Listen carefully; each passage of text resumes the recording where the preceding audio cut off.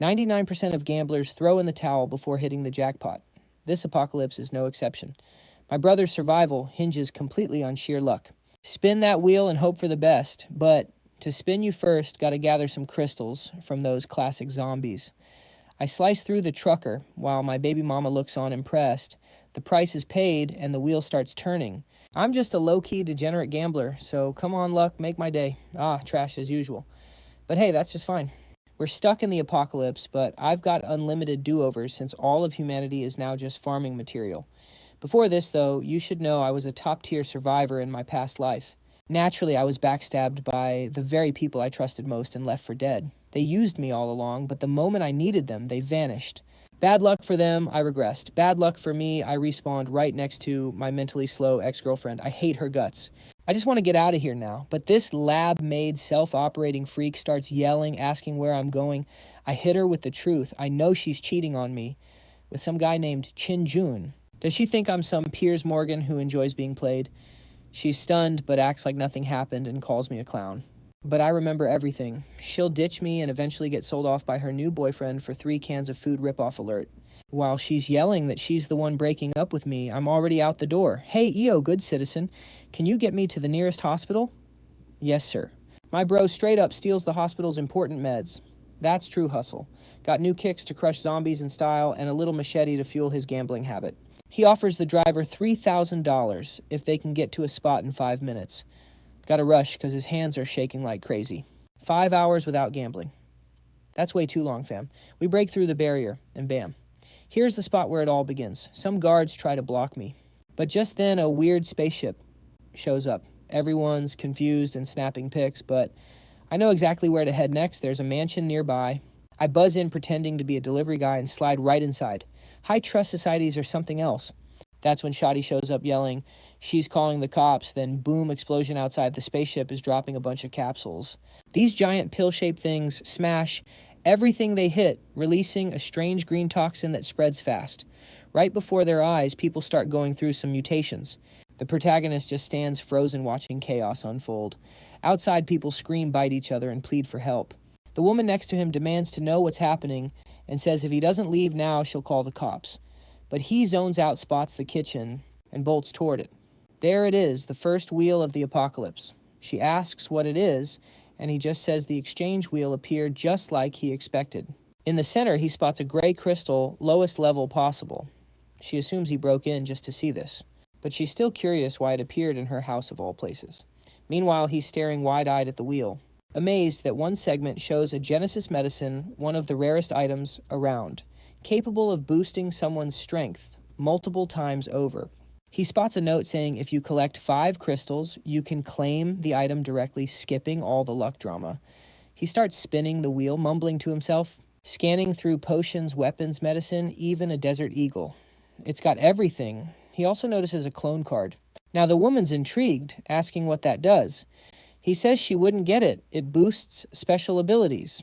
Deciding she hasn't turned yet, he spills more. Maybe she's got some resistance from being so close to the toxin. He explains she could get really strong, maybe even score some special powers, but she doesn't buy a word and tells him to quit with the nonsense.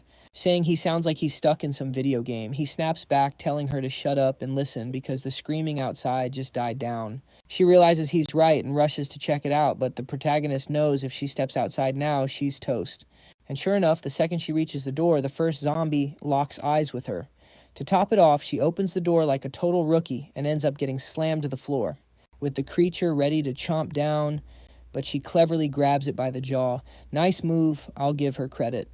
Too bad the zombie's not exactly slow on the uptake either. It smacks her across the face.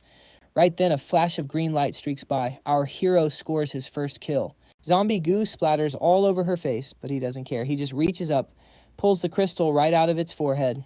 The woman watches, looking pretty intrigued, when suddenly 2 more zombies crash through the front door. She flinches and backs up, but the fearless protagonist steps right in front of her. The zombies lunge to bite, but they're low level. With a sharp glare and a swift swing of his mesh sheet, he takes them both down just like that.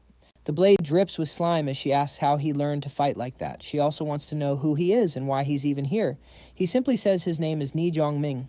He asks for her name, and she replies Mukin Fei. Judging by his expression, this girl must be seriously dangerous down the line. He remembers seeing a woman atop a pile of corpses. Not sure if it was a zombie or the real deal, but from what he recalls, she went on to become a 9-star warrior. Right now, though, she's just soft and scared, asking what's happening. He gives her the quick version. Earth's been invaded, zombies everywhere, and the survival game just started. She keeps questioning why, who, and when, but he only knows they have to start collecting these crystals immediately. Surviving is what counts. She insists it doesn't make sense to just wait for the military to rescue them. Ni Zhongming explains the military probably fell within minutes. The only thing left outside now is a world full of zombies. Seeing how terrified she is, he starts to realize why this woman later became a 9-star warrior. There's definitely something special about her. Besides, having an ally isn't a bad thing, so he tells her to come along, promising to teach her everything about surviving this zombie apocalypse. Obviously, the most important things are resources and gear, especially those coming from the wheels. If you spin a normal wheel, you get random items, but if you want something specific, you can fill the slots to claim it. She notices the shapes match the crystals he pulls from the zombies' heads, and he confirms it by inserting 3 of them. That's exactly how it works, he says. She asks what he meant earlier about a wheel costing 7 crystals. He explains the better the prize, the more crystals it takes to spin. She immediately gets it. So there must be other wheels out there with even better rewards. That's right, girl, he says with a grin. You're sharp. This is just a level 1 wheel. Then she asks the obvious question. How in the world does he already know all this? He hesitates, unsure what to say, then finally replies, how about you spin the wheel instead, huh? He tells her he's going out to hunt zombies and that she should stay put, keep an eye on things, and not open the door no matter what happens. The poor girl is stunned he's actually heading out on purpose to fight monsters. But it's the zombies who should be worried, thinking this is going to be easy. Only for a guy with 10 years of experience to show up and slice the head off the first one. 4 more zombies charge him, but he slips behind one. Takes one down, drags his blade along, kicks, another in the head, jumps and finishes the next one on the ground. Holy crap. Then it's the usual routine, harvesting crystals from their foreheads. Just then he hears someone yelling for help. When he turns around, the girl is running toward him. Panicked and stumbling, this girl's lost it. Seriously, totally off the rails. She jumps right onto his back. Like, go die for me, you idiot. And honestly, she's got a point, because the guy's kind of an idiot. The protagonist switches to defense mode, taking down the first one. But just as he kills the second, the girl transforms behind him and lunges in for a bite. Good thing this guy's got eyes in the back of his head. He twists mid-attack, slashing her cleanly through. The poor girl gets torn apart and lands on the floor. Just like that, he picks up 11 crystals. When he gets back home, Mook and Faye is clapping her hands. Seems like that's her big contribution. The main guy steps up to the wheel and rests his finger on it. Once you burn through all your crystals, the stones disappear and the roulette wheel starts spinning. The girl's already hooked, classic gacha addiction kicking in hard. On her very first spin, her dopamine levels skyrocketed. The protagonist hoped to land some type of medicine, but ended up with a few jars of food instead. Naturally, he's pretty bummed out. She tries to cheer him up, pointing out how much food they've got now and how they could stockpile even more together. But all he can think about is how wasteful that spin was. He tells her to have the next go since his luck's clearly shot today, and well, nobody can resist that gambling high. Right then, she's trembling with excitement as she drops in another crystal. Meanwhile, he's curious about what kind of prize a future 9th rank warrior might land. Standing right behind her, he watches the wheel spin, that same wheel that's been driving both of them wild. He knows those early spins matter most because that's how you power up, quickly snowballing your strength by gathering more crystals than anyone else. Then she asks what one item does, but the protagonist suddenly looks uneasy. She landed an elimination card. She wonders if that's a good thing. And he tells her, yeah, it's an item that removes certain rewards from the wheel, which indirectly boosts your chances of scoring better stuff. He explains it's not super useful early on, but later becomes essential for farming high-tier rewards fast. He asks if she's always been this lucky, because getting that card from a basic wheel is pretty rare. She says she always gets bonuses when buying mystery boxes or snagging items that just happen to go on sale.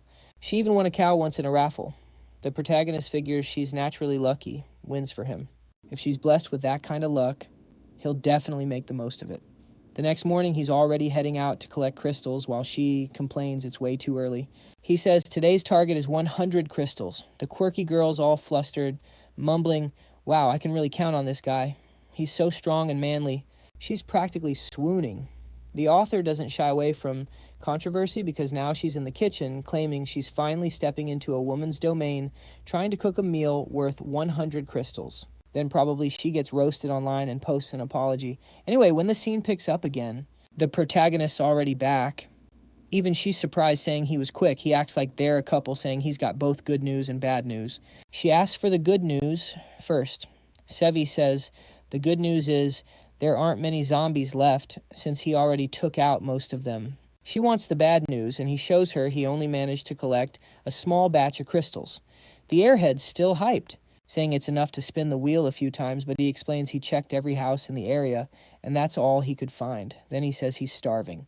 He asks if she made food. Oh man, that's her 100 crystal meal. It's literally green. But of course, the protagonist eats it anyway. He's used to scavenging food in this apocalypse. He says the taste isn't even that bad. Edible. Definitely not as disgusting as he expected that messy thing to be. She's a bit surprised he actually liked it, but anyway, they're back at the wheel. The protagonist's anxious to see what cool stuff she'll get this time. Wow, Desert Eagle ammo. A crossbow arrows. She tells him to have a go, but he refuses, saying she should keep using the crystals while he claims the rewards, but she's clearly trying to sweet-talk him, grabs his hand, gives it a playful blow, and says she's passing her luck on to him. This guy doesn't even blush. He just looks at her like she might be missing a few screws. Oh wait, next chapter, he's blushing bright red. The upside is that as prizes get pulled from the wheel, it becomes easier to land on certain items. She's about to ask if she should use the elimination card to remove the biscuit box, but the moment she touches it, the card dissolves. She apologizes, saying she didn't know that's how it activated. But he tells her it's okay. At least now, there's a 1 in 5 chance of getting the medicine he wanted. Both of them start hoping for the best, and finally, it lands right where he hoped, a physical enhancement potion that boosts the body. She's standing there, wide-eyed and amazed, asking if taking it will really make him stronger. He nods, but tells her to wait a bit. He wants to show her something first. He begins mixing something called Aberrant, which looks like some drug he snatched earlier at the hospital along with part of the potion. She asks if he's turning 1 into 2, and he replies, pretty much like that. Each wheel offers different rewards, and they can be used in various ways. His plan is to trade the leftover potion for something valuable from another survivor. Wait, so now he's basically pulling a scam. Suddenly the mixture starts bubbling, and he quickly says they need to lower the heat. He tells her to pay close attention and learn everything because she'll have to manage this herself later on. She still wonders how he knows all this, but he hushes her, saying he's hearing something strange. Suddenly he grabs her wrist and bolts, leaving her completely confused. He just says there's something way worse than zombies coming. She's clueless until she glances at the door and spots massive mutated bugs. These guys aren't strong fighters one-on-one, but the problem's clear. They swarm in huge numbers. Imagine those giant roaches crawling into your house. Nightmare material, right? They drag furniture and block the door in a flash. He explains that all mutated creatures instinctively attack humans, so she better stay sharp. The bugs start pounding the door, and she throws herself on him, and man, her squats are on point. The protagonist snaps, "Get off me, idiot. I gotta handle this solo." She replies, "Wow, I love being yelled at." He shoves her aside, saying, "Go get out of here," then slams the door shut. Time to drink this and kill whatever's coming. Though he hates the side effects, he knows he's got no choice. Outside, the whole place is crawling with those giant bugs hammering the door. He gulps down the potion and instantly feels something weird in his pupils. He drops to his knees just as the first insect bursts in with a mouthful of disgusting slime or whatever that is. The attack hits him full on, but when the others crawl in to see what happened to their buddy, a blade is already slicing through the first one's belly, sending its head flying. At the same time, he tosses the corpse aside. He leaps straight at the rest eyes, glowing red, radiating that aura of farming energy. The bugs raise a hard shell shield on their backs, but that doesn't stop him. He cuts through them all, insect bodies raining down, and the worst part, they stink to high heaven. That room probably smells like pure hell right now. Plus, insects breed insanely fast. If he doesn't kill the queen, they'll just keep coming. Just then, he senses someone behind him. Turns out the damn queen herself showed up. Without hesitation, he charges. The nasty thing spits venom at his feet, but he leaps out of the way. Still, the venom eats right through the wall. A shiny little necklace drops to the floor. He wonders aloud if the creature came to avenge her babies. The monster lunges at him, but he jumps, remembering exactly where its weak spot is. He slashes the queen's back, spinning his blade in a full circle. Man, he basically turned into a helicopter right there. The poor beast suffers before finally collapsing face first on the floor. The protagonist, though victorious, is totally sore. Using that medicine in Rex's body still, nothing beats winning a battle and getting a hug from wide hips, right? But then he notices she's trembling all over and tells her to stop crying. The apocalypse just started, dummy. She says she's not crying out of fear, but because the place smells so bad. Honestly, she has a point. The whole place is overrun with giant stinky bugs. It's disgusting. Then she asks what they're supposed to do with all those corpses. He replies that those bodies are actually valuable. She looks confused, so Sophie explains. When food runs low, the only things left are Wheel's canned goods and a kind of juice made from parts of those insects. She says eating bugs is gross, but he tells her it's still better than eating people. Seriously, that's some nightmare level survival right there. Wow, these two are really taking the whole apocalypse thing seriously, huh? Already thinking about cooking bugs. Hopefully that's just practice, because seriously, you've still got a fridge full of food, dude. Go munch on that lettuce before it goes bad and save the bugs for an emergency. While the poor girl's stuck doing the gross work. Our guy, as usual, heads out on a hunt. He tells her he'll need to go farther this time, so it might take longer, but he hopes to come back with loads more crystals. She promises to keep working training to make medicine and cooking those creepy crawlies. He, all confident and chill, tells her not to sweat it. He'll return. With that, he sets off on another hunt, leaving the poor girl behind, staring off into space. Out in the streets, zombie bodies lie everywhere as the protagonist walks through. Suddenly he hears someone screaming for help. Now he's wondering who the genius is that's attracting every zombie nearby. Turning the corner. Holy smokes, check out the design on this one. What are the odds she's another cute face joining the squad? She's shouting for help, but looks kind of sketchy. He yells at her to shut up before she gets everyone killed. Then a whole horde of zombies rushes in from behind. The first one grabs her jacket, but the protagonist, without his MASH sheet, slices its head clean off. He tells her to run that way. He'll handle the rest. She bolts down a side street and finds a small shop at the back. She opens the door and ends up in a tiny room, panicked and crying while watching him through the window, cutting zombies down like a pro. She calls his name. Desperate? And man, he's making zombie heads fly everywhere, but soon he's forced to make a run too. He rushes for the door, but the moment he steps inside, zombies pile up, slamming it shut. Both realize they have to run upstairs. The situation's a hot mess, and the guy looks like he's had enough of her. He was ready to ditch her, but come on, she's way too pretty for that. Of course, he grabs her arm, pulls her close by the waist, and keeps fighting off the zombies below. Man, does this guy never learn, risking everything just to save a cute girl. Suddenly, the whole stairwell lights up an intense beam shining on them. A meteor streaks across the sky, and the protagonist immediately knows what it is. That thing's the key to a dungeon. In this apocalypse, it's one of the rarest treasures in the world. Your ticket to mysterious lands filled with items and hope. Even a decade from now, most top-tier players dream of having one of those. And in this life, he's dead set on making that thing his. But the girl snaps him back to reality, saying, "Wake up. You almost got bitten." The protagonist punches the first zombie slice's necks with his MASH sheet. Admitting he almost lost his nerve, he keeps climbing and finally finds a safer path to fight the monsters. One more move. And he chops off another arm. The girl's stunned. Suddenly memories hit her. Moments when she was surrounded by guys who adored her. Everyone followed her lead. She had money, smarts, and wisdom. You could say she was one of God's chosen. But everything flipped and she lost it all. Her parents turned into zombies. She collapses helpless, ready to give up and die right there. The protagonist tells her to snap out of it and keep climbing, even with zombies closing in. She sees the stairs littered with bodies and asks how he's taking out so many solo. John tells her to stop sitting around and help because he needs to get to the dungeon key ASAP. Then she thinks, this guy's so tough I can count on him. He says they'll head up to the roof next. That's where the exit is. Suddenly, weird vibes hit them and vines start growing everywhere right in front of them. The poor girl, clearly losing it, almost begs to get grabbed by tentacles. Nope, no going down that path. Don't let yourself get corrupted. Phew. He saves the day, cuts the vines, making the way safe again. Now that she's seen how strong he is, she's already scheming to make him fall for her, the protagonist. However, with his built-in trouble, Radar just drops her like a hot potato. She looks puzzled while he says he has to cut through these plants to move forward. He spins around and tells her to quit wasting time, but when he tries the door, it's jammed from the inside. Curious what they do next. He just says, simple. He gives it a solid kick. Inside, though, he finds 3 guys, a full family, even with kids. Wait, I thought they were trapped inside, but nope, they actually climbed up onto the roof from outside. They ask what the 2 of them are doing up there. They say it wasn't safe downstairs, so they climbed up. The guys are clearly mad, and you can't blame them. You broke the door. Now we're all going to die. The protagonist answers that he already cleared out all the zombies on the way, so there aren't any left, making it safe.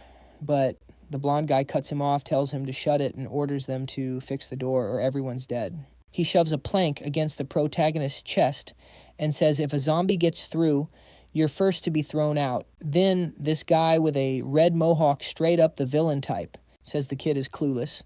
Relax. The e-girl looks super awkward, while our guy glances around, wondering why so many people are crammed into that corner.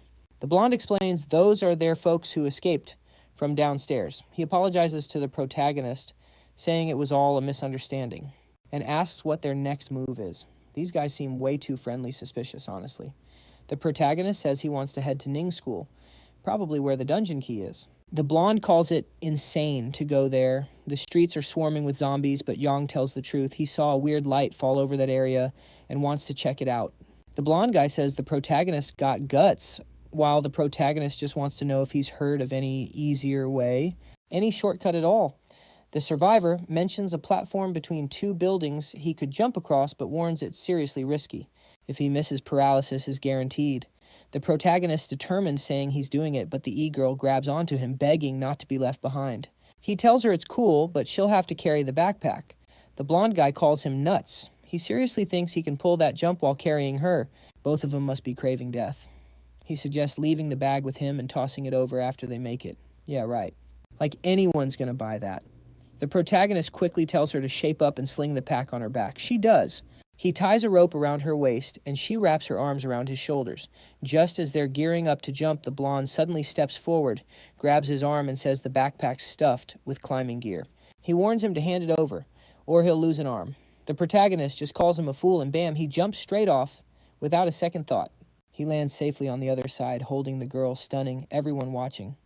This guy's crazy, they mutter. The girl's trembling, crying, but at least she's okay.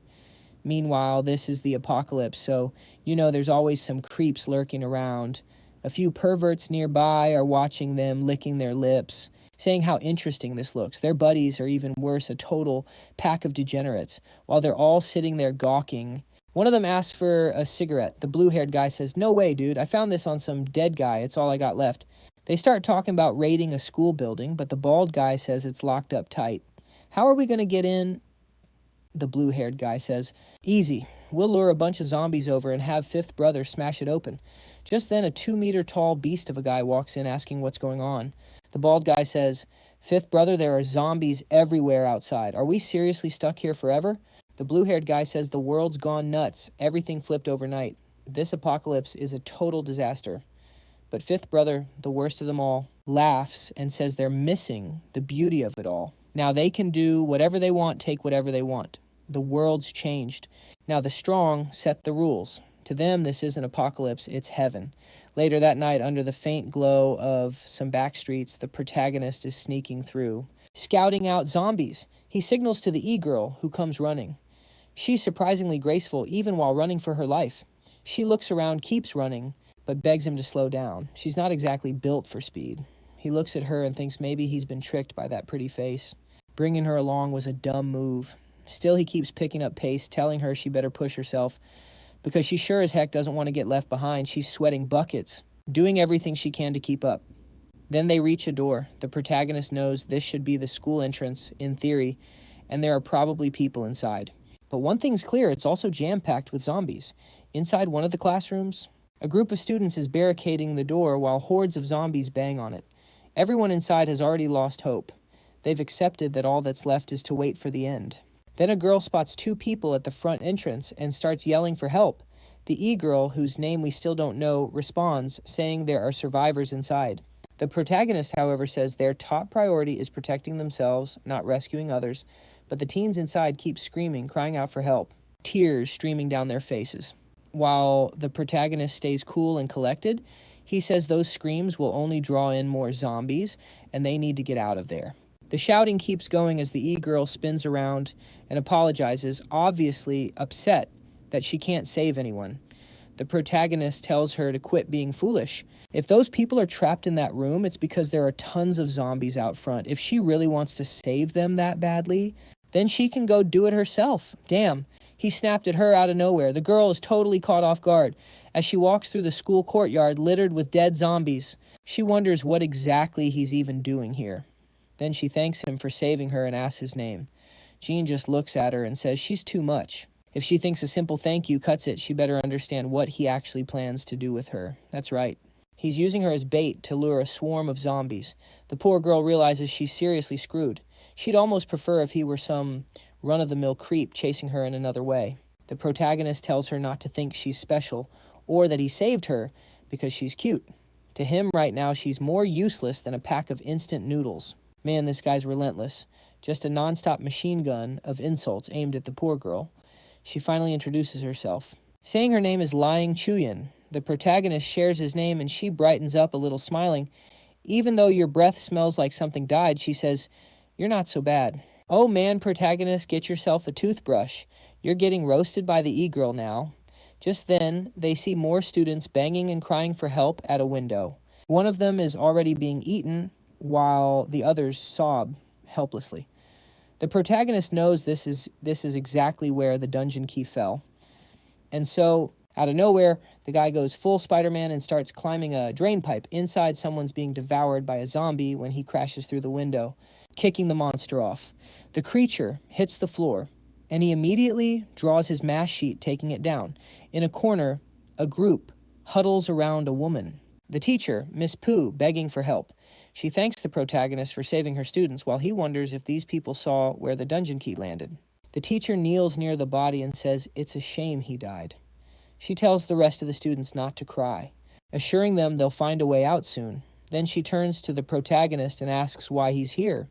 He says he's looking for something, and if they tell him where it is, he promises to protect everyone here. Now that she sees he means business, the teacher asks what exactly he's searching for. He explains about the strange light in the sky and asks where it landed. The students seem hesitant, maybe even dishonest, but the teacher says she did see it. On one condition, he must save them first, and only then will she disclose its location. The protagonist asks her to prove she really saw the light.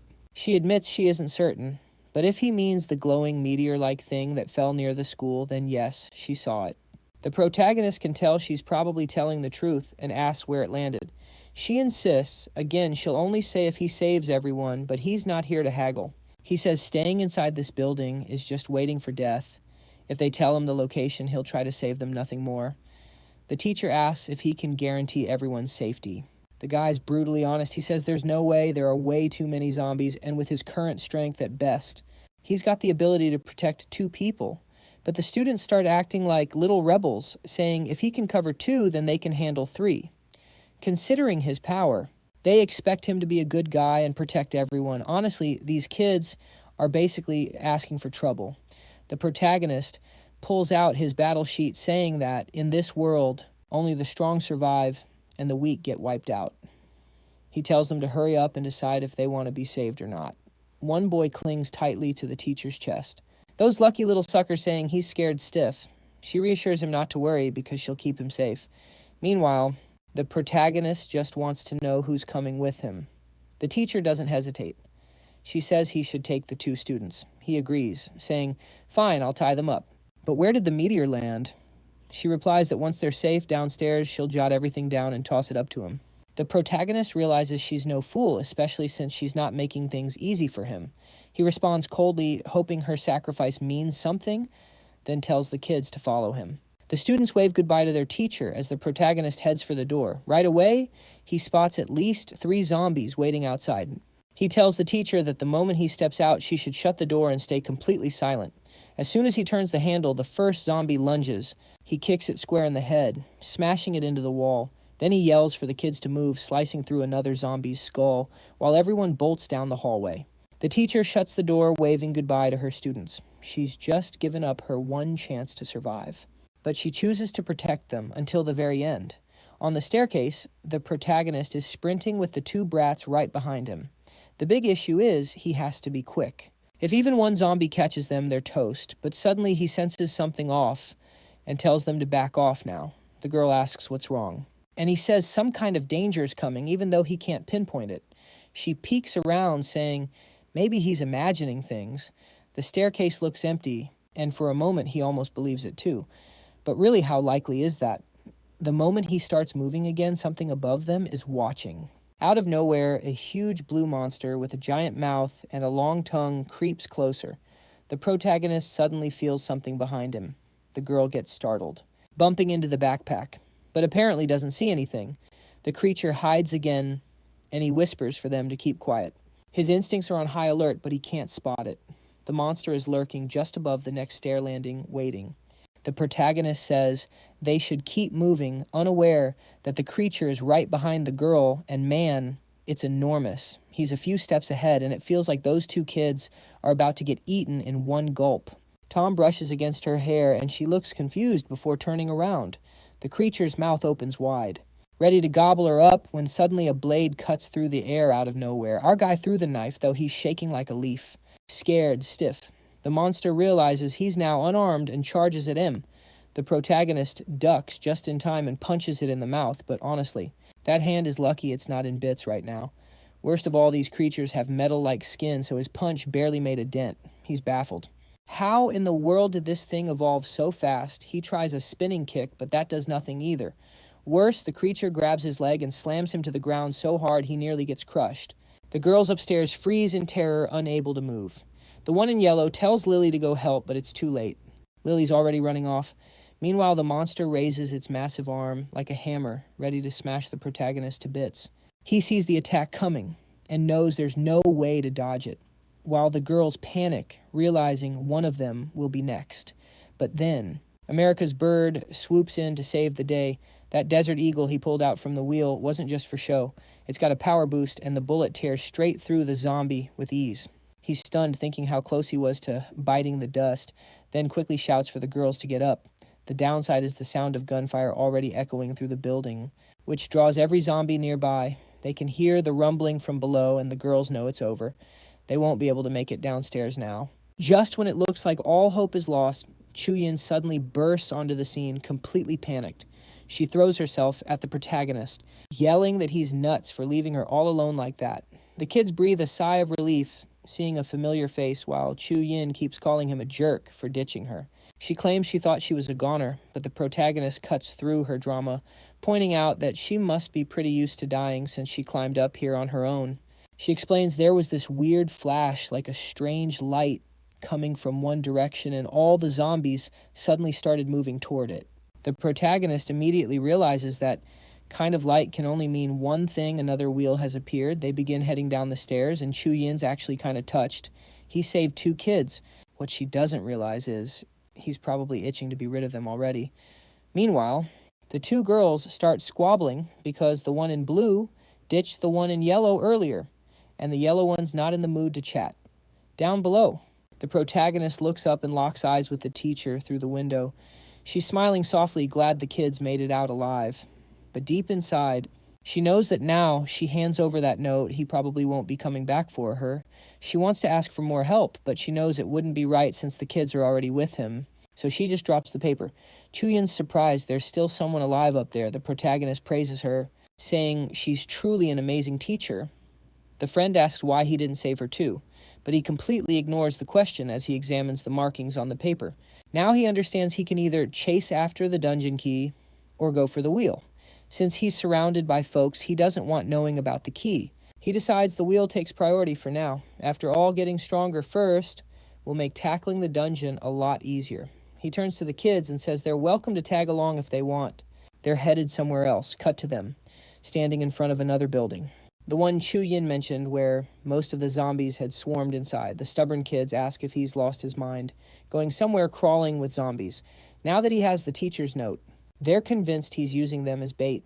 The protagonist turns to Lane Chu-Yin, telling her not to worry, then faces the kids and says there's no such thing as a zombie-free zone in this world. Plus, he's not low enough to use them as decoys. With that, he steps inside the building. Chu-Yin asks what's so crucial he'd risk his life like this. The kids, growing more anxious, start thinking they're doomed if they keep tagging along. The girl in the blue shirt. Number 16 mutters that he's probably going to start shooting soon and draw even more zombies. She grabs her friend in yellow and whispers they should bolt and find a hiding spot. The other, more straightforward one says that's crazy. They can't just abandon the guy who saved them. Then Chuyin turns and asks what they're up to. The blue-haired girl fakes a stomachache, saying she just needs to hit the bathroom real quick. She hurries her friend along. But Chuyin sees through it all and quietly prays that Yongming makes it out of that room in one piece. Inside, the protagonist is indeed face-to-face with a whole pack of zombies. Luckily, none of them have mutated yet, so they should be manageable. His arm was still partially busted after that fight with the big mouth monster. But somehow he manages to fix it, pure willpower holding it together. Even though it still hurts, at least now he can fight again. The instant the zombies charge, he draws both his Desert Eagle and Mashie. The first shot rings out through the hallway, making everyone outside wince at the sound. Right away, the blue-haired girl says they have to get out of there fast, because gunfire will attract every zombie nearby. The yellow one calls her crazy, but the blue-haired insists there's a teacher's room with food where they can hide safely. She tries to pull her along, but the yellow one yanks her hand away and runs straight to Chuyin, urging her to come with them. They should all make a run for it together. The blue-haired girl gets annoyed with even more people tagging along. That means less food and a harder time escaping the guy. But Chuyin refuses, saying it's suicide to leave Yongming now. How long does she think they'd survive on their own? He's strong. In a mess like this, ditching him would be the same as signing their own death warrant. The girl in yellow calls her the crazy one, saying that guy can barely protect himself and somehow keeps drawing hordes of zombies every few minutes. Honestly, she must have terrible short-term memory. Didn't she just see him tear through a whole crowd of zombies a minute ago? But Chu Hien stays firm, insisting she's sticking with him no matter what. Meanwhile, inside the room, the pile of corpse rubble keeps growing. The protagonist finally confirms his suspicions. The zombies were attracted to the wheel, but this one's different. It's a 3-colored wheel. He explains that besides the usual wheels ranked from 1 to 9, there are special color-coded wheels too, 3-color, 6-color, and 9-color, a real nightmare of options. These wheels grant professions with each color representing a specific class. One top pick is the assassin class. Perfect for swiftly taking down enemies. The catch. Finding one of these colored wheels is 5 times harder than a normal wheel. He never thought he'd run into one here. But there's a catch: the black zones on these wheels can explode like a bomb. If only he still had that friend's elimination card. That would have been a lifesaver. Now, he's nervous because luck has never been on his side. Still, after surviving a decade of apocalypse, he's foolish enough to believe that little lucky break from the girl earlier might actually count for something. Outside on the street, the girl in yellow tells Chuyin they need to leave immediately. He's not coming back. The zombies have stopped making noise, so he was probably already eaten, but Chuyin, seriously, what happened to you? Did you go and spin the wheel of delusion? She insists the monsters went quiet because Yang Mane wiped them all out. Then the blue-haired girl appears again, saying he's definitely dead and they should take this chance to get out of there. She drags her friend along, warning her not to be like that idiot Chuyin who keeps thinking Zongming is some unstoppable hero. Soon she claims his corpse will be the one staggering out of there. Chuyin slaps her in the face, demanding she shut up. What the heck, catfight alert. The blue-haired girl loses it and slaps her back. I thought they were about to throw down for real, but instead the blue one just bolts. Meanwhile, Diddy is watching everything through a window, saying, "This apocalypse just keeps getting better." He tells his henchmen below to grab that girl. They hesitate, complaining the place is packed with zombies. They don't want to go in, but Diddy tells them to quit whining. Now's the perfect time, since the kid just lured all the zombies to the center. The area is clear for now. The 2 girls are heading down a staircase, chatting about how they finally shook off those idiots, only to come face to face with a trembling truck. They wonder what that noise was, but the scene flips back to Chuyin, muttering that those ungrateful kids Yongming mentioned are already showing their true colors. Suddenly she hears a scream and immediately recognizes the students' voices. Out of nowhere, some creep grabs her from behind around the waist, saying it's time for her to meet the crew. Here comes another one of Diddy's men, saying this one's even better than the last girl. The guys close in, smirking about how rare it is to find a girl this pretty and this clueless, roaming the apocalypse alone. Meanwhile, the main characters are still inside scavenging crystals from zombie skulls. Those two idiots who ran off earlier are now sprinting for their lives, chased by zombies that just climbed out of the truck screaming for help. The horde is getting closer. And they're freaking out until the blue-haired girl trips and falls. Oh, man. And that yellow one, total idiot, she goes back to help her. Why? Just to get shoved down and left behind as bait. Now she's the one getting eaten. The blue-haired girl takes off around the corner, muttering that survival is all that matters. Then she runs straight into Chuyin, who's being dragged away by two men, joking about how much fun they're going to have with this one. Diddy's crew never quits. Chuyin locks eyes with the girl she slapped earlier, awkward timing. But now the guy spots her too, all greedy, saying he's going to take her as well.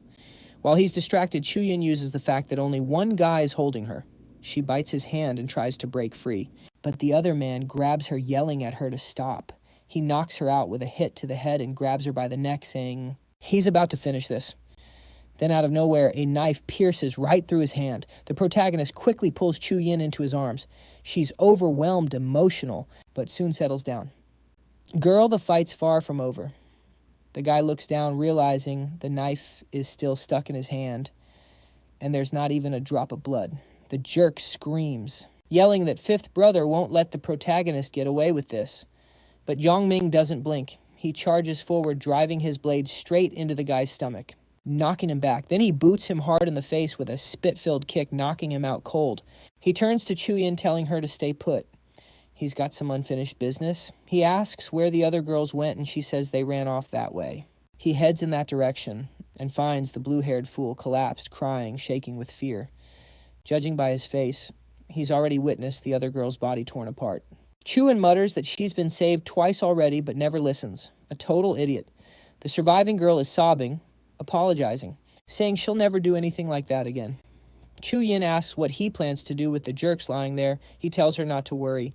The zombies will take care of them. Nope, protagonist, that's not how you handle this. You grab the machete and slice their necks yourself. Only then can you be sure they're really dead.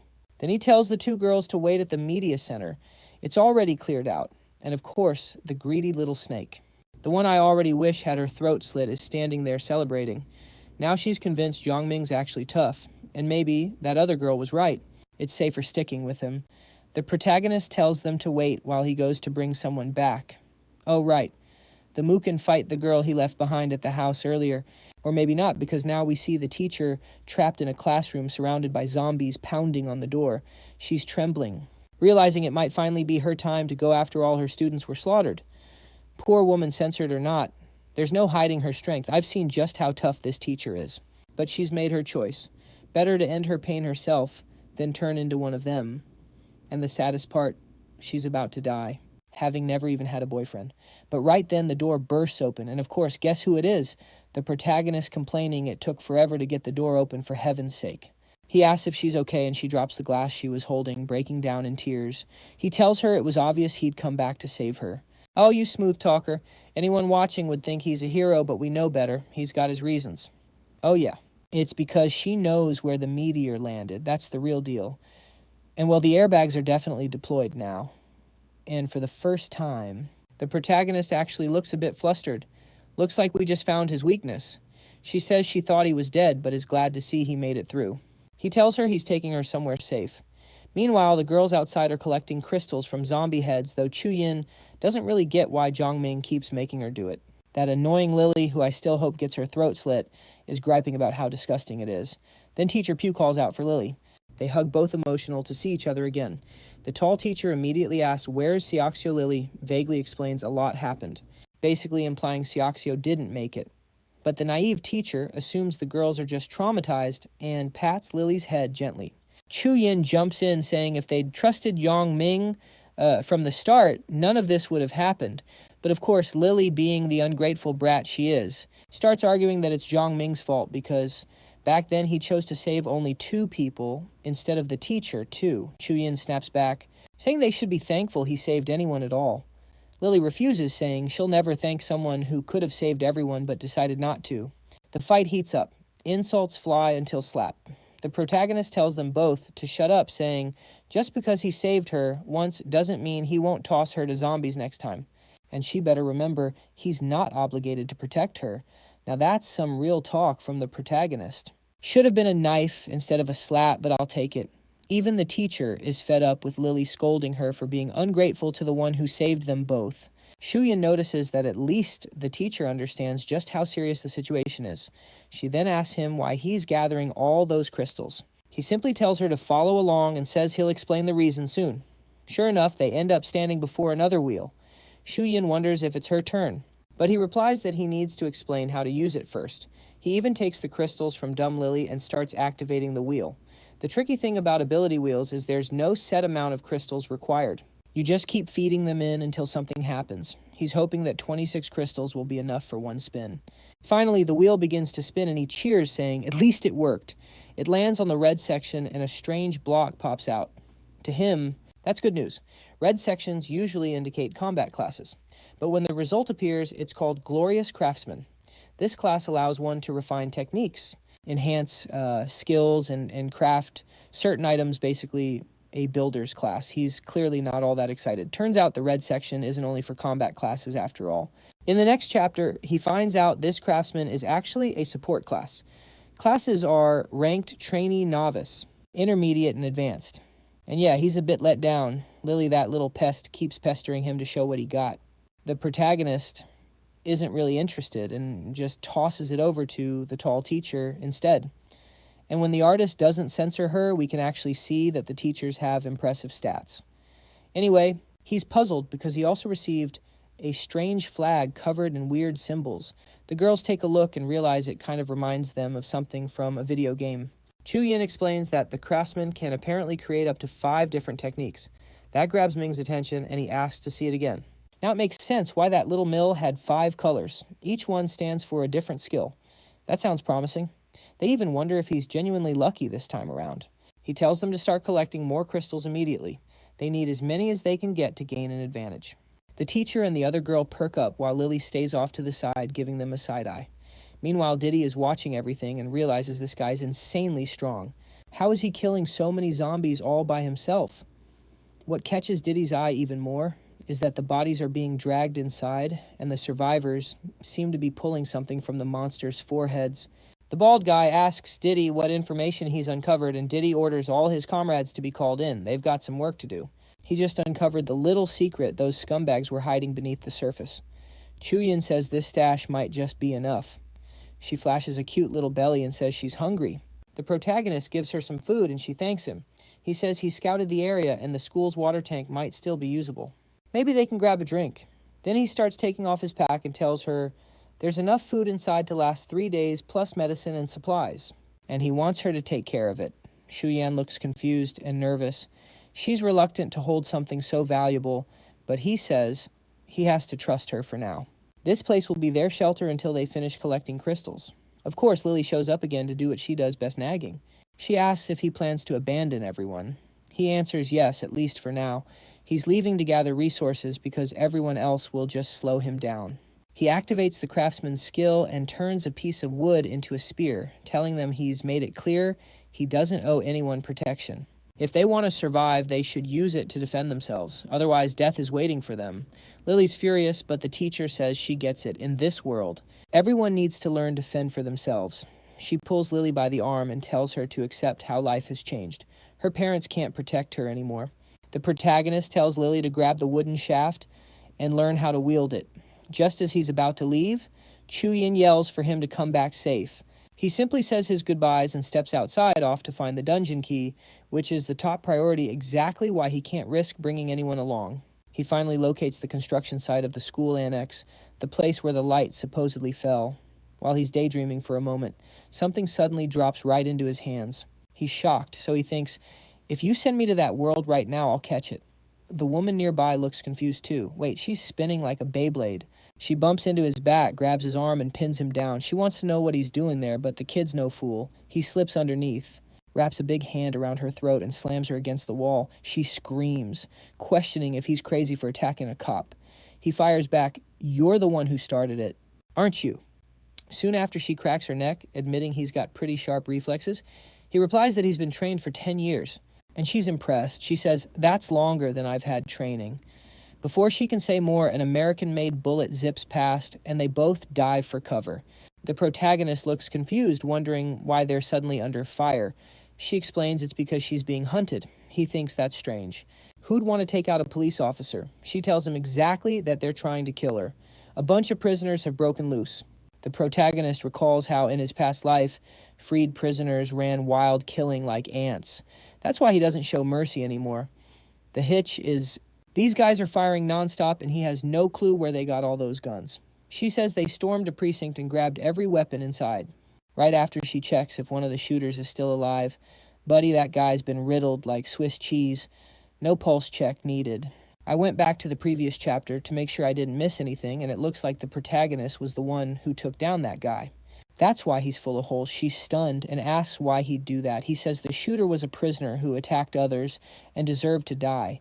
If she thought he'd leave that man alive, she's pretty naive. He's blunt. There's no law left in this world. People out here just rob and kill and don't deserve to live. He says this grimly, thinking back to how Ba Shishi died at the hands of folks like that in his last life, so mercy isn't on his list. We can reasonably conclude he killed those 3 men since there's no footage proving otherwise. I checked and found nothing. The cop thinks his actions were harsh, but they kind of make sense. What really puzzles her is how young he is to do something like that without flinching. What must have happened to this kid to turn him so cold-hearted? Meanwhile, a pineapple-headed thug tells Diddy that the men he sent got shot and then eaten by zombies. Diddy is baffled that they all died. Pineapple says, bro, that kid's got serious martial arts skills. Why not just leave him alone for now? Then Pineapple gets punched square in the face. Of course, Diddy insists. No way. This is my turf. He wants all the women and I'm the one in charge. He asks if everyone's ready. Pineapple responds, yeah, they're all set.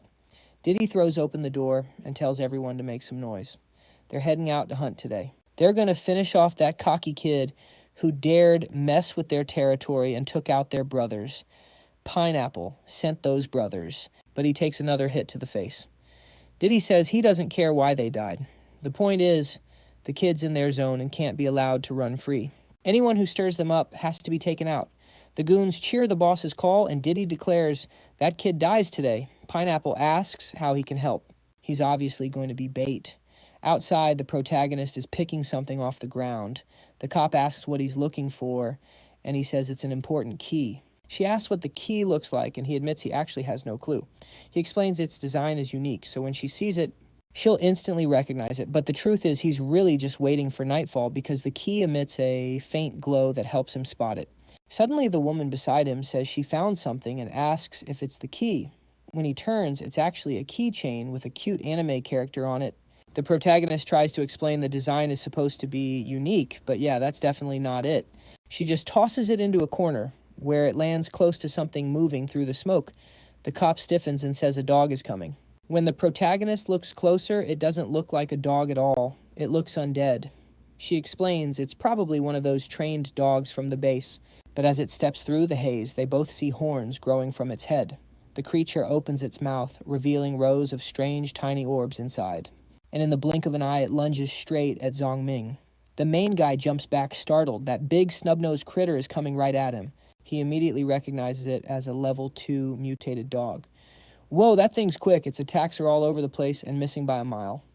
Man, it's about to slam him down, the girl shouts. She's warning him to watch out. The giant biter almost snaps at his face, but oddly enough, the creature sniffs him briefly and seems excited. The main guy looks puzzled, wondering what's up with this wild dog. Meanwhile, the cop comments that the dog seems kind of into him. Do you see that tail wagging? It's pretty odd. Oh wow, here comes the flashback.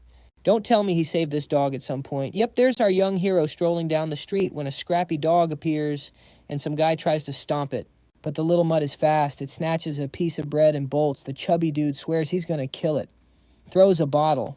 Whoa. I thought our guy would jump in, but he actually takes a hit from the bottle. When the guy moves to stomp from behind, the dog tries to escape. Then the hero pops up behind the guy and tells him to stop. The big guy goes, "What's a kid like you doing here?" The protagonist explains the dog carries dangerous bacteria. It bit his arm once, and he was sick for days. The chubby guy hesitates, and our guy says it's best to avoid it. Otherwise, he could catch something and get seriously sick. The little dog leaves, and the big guy rubs his belly, complaining he missed stepping on that rascal. The hero gets all emotional, saying he did the right thing. But when he looks down, the tiny dog is clinging to his foot. He feels bad for the poor creature. Its tail got hurt because the guy actually stepped on it, so he offers a cookie, but sees the dog still in pain. It's just a shame he can't take it home. His family can't afford to keep a dog. Geez, I'm already getting emotional that he didn't eat it. Usually in these Chinese stories, that's what happens. Apparently, the boy visited the dog a few times and now admits it's that so-called yellow pill. Oh, man. What a terrible name for a dog. The army girl says he's lucky the dog was friendly, but that name is definitely weird. The protagonist explains, when he found the dog, it was skinny and yellowish, so that's why he gave it the name. Real clever. He's teasing while the other girl gets all mushy and cross-eyed, saying he really has a soft side. Meanwhile, back at the girls' base, Lily is still hanging out, saying, Chuyin definitely has more food stashed in that backpack. Lying is not our EA girl's strong suit, and she insists she doesn't have any. But Lily can tell she's faking.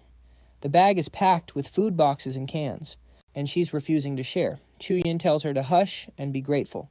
She already gave her some biscuits, better than nothing. Otherwise, she might just throw them right back up. Lily reaches into the backpack, saying if the food won't be shared, she'll take it herself.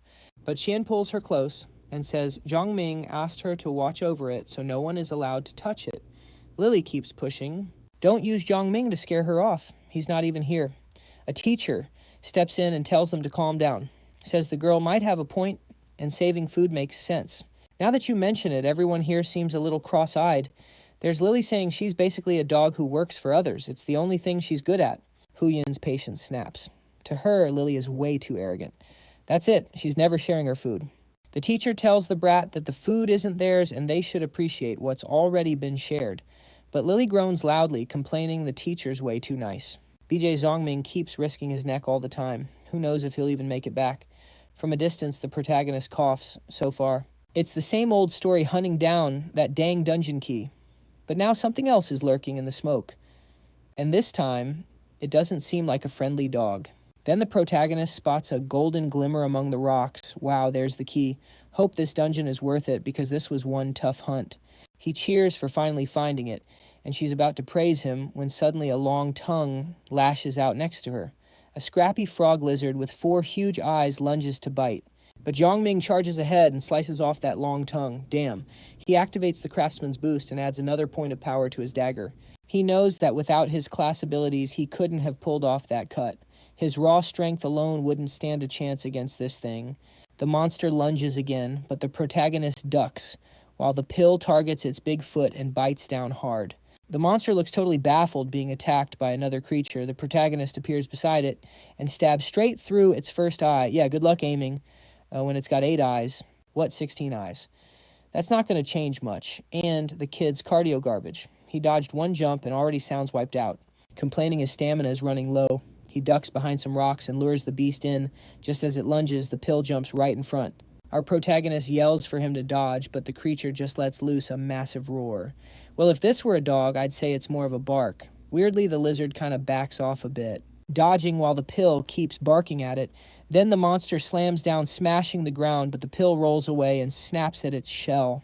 Things were looking up until the beast flings the pill into the air and smacks it with its tail like a torpedo, sending him flying. The monster's all twisted up eyes half shut, coming in for the finish with another blow. The protagonist has to leap in, advance with his blade, and manages to block the hit, but he's thrown back too. Mid-battle, something shoots through the monster's mouth. Whoa. It's the cop coming to save the kid. The beast collapses and the protagonist exhales impressed, as a seasoned officer should. She looks wiped out while the pill shuffles over and she pets him.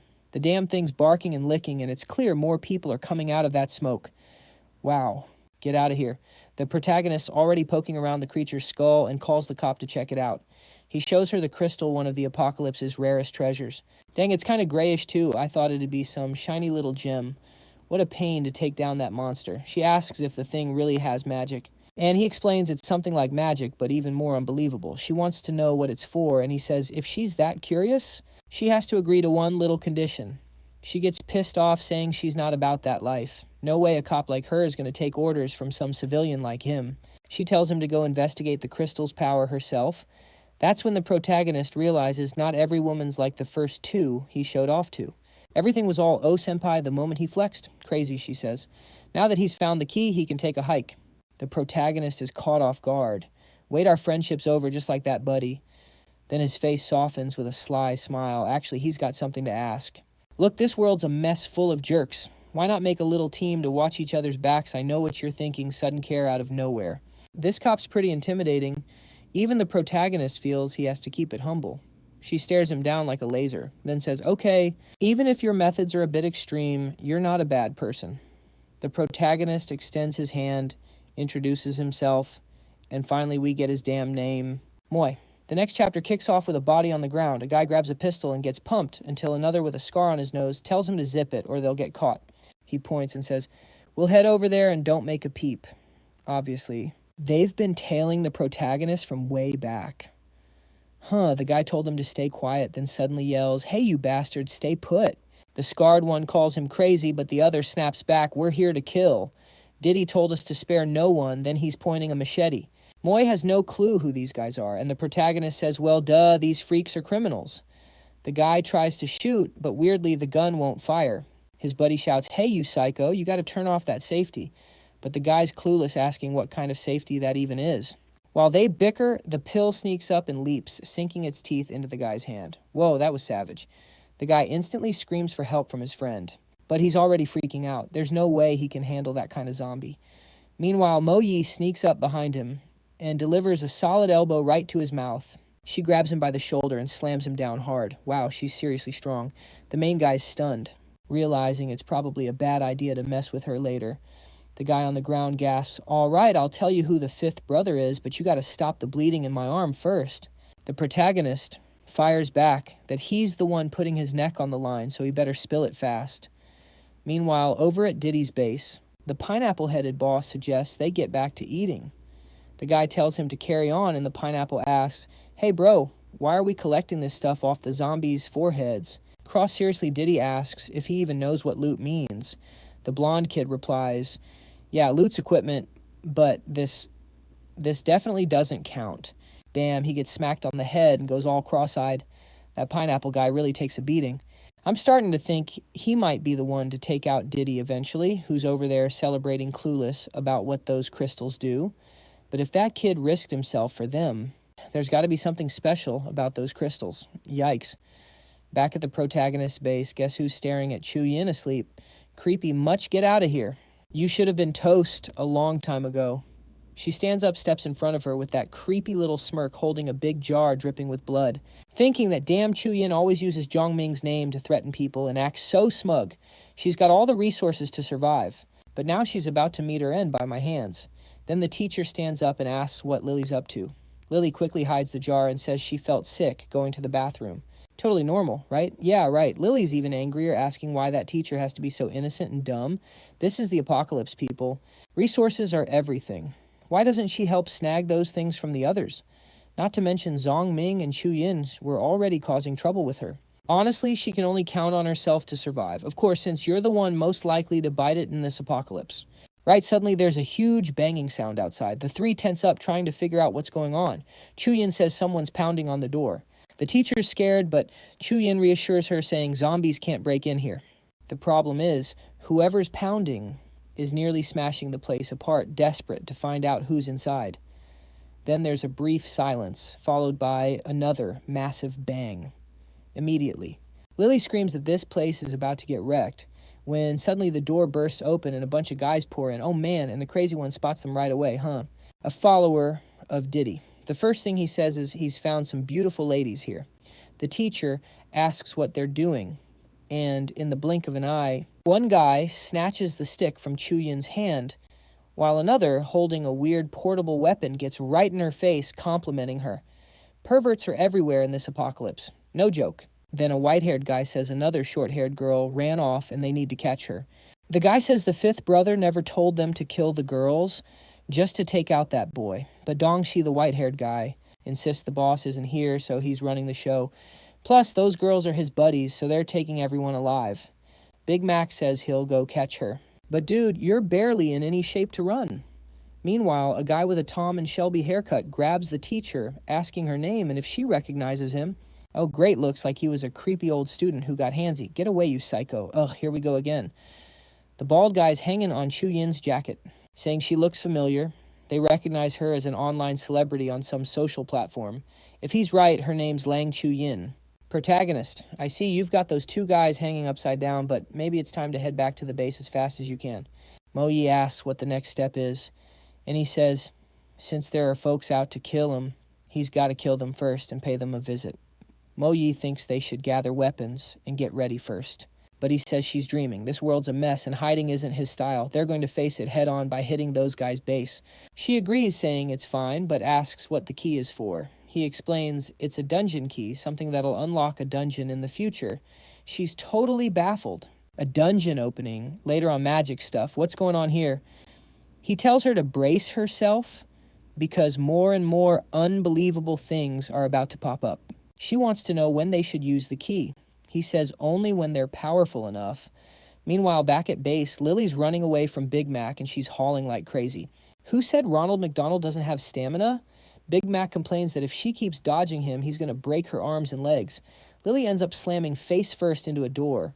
Whoa, Big Mac sneaks up behind her, saying now she's got nowhere left to run. He shoves her head into the door and grumbles how much he hates that all the girls hate him. But since the apocalypse is here, none of that matters. He can go after whatever he wants. That's not how it works, man. Lily plays it cool, telling him he's not weird at all, and she'd never badmouth him. Big Mac's like, really, why should I trust you?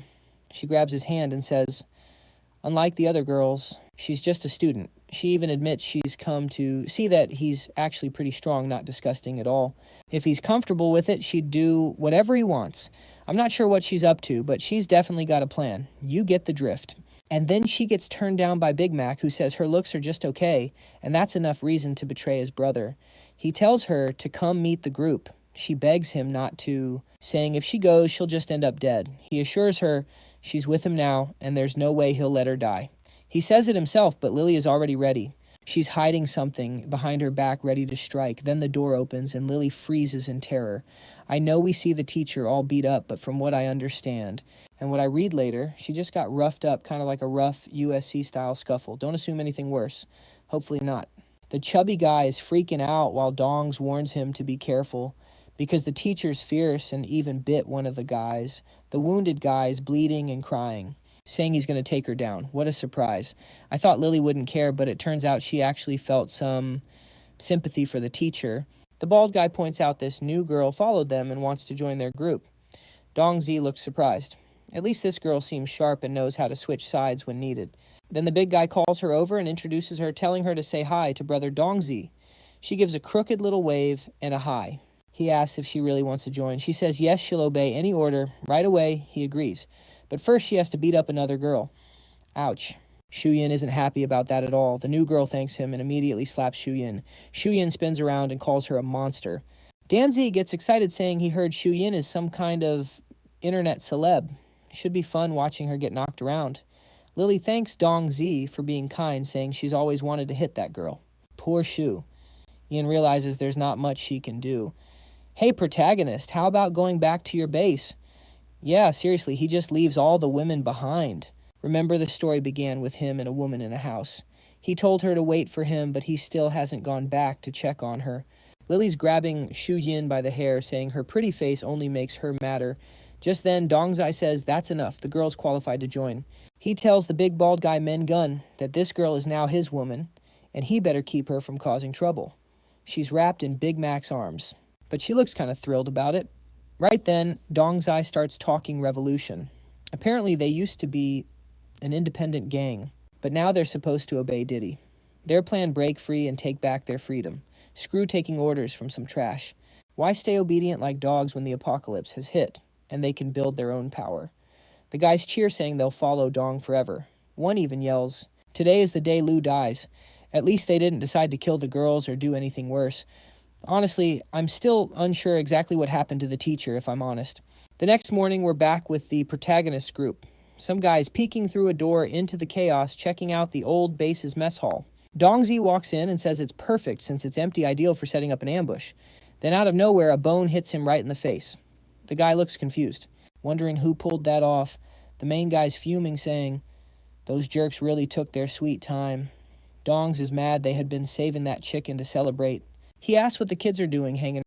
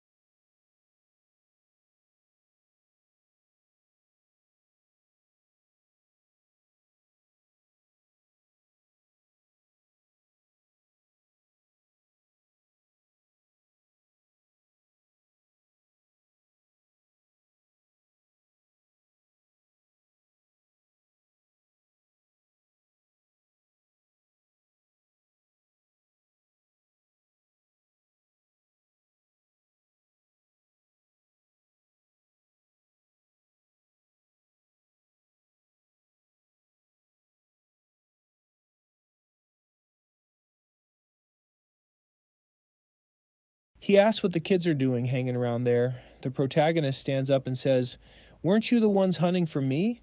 I saved everyone the hassle. I'm right here."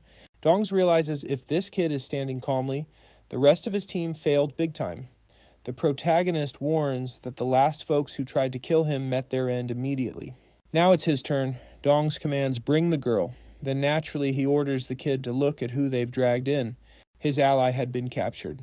Moai calls the villain disgusting while Dongs asks what he plans to do next. His friend's in the enemy's grip. That girl's famous. So bringing her back won't come cheap. Jang says it's pointless because he has no connection to her. The guy tells him to quit acting all big shot. He saw them strolling together. They were just using each other, that's all. But the moment Dongs looks away, the protagonist leaps forward and stabs the guy right in the arm. The muscle spasms hard. He loses his grip and the protagonist snatches the girl back. Instantly, Dongs orders the group to attack. But the protagonist has already tossed Chu Yin behind him. The first guy charges to punch, but the protagonist slips to the side and smacks him square in the jaw. The guy staggers, barely staying upright. And now the protagonist's surrounded on all four sides. He glances back at the closing enemies and says, "Bring it on. I'm in the mood to clean house today." The guy with the gray band charges in to punch, but the protagonist steps back, grabs his arm, breaks it, and slams him to the ground. What the heck? Diddy 2. Zero sneaks up behind trying to grab him, but the protagonist hooks his arm around the guy's head, flings him forward, and slams him down hard. The blonde dude panics, and right then Men-Gun appears, shoving him aside and saying he's got this already, pointing a mesh sheet at the protagonist. Men-Gun attacks first, but the protagonist ducks low and slices him right in the ribs. Problem is, this guy's built like Big Mac and stays standing. Swinging again, but the protagonist dodges behind the blade. Then bam, he hits him with a reverse palm strike, all kung fu style, knocking the weapon from his hand, shifting his weight to the other leg. He spins and kicks the guy right in the back of the neck. The bulky one tries to charge, and the blonde's already on the floor, begging for mercy. Dongsai, a total dumbass, is holding the teacher now and says, if the boy moves, he'll smash her head on the floor. Yeah, good luck with that. You'd have to kill her instantly. And then we notice something behind him. He says he hasn't had fun with her yet because he's been waiting for the right moment. Dang. But Lily, the one I can't stand, is right behind him, her hand poised. Dongs yells at the idiot to watch her or he'll kill the teacher. Suddenly, bam, he gets clocked in the mouth. Lily shouts at the jerk not to touch the teacher, thinking that even though she doesn't care about much, the teacher was kind to her. And just like that, everything's settled in the worst possible way. Lily is playing the hero now, which means she's even harder to shake off. Everyone's freed, and the teacher thanks her while Lily tears up, saying she's glad the teacher's safe and didn't suffer too much. Xu Yan, however, yells that Lily's a traitor. Meanwhile, Mo Yi notices the protagonist now surrounded by women. And of course, the teacher says Lily must have been faking support for the villain to create this opening. Man, things just got messy for poor Chu Yin. Even Mo Yi says Lily probably took the humiliation just to trick the bad guy. Why is Chu Yin so stubborn about it? She doesn't want to accept the truth, but the protagonist tells her to chill and stop the fighting. Instead, she uses her ultimate weapon, feminine charm, and presses herself against his chest. Wow, Mo's not a fan. Saying this girl's way too fragile. Now Lily's shooting her daggers too. Life's tough for a lady in the apocalypse. Haters from all sides might as well cling to the protagonist while you can. And hey, look who finally caught on. Diddy himself, holding a handful of crystals and saying, now it finally clicks how that guy got so strong. At last, he can take out everyone.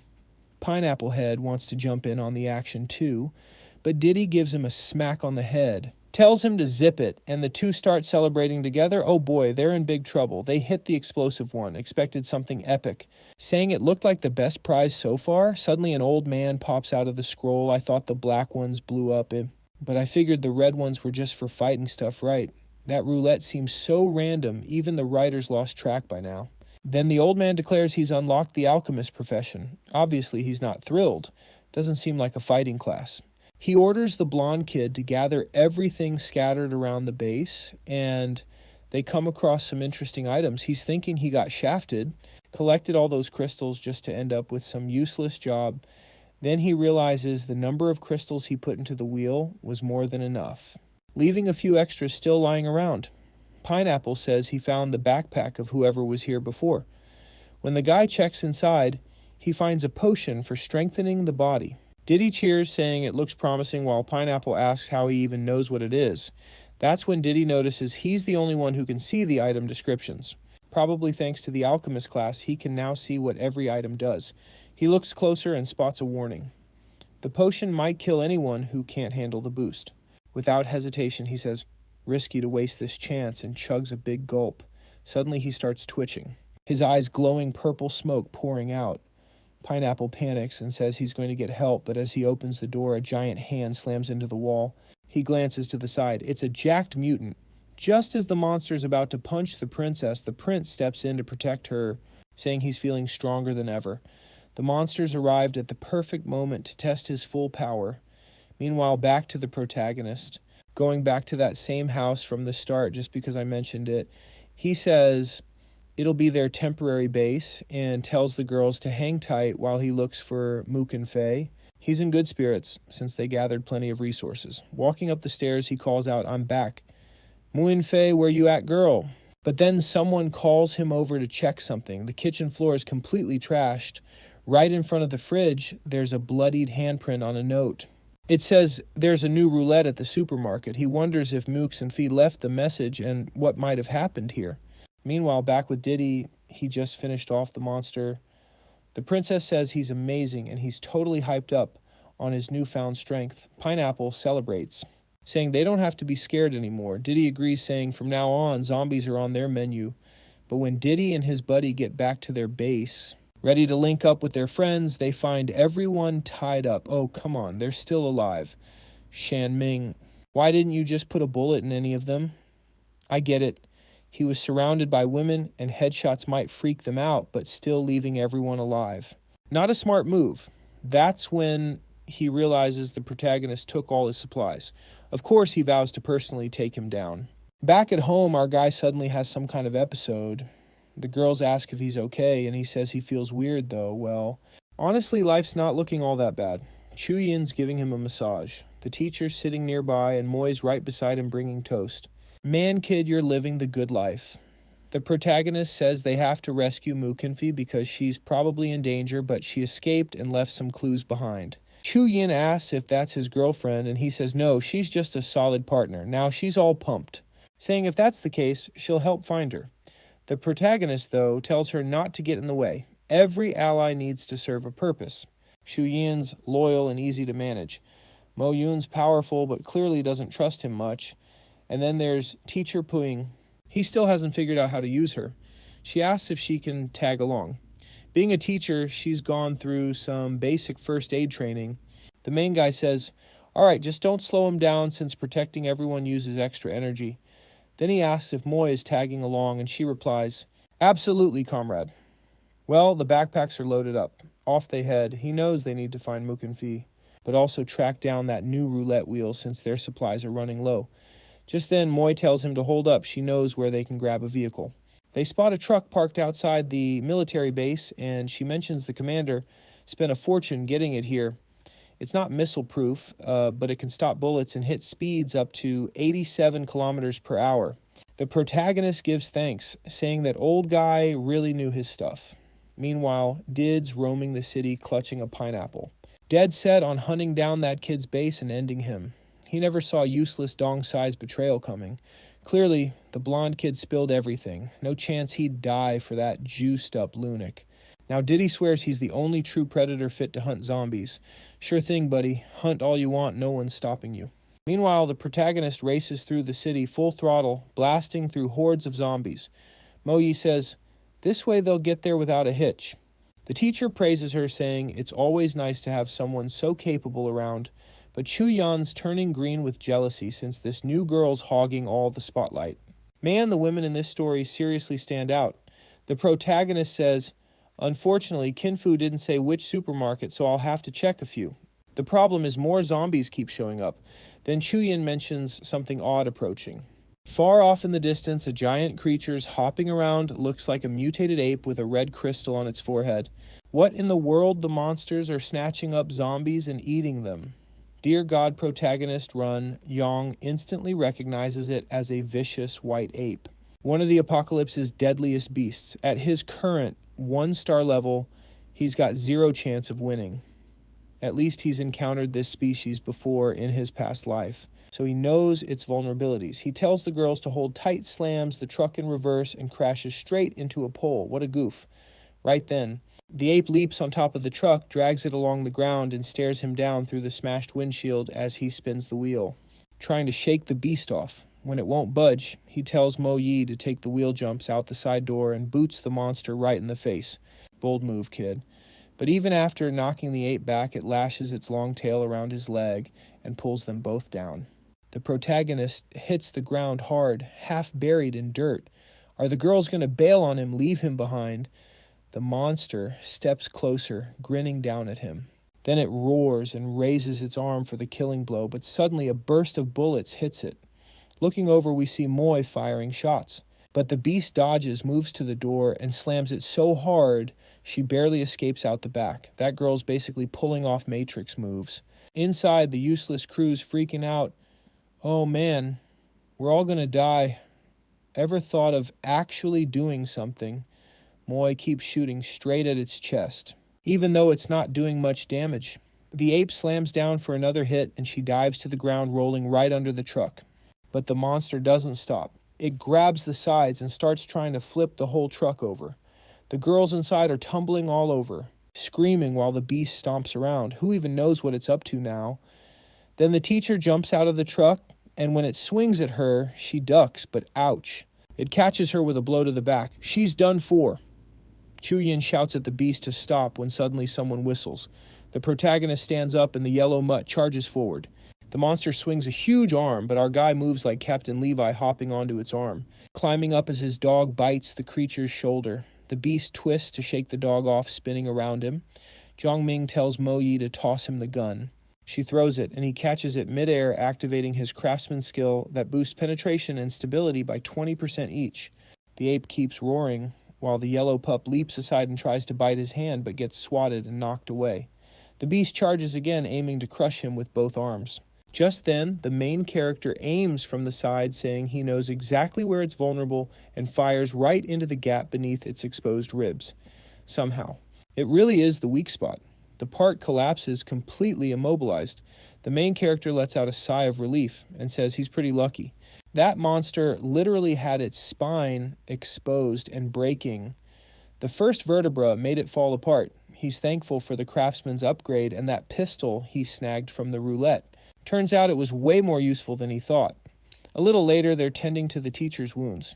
Shuin mentions it's a deep cut and they'll probably have to clean it with alcohol. The main guy opens the door, asking who's screaming. What happened? Now she's all shy. Girl, your back's half ripped open and you're blushing. Okay then. He respects her privacy and closes the door gently. He asks what's going on and he's told it's just the teacher. They're patching up a minor injury, nothing serious. He walks away thinking after all he's been through, this kind of drama is nothing. He silently thanks the yellow pill for everything it's done. The poor teacher's completely drained. Now he needs to hunt for some healing items to help the dog recover. Later, Chuyin says, Qiaming, the teacher's wound is really bad, and it won't stop bleeding. Who would have guessed? Mo Yi adds, for that kind of injury, they'll need stitches, some anesthetic, and decent medicine. The protagonist recalls getting stitches in his past life without any numbing, but he knows the teacher wouldn't survive that kind of pain. So he sets out saying he'll take advantage of being in fresh territory to look for the next roulette, maybe some extra resources, and see what else he can find. Chu Yin asks about his friend, that girl Kinfi. He says she's smart, and there's no need to worry, they'll find her soon enough. And, yep, there it is again, the Apocalypse roulette wheel at level 9 veteran form. It actually evolved. Mo Yi tells him to hold up and suggests splitting up. She'll check the supermarkets to look for the woman while he hunts for medicine. He says it's not worth the risk. There are zombies all over the place, but naturally. She insists it's fine. He can trust her since she's a cop. The protagonist gives her a look while she keeps pushing, not to worry. Eventually he relaxes and agrees, but tells her to be careful. The roulette wheels attract zombies. He flashes back to his past life, remembering when his allies betrayed him. He just hopes history doesn't repeat itself this time. Meanwhile, in the city, Pineapple is pedaling hard while Diddy rides behind him, hand on his head, urging Pineapple to pedal faster. He loves the feeling of the wind in his face. Apparently, he's been putting two and two together and thinks Chu Yin is searching for something. Oh, look who turned detective. Pineapple asks him to explain, and Diddy says, those guys stole their supplies, but it wasn't much, meaning they're running low, and we'll have to check supermarkets soon, too. Pineapple looks impressed, calling Big Bro really smart, and they decide to head to the biggest supermarket around U Supermarket. Poor Moyu, she's definitely going to bump into them. The two step inside. Pineapple's worried about zombies, but Diddy assures him there's nothing to be afraid of. The moment they enter, they realize the whole place is empty. They toss a bag of flour on the floor, grumbling, it's a complete waste of time. Nothing here at all. Suddenly a zombie perched on a shelf screeches. The creature drops toward them, but strangely Diddy looks scared. Even though Diddy is super strong now, oddly enough, the monster just turns away and leaves. They're both puzzled until they spot something. Zombies are even more drawn to one thing than humans. They look up. Every single one is reaching for a roulette wheel. Pineapple asks what they should do, saying it's terrifying and they probably should run. But of course, Diddy says there's no way he's running. This is their lucky chance. Nearby, Moogie is moving through the area. She knows this city well. Being a cop helps. She decides to check out a small shop. She scans the shelves and spots a zombie in the corner, but keeps going. Then she enters another shop empty again. No roulette, no supplies. The only place left is the largest market in the region, Yua. She just hopes Qiaming is safe. Meanwhile, the protagonist is speeding through the city in a truck, while Chu Yin says the teacher's condition is getting worse. He says they're almost there, and finally, they pull up right in front of the city hospital. He darts inside to grab some medicine while the teacher groans in pain. Her back wound is soaked in blood. Chu Yin knows that if Zhang doesn't get back quickly, she's a goner. And of course, if anyone takes forever, it's him. He's sprinting down the hospital corridor, shouting that he needs medical supplies immediately, when suddenly a green tail crashes into the wall beside him. Oh man, another monster with a crystal on its forehead. Wait, not red anymore. The artist switched it up. Now it's yellow. And this one looks like a mix between a crocodile and a turtle. Definitely worse than that white ape. People only figured out how to kill these things about 10 years into the apocalypse. These monsters are called guardian creatures since they usually protect something really valuable. Our hero ducks out of sight, knowing he can't take it down with his current strength. But don't worry, he's got a few tricks saved up. Outside, Chu Yin asks if he found the medicine, but he ignores her. Heads straight to the truck, grabs a bow and arrow, and tells her he'll be right back. Weirdly, he then strolls into a jewelry shop, a gold store no less. Chu Yin's totally baffled, trying to figure out what he's up to. The woman's dying and this dude's acting like he's mining diamonds in Minecraft. He might not know how to kill the creature, but he sure knows how to slow it down. Using the materials and his skills, he's confident he can craft exactly what he needs. He reforges the bow with gold, turning it into a real showstopper-looking slick kid. This method's called mosaic, forging something he'd picked up in his past life. It's a way to strengthen an item by combining it with another's properties.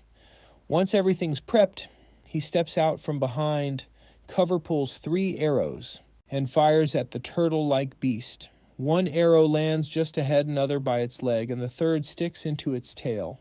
Right then, Zhang dashes forward, saying that's exactly what he needs to slow the sucker down. He rushes into the medical wing and kicks the door open. Luckily, there's plenty of supplies since almost no one's been able to get in thanks to the guarding monster. But now the beast starts thrashing to free its tail. Oh, but he'd also thrown a net over the creature's head. It tears that up just as easily before turning its fury on him.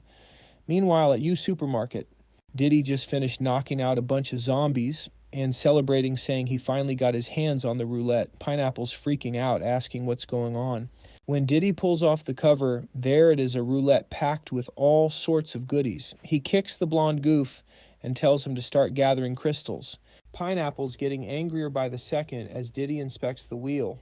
It looks different from the last one. There's even a strange necklace and a card on it. The catch: it takes 10 crystals to activate. Pineapple warns that more zombies will swarm soon. Obviously, this thing is drawing them in. But Diddy just punches him across the face for saying that. Outside the entrance, Moy shows up. The place is way too quiet, which means the zombies must have already been wiped out. Back at the hospital, a massive creature stands tall, glowing with a faint purple aura. Outside, Chu-In hears the racket and panics. Zhongming's in danger and the teacher's barely holding on. She can't just sit here helpless, so she opens the door and runs to his aid. Inside, she comes face to face with a crocodile lizard clawing at the walls, wondering what kind of monster it even is. Inside the room, the doors start cracking under the pressure. Our guy props a chair against it like that's gonna stop a charging beast. He knows as long as the monster's raging. He's trapped. Chu-In realizes the same thing from outside. He's stuck in there with no way out. She scans the room and spots something. A nest of eggs in the corner. The monster keeps slamming its tail against the wall. Ming notices that his level 1 craftsman gear didn't do much at all. Then suddenly, the creature backs off. He's confused for a second until he catches sight of Chu-In in the corner. What in the world is that idiot doing here? Turns out the monster hadn't left it, just whipped its tail again. Man, I really want to understand how crystal ranks work. That golden one's got to be worth a fortune. Chu-In hides behind a wall, trying to figure out how to help Ming. She has to do something useful, so she dashes toward the nest of eggs and yells. She yells at the monster to look her way. Right away it obeys, turning its massive body toward her. Even though Ming thinks she's running headfirst into danger like a fool, he knows he has to use this distraction. Without wasting a second, he darts out of the room. Ming shouts at Chu-In to get moving or she'll end up dead. The monsters rush in while she stands right in front of the eggs, but she holds up all three, scattering them everywhere, oddly enough. The creature seems way more concerned about its babies than anything else. It scrambles to gather them, barely stopping one from crashing into the wall. Ming realizes the monster's protective instinct for its eggs saved her luck. But then she trips, and luckily, he catches her hand just in time. He still scolds her, calling her an idiot, but drags her along, telling her to hurry and get out before it's too late. Outside, she exhales deeply, saying that was way too close, while he asks why she pulled such a reckless move. Oh, he's all flustered now. Looks like someone's got a soft spot for her. She literally saved your life, talk about a smart move. Looking for someone useful. Here she is. She admits she panicked and was scared, but wanted to save him, so she didn't really think it through. He shakes his head, saying she needs to stop risking herself like that. There's absolutely no reason for her to put herself in danger. Still deep down, he admits that, because of her actions, he finally feels like he can trust her. Meanwhile, later that night at the UA market, the skies have turned dark. Moai sneaks quietly inside and reaches the roulette room, surrounded by zombie corpses. She wonders what disaster happened there. That's when Diddy steps out from behind the wheel, saying he didn't expect to find a lady, thought it'd be another zombie or maybe a cop. No less. Guess he's feeling lucky tonight. But Moy steps forward to face him squarely, thinking she's a cop herself. Truly a lucky guy. Meanwhile, Ming is with Puawing, checking how she's doing. The teacher still has the stitches on her back, thinking the scar might not look great. The guy said he's finished, and she thanked him. Lion Chu-In asks about her friend's condition, and he says she'll be fine after some rest, but her stomach is growling.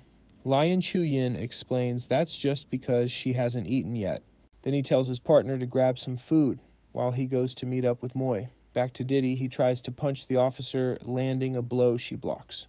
But she's thrown backward. She steadies herself and swings a kick at him. He stomps the ground hard. Diddy rubs his shoulder, commenting the girl's pretty strong. With a big grin, he says he likes that and throws another punch. The officer barely dodges, surprised by his speed. The villain's eyes blaze wildly as he comes at her again, but she blocks his next attack with her forearm. Diddy wonders what kind of crazy fighting style this is. Spotting an opening, she lands a punch right to his face, but the musclehead doesn't even flinch, like he didn't feel a thing. He even mocks her, saying it felt like a mosquito bite. Then he dares her to give it her all. Moai realizes his body is incredibly tough and wonders if he's mutated somehow. She switches her stance to a different fighting style, which the villain finds interesting. The officer gets ready to unleash a special punch technique. but he manages to grab her hand holding it and saying it wasn't bad. She should keep going. The brute warns that the more she resists, the more fired up he gets. Pineapple is amazed the officer is still holding her ground against the boss even after he drank the potion. He thinks the roulette is right there for the taking. But now this troublemaker has shown up. The blonde decides he has to help the boss, maybe. Then he becomes the roulette's superhero. So he decides it's time to step in. Suddenly, Pineapple rushes in and shoves the officer from behind. She gets mad and curses at him. And taking advantage of the distraction, Diddy lands a hit. The girl is tossed far back, hitting the ground and realizing there are two enemies now. But Diddy gets mad at his friend, shouting who told him to jump in. He says that after the potion, he could take down 10 cops like her. Then he punches the girl right in the face, grabs her collar, and mocks her, saying, "A cop fighting for justice, what a joke." Moy glares at him, furious, despite all her injuries. Diddy raises his fist, saying real justice comes from his fists. But just as he's about to strike, the officer cracks a slight smirk. Suddenly, Zhongming appears behind the bulky guy, his aura dark and heavy. Diddy gets punched right in the face, completely caught off guard. He's dazed, totally clueless about what just happened. Standing in front of Mo Yi is the main guy here to keep her safe. Diddy eyes him. The kid who just dropped in to save the day. With a grin, he says he was actually planning to find this kid anyway, but looks like the kid came to him first. Our guy stays calm and asks if he knows who this guy is. Then he crouches down, checking if Mo Yi is okay. She says she's fine. He turns back to Diddy. Curious why Diddy looks so angry when someone else actually swiped the stuff. Diddy tells the kid to listen up, preparing to introduce himself. But Yongming isn't interested. He charges forward, saying no one messes with his crew. The big guy gets surprised by the quick move, but manages to dodge just in time. Angry, he swings back with a punch ready to send Zhongming flying. But the kid blocks the punch barehanded. He realizes their strength and speed match, meaning this guy also took the potion. As they exchange hits, Zhongming thinks this guy's got some luck on his side, but dodges easily and keeps saying the attacks are just way too basic. Seizing a chance, the protagonist lands a solid punch right into Diddy's ribs. Diddy grimaces, feeling the hard hit, and staggers back a few steps. He curses the protagonist, furious beyond belief. Our boy asks if Diddy really thinks he's tougher just because he drank that potion, and dares him to try getting hit again. The bulky guy rushes forward, yelling for him to just drop dead already. But the protagonist dodges the punch like it's nothing. At the same moment, he strikes a precise blow straight to the guy's kidney. He even jokes that having your kidney crushed must feel like pure agony. Diddy doubles over in pain, stunned by what just happened. Then he rushes forward again, shouting he'll finish off this punk once and for all. As their fists clash, our guy realizes something important. Both of them are only one-star warriors. He dodges another punch, thinking the real difference isn't that simple. He grabs Diddy's arm, easily tightening his hold. The protagonist thinks to himself, the real edge is his 10 years of fighting experience. Then he punches Diddy right in the face with everything he's got. The muscle head flies backward from the impact. Pineapple's eyes go wide as he yells for his boss. Did the guy just crash to the ground, totally wrecked? He lies there. Trembling and scared, he asks who that kid even is. The big guy is trembling, begging for his life. He falls to his knees, pleading not to be killed. But secretly, he pulls out a hidden knife while pretending to surrender. He begs the protagonist for mercy just this once, promising he'll change. The moment our guy turns away, he lunges forward with the knife, trying to repay the favor with a stab. The big guy's about to strike him in the back, but Zhongming spins around immediately and grabs his arm. Then our guy twists his wrist, snapping every bone in his hand. Diddy screams in pain, clutching his broken hand. But the protagonist doesn't stop there. He hits him again, saying he's seen way too many guys like him before. The brute collapses. And the kid says the plan wasn't bad, but the dude was just way too weak. Lying on the ground, Diddy looks at Pineapple and calls for help. The blonde guy runs over quickly as his boss begs him to get them out of there. Pineapple hoists Diddy over his shoulder, ready to make a getaway. Mo Yi looks confused, asking why they're being let off the hook. But Yongming shakes his head. He explains those two will be dead soon enough. No need to dirty their hands. Outside the Yua supermarket, the sun is setting. Diddy and Pineapple limp away, while our hero watches silently from above. Then the boy walks up to Mo Yi and asks how she's holding up. He says she's lucky she didn't break any bones. The officer replies that a cop's ribs don't snap that easily. He stands up and says it seems like they finally found the place they were searching for. Then he eyes the covered machine, thinking that must be the wheel Mukinfi mentioned. Meanwhile, outside, the two men stroll down the street. Titty says, "You really find out who your true friends are when times get tough," and Pineapple nods in agreement. Diddy complains about being crippled, failing to kill the kid, and losing the new wheel. He swears that after some rest, he'll come back for revenge. But suddenly they both stop dead in their tracks. Pineapple says the fifth brother really needs to wrap his head around a few things.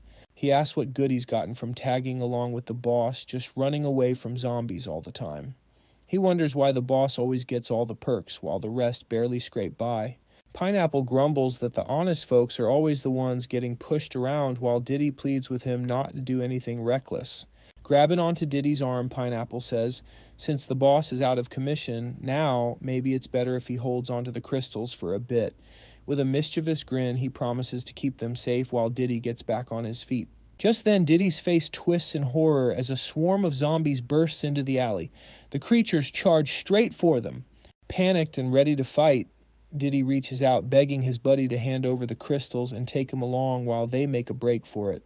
The blonde guy asks how he's supposed to run if he has to lug the boss around. Right then, the zombies leap onto Diddy, leaving him behind as Pineapple bolts away.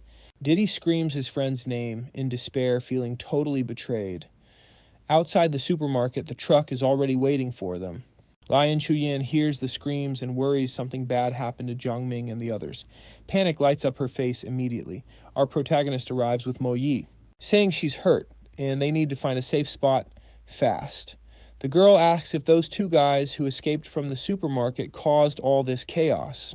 Furious, she says that if she'd known earlier, she'd have run those two over with the truck herself. Inside a warehouse, they start a campfire to warm up and settle in for the night. Our guy and Lian Chuyin take turns keeping watch while the others rest on the mattresses. The girl asks if they should hide the wheel so no one else can use it. The guy explains the wheel can't be moved, and if word gets out, it would spark a war. But he adds that they already grabbed most of the rewards anyway. We see their haul a potion to boost abilities, another for immunity, a necklace, and a shield. He thinks about how easy it was to snag the crystals with everyone's help. The girl gets intrigued by the necklace and slips it around her neck. Smiling, proudly feeling it looks perfect on her, the guy tells her it's not just an accessory and asks if she's planning to wow zombies with that thing. She goes quiet, a bit sad after his little jab. As they gaze into the fire, it hits them that the world they once knew isn't coming back. The three women fall silent, each lost in their own thoughts, facing the uncertain future. Yongming finally speaks up, saying if their team sticks together, they can still keep everyone alive. He admits he's no saint and only helps them so they can become his assistants, so they better prove themselves. Then he offers the enhancement potion, saying it grants something called the power of the future. The girls look puzzled and one asks what kind of power he means. The guy explains the power of the future is the enhancement potion. It improves all your body's functions, strength, speed, even metabolism.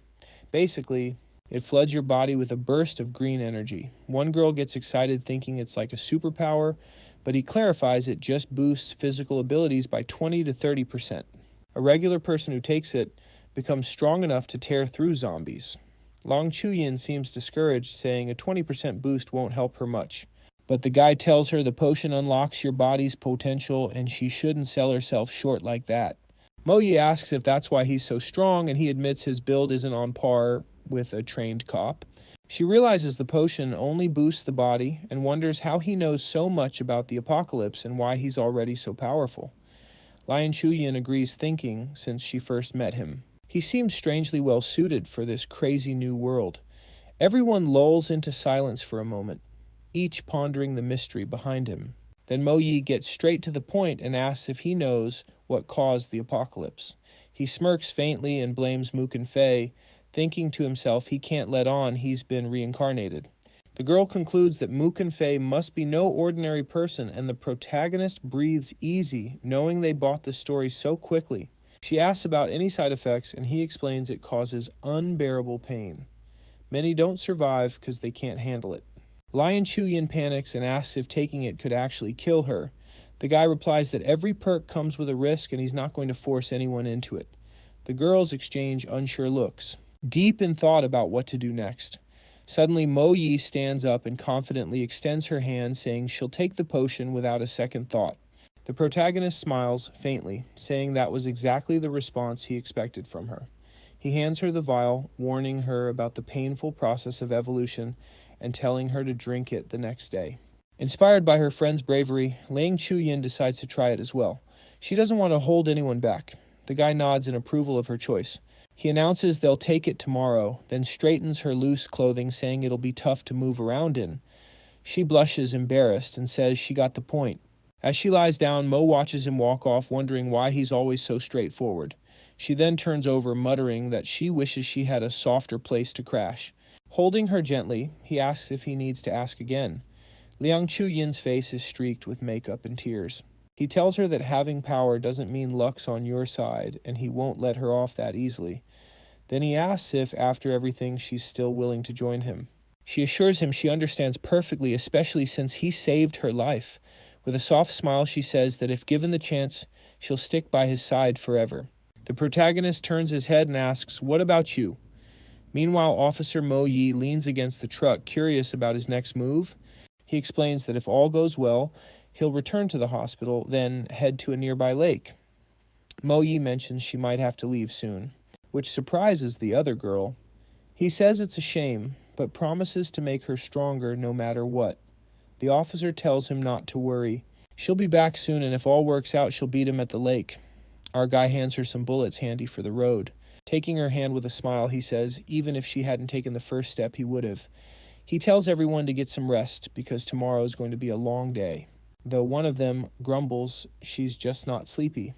The next morning, the three stand holding their potions, nervously ready to drink. With no hesitation, Lang Chuyin tilts her head back and downs the entire potion in one gulp. Almost immediately, the effects hit. Her vision blurs and warps. The glass bottle slips through her fingers, shattering on the floor. All three drop to their knees, writhing in pain as the potion's power courses through their bodies. The protagonist tells them he's heading to the hospital and that they should hunt zombies once they've recovered. The two girls nod, trembling from the potion's effects. With that, he and Yellow Pill set off on their mission. They tell him to be careful, and he assures them he'll be just fine. Soon after, our hero arrives at the front of the public hospital. He breathes a sigh of relief that the place is still standing and says, "Now I remember." He recalls hearing that 3 guardian beasts were once found inside this hospital. Later, the military stepped in, wiped out the creatures, and took an egg one of the monsters left behind. Rumor had it that the design on the egg inspired the look of a sword, and before long, silver swords started appearing. With a confident grin, he swears that this time both the blueprint and the egg will be his, to ensure nothing goes wrong. He's already cleared out every zombie in the area. Now all that's left is to make the final preparations for the battle ahead. He recalls the last time he wasn't ready for the beast. Now, though, his bow's power is too weak, and his pistol doesn't pack enough punch either. He needs a new plan. His best option is to enhance his bullets with the lizard claws he found earlier. Using his crafting skills, he fuses the claws into the pistol rounds, infusing them with magic that boosts both damage and penetration power. Now with his weapon loaded and Yellow Pill at his side, he's ready for action. He tells his partner to stay outside and alert him if any zombies show up. With everything set, our hero leaps through a window into the hospital. Inside, he finds the crocodile turtle beast peacefully asleep, but the sound of breaking glass wakes it instantly. The creature begins scanning the room, trying to figure out where the noise came from. Suddenly, it spots the bright red jacket of our hero hanging on a stick. The color infuriates the monster, and it starts growling fiercely. The beast charges full tilt at the bright red cloth. It lunges forward, but the jacket swings away just in the nick of time. The creature pauses, puzzled to see the cloth moving on its own. Hidden in the shadows, our hero maneuvers the jacket with a fishing rod, keeping the monster's attention locked. He realizes the intel was spot on. The beast really does go berserk at the sight of red. Seizing the chance, he takes aim at the creature's shell, cheering when his shot hits dead center. The crocodile turtle bellows in rage and charges him. Quick on his feet, our hero dodges, not surprised by the sudden attack. The beast presses forward with sharp claws flashing, but the protagonist is ready knife gripped tight, standing his ground.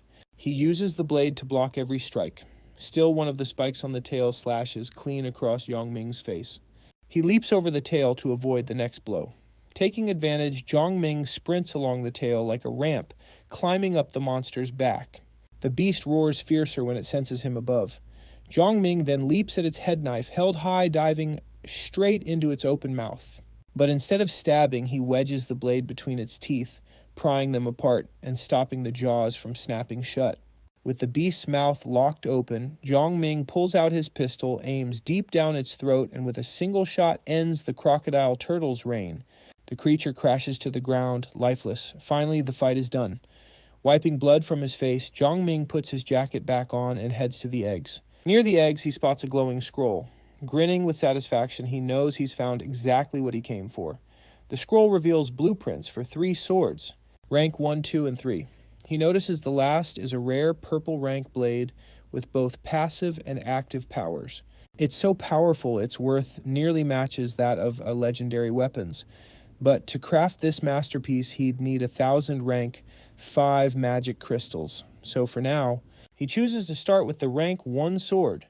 Looking at the eggs, he explains they're perfect evolution items for pets. So, Jiangming calls his little dog over to enjoy the reward with him. They prepare the eggs and share the meal. As he eats, he feels body and mind recovering fast, his strength doubling after devouring the evolution egg. Then Jiangming tells Yellow Pill to lift his head so he can check out the changes. The little creature obeys. Jiangming asks him to show off his new talent ability. At that moment, Yellow Pill growls softly, gearing up to demonstrate his power. Suddenly, he shoots a burst of sharp spikes straight at Yongming. The spikes slam into the wall, surprising Yongming with their force. Realizing what just happened, the protagonist understands his partner's new skill, a spike shot attack fired using his fur. But now Yellow Pill's completely bald, and our guy just stares in disbelief. Still, he pats him gently, telling him it's a good power ugly look and all. Before heading off, he tells the dog to finish the rest of the eggs, but to leave the last 2 alone. Later, our hero arrives at an abandoned hospital and approaches a car parked outside. Standing by the car, he says, "It's time to forge the frontier moonblade." His crafting skill kicks in, releasing a wave of blue energy. He starts shaping the car's metal, with his hands melting and molding it into a weapon, combining the crocodile turtle's claws and fangs with a magic crystal. The forge pulsates brighter. A massive pillar of energy bursts upward as the weapon materializes. Holding the new dagger, he smiles proudly. Mission accomplished. To test it, he swings at a metal pole. The blade slices clean through, sharper than expected. Noticing leftover materials, he thinks about forging weapons for the girls too. After all's said and done, he returns to camp, carrying the remaining eggs for the group. The girls, looking healed from the potion, notice him immediately. Lian Chuyin comments that he finally showed up. He asks if Moi has already left and how they're feeling after the evolution. The girl proudly displays the core she collected, saying that zombie hunting is a breeze now. She can't figure out why Professor Sawing was so scared. The teacher reminds her she threw up too, but she shrugs it off, saying there's always a first time for pain and grossness. Seeing the cores, the main character praises the girls and thinks to himself that his investment really paid off. With a subtle smile, he offers them the eggs to eat. They ask what those are, and he explains it's food designed to make them stronger. After that, Jiangming realizes he needs to head over to Pearl Lake to retrieve that item. Looking at the last egg, he decides to keep it safe for now. He glances to the side and notices the 2 girls already enjoying one of the eggs he prepared. The professor, surprised, remarks that just a short break was enough for her friend to look even worse, while the other girl worries aloud that she might gain weight. But Pukang feels her body getting stronger right after eating the egg. The protagonist asks Lian Chuyin if she's done eating because he has something for her. Curious, she asks what it is. Then he reveals a golden whip wrapped with green vines. She's caught off guard, and Jiangming tells her to give it a try if it feels right to her. She can keep it. The girl takes the weapon in her hands, feeling its weight. The vine whip looks sleek and incredibly powerful. She studies it carefully, then starts swinging it through the air.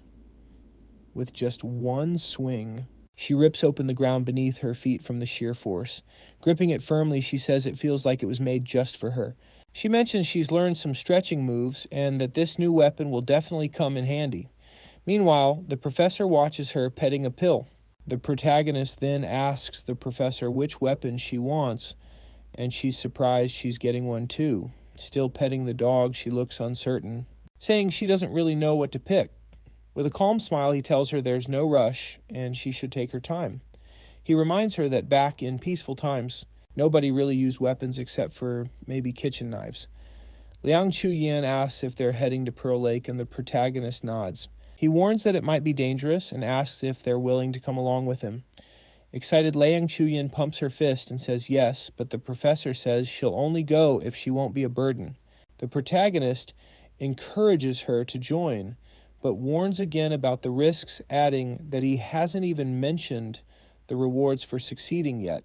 With everything settled, the group climbs into the truck and sets off on their next mission. On the way, Jiang Ming recalls that in his past life, he only got the courage to leave home after eating all the food he had left. He remembers walking out armed with just a wooden stick, moving nervously through the streets outside his hiding spot and seeing a strange light fall from the sky. He wondered what that sound was and started shaking in fear. Then he heard something unusual coming from the street. Peeking outside, he saw dozens of zombies falling from buildings and thought to himself, what the heck is going on? Not wanting to become Zombie Chow, he ran for his life, but soon realized the zombies were ignoring him. They were heading toward that glowing spot where the sound came from. Back in his apartment, he looked out the window to see what was going on. Sweat dripped down his face as his eyes widened. A massive explosion lit up the distance, and he whispered, "What on earth just happened?" Back in the present, Jiang Ming recalls how he later learned the truth from survivors. There was a mysterious wheel at Pearl Lake. It only needed a single rank 1 crystal to spin. Once activated, it worked like a dungeon that handed out missions and rewards. No one ever spoke about what happened inside. Usually those who entered were either wiped out or came out insanely powerful. Now the group arrives at the location in their truck. Everyone steps out ready to begin the exploration.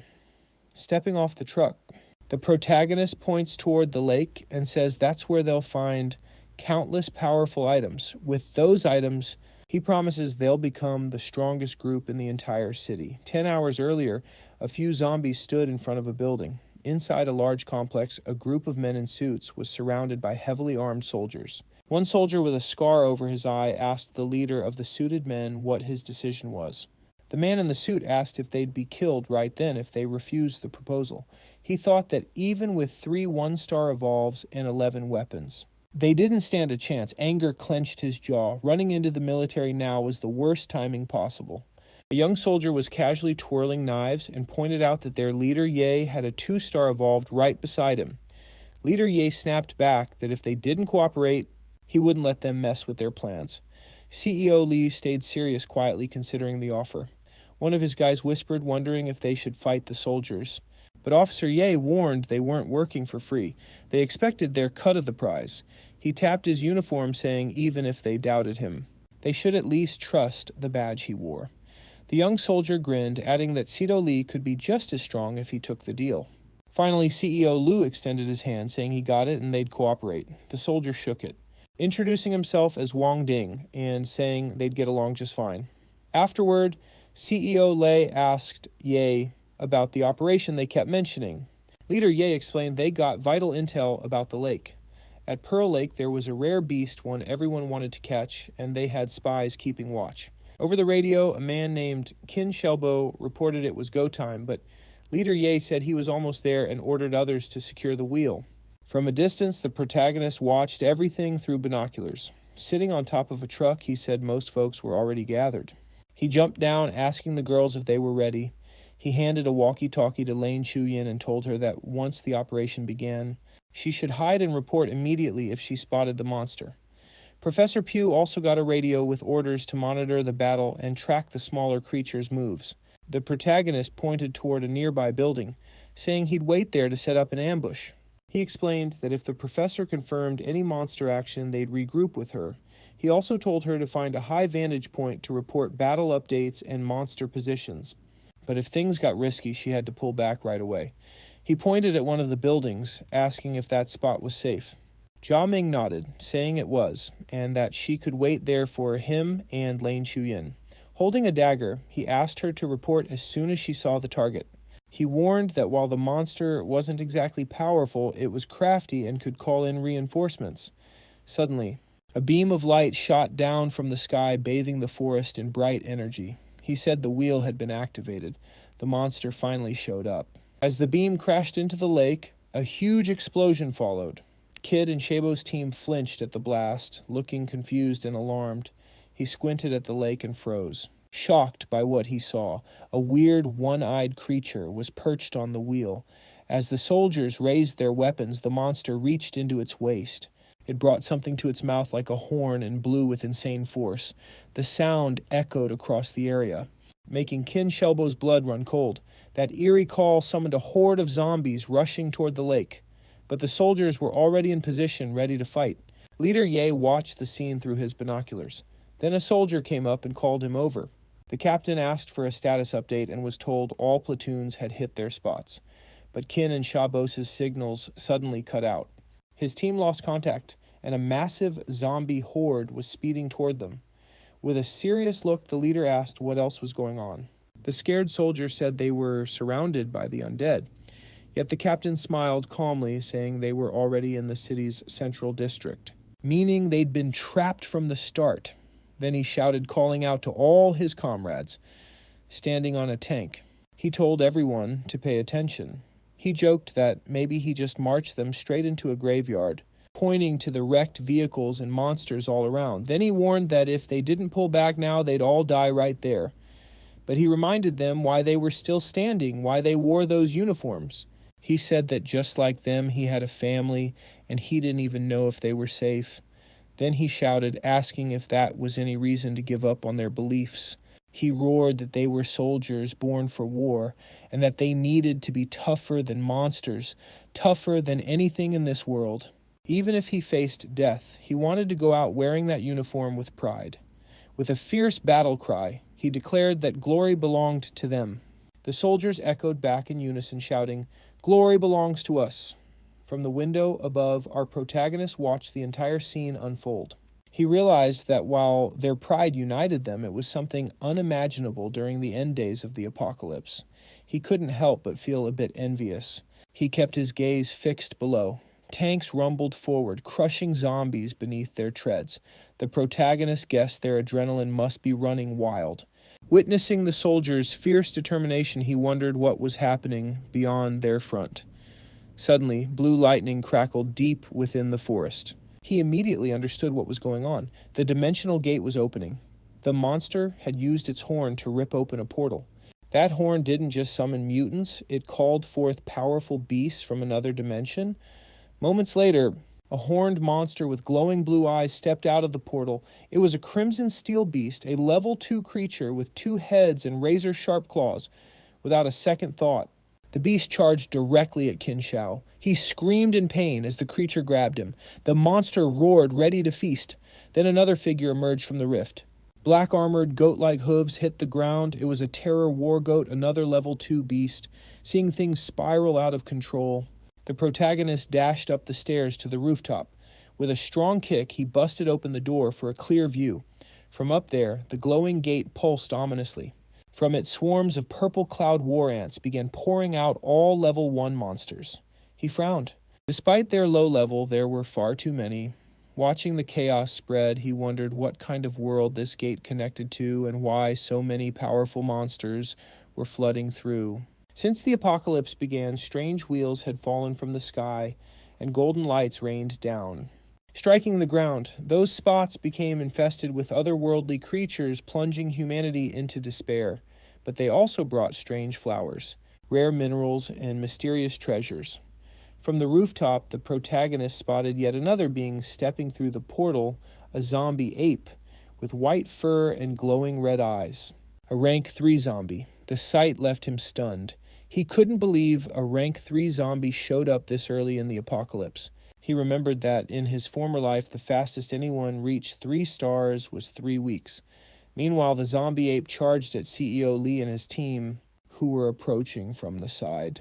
The creature surged forward with terrifying speed. One man was grabbed and shouted desperately for help. But CEO Lee could only stand by as the beast tore his comrade apart. The poor man's screams echoed as blood splattered everywhere, a truly horrifying sight. Professor Pooh, watching through binoculars, froze in shock. Over the radio, the protagonist asked for the treasure monster's location, but reported that it was wandering near the lake. Zhongming then asked over the radio where the goat monster was. She replied that it was to his left behind the Yang Company building. The protagonist leapt across rooftops and instructed the professor to keep tracking the goat's position. Landing on a rooftop, he called to Lane Shuyin to come closer. The guy kept moving fast, leaping from building to building. Over the radio, the professor confirmed she spotted the treasure monster. It was strolling around the lake, riding a purple cloud war ant. Reaching the edge of a building, he asked if the black hole had disappeared yet. The radio voice said the portal was still open. Just then he caught sight of the terror goat heading his way. The protagonist recalled from his past life that the monster could only blow that horn once, but wasn't sure why the black hole was still open. He dropped down from the building, weaving through crowds of zombies to investigate. Dagger in hand, he readied himself for the fight. He started slicing through every zombie in his path with ease until a severed head caught his attention. He grabbed it, muttering that even small things shouldn't go to waste. Suddenly he heard a scream for help. Looking up, he saw the terror goat chasing a group of terrified survivors. The monster lets out a furious roar, its eyes glowing bright red. Getting ready, the protagonist notes that the goat is a rank 2 monster, but actually one of the easier ones to handle. So he dashes forward, knowing that taking it down could earn him some serious rewards. He steadies himself, gathers his energy, then leaps onto the beast, plunging his dagger deep into its back to hold tight. With a fierce look, he prepares for the next attack. From afar, the people he just rescued watch the fight completely stunned. One mutters, wondering how he pulled that off when he's just a 1-star like them.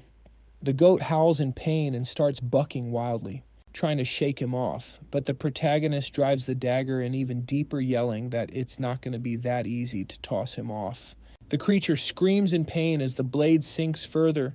The spectators are shocked at how easily his weapon pierced the monster's defense. The goat keeps jumping, thrashing about in an attempt to fling him free, but the protagonist clings to the dagger, stuck in its back without letting go.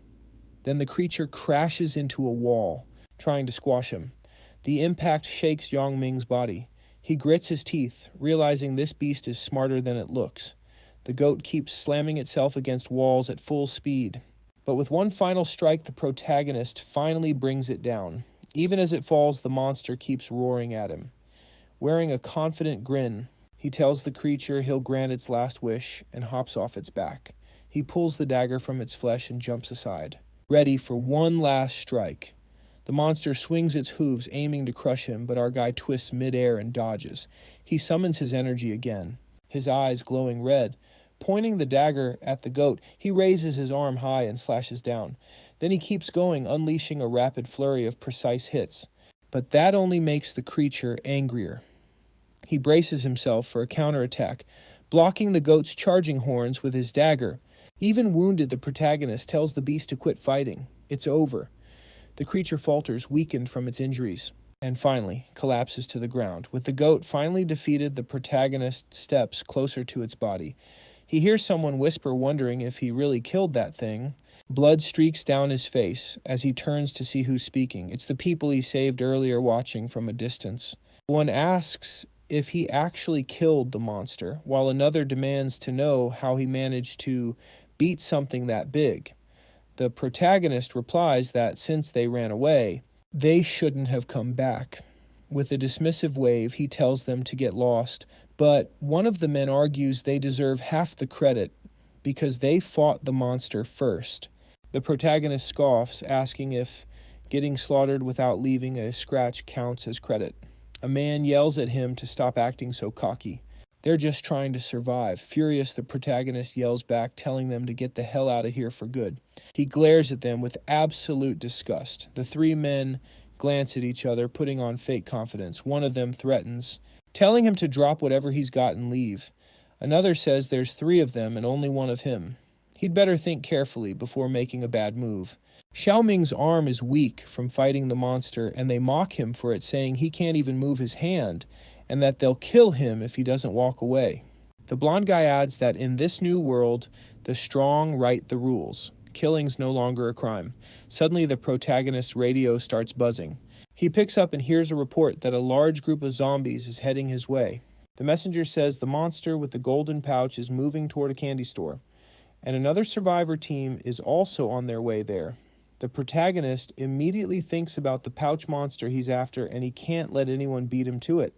He needs to grab the goat's loot and get to the candy shop as quickly as possible. The guy holding a metal bat says he can go, but he'll have to leave the sword radio and everything else behind. Smirking, the protagonist calls them a bunch of greedy trash. The man shouts that whoever strikes first wins and charges at him.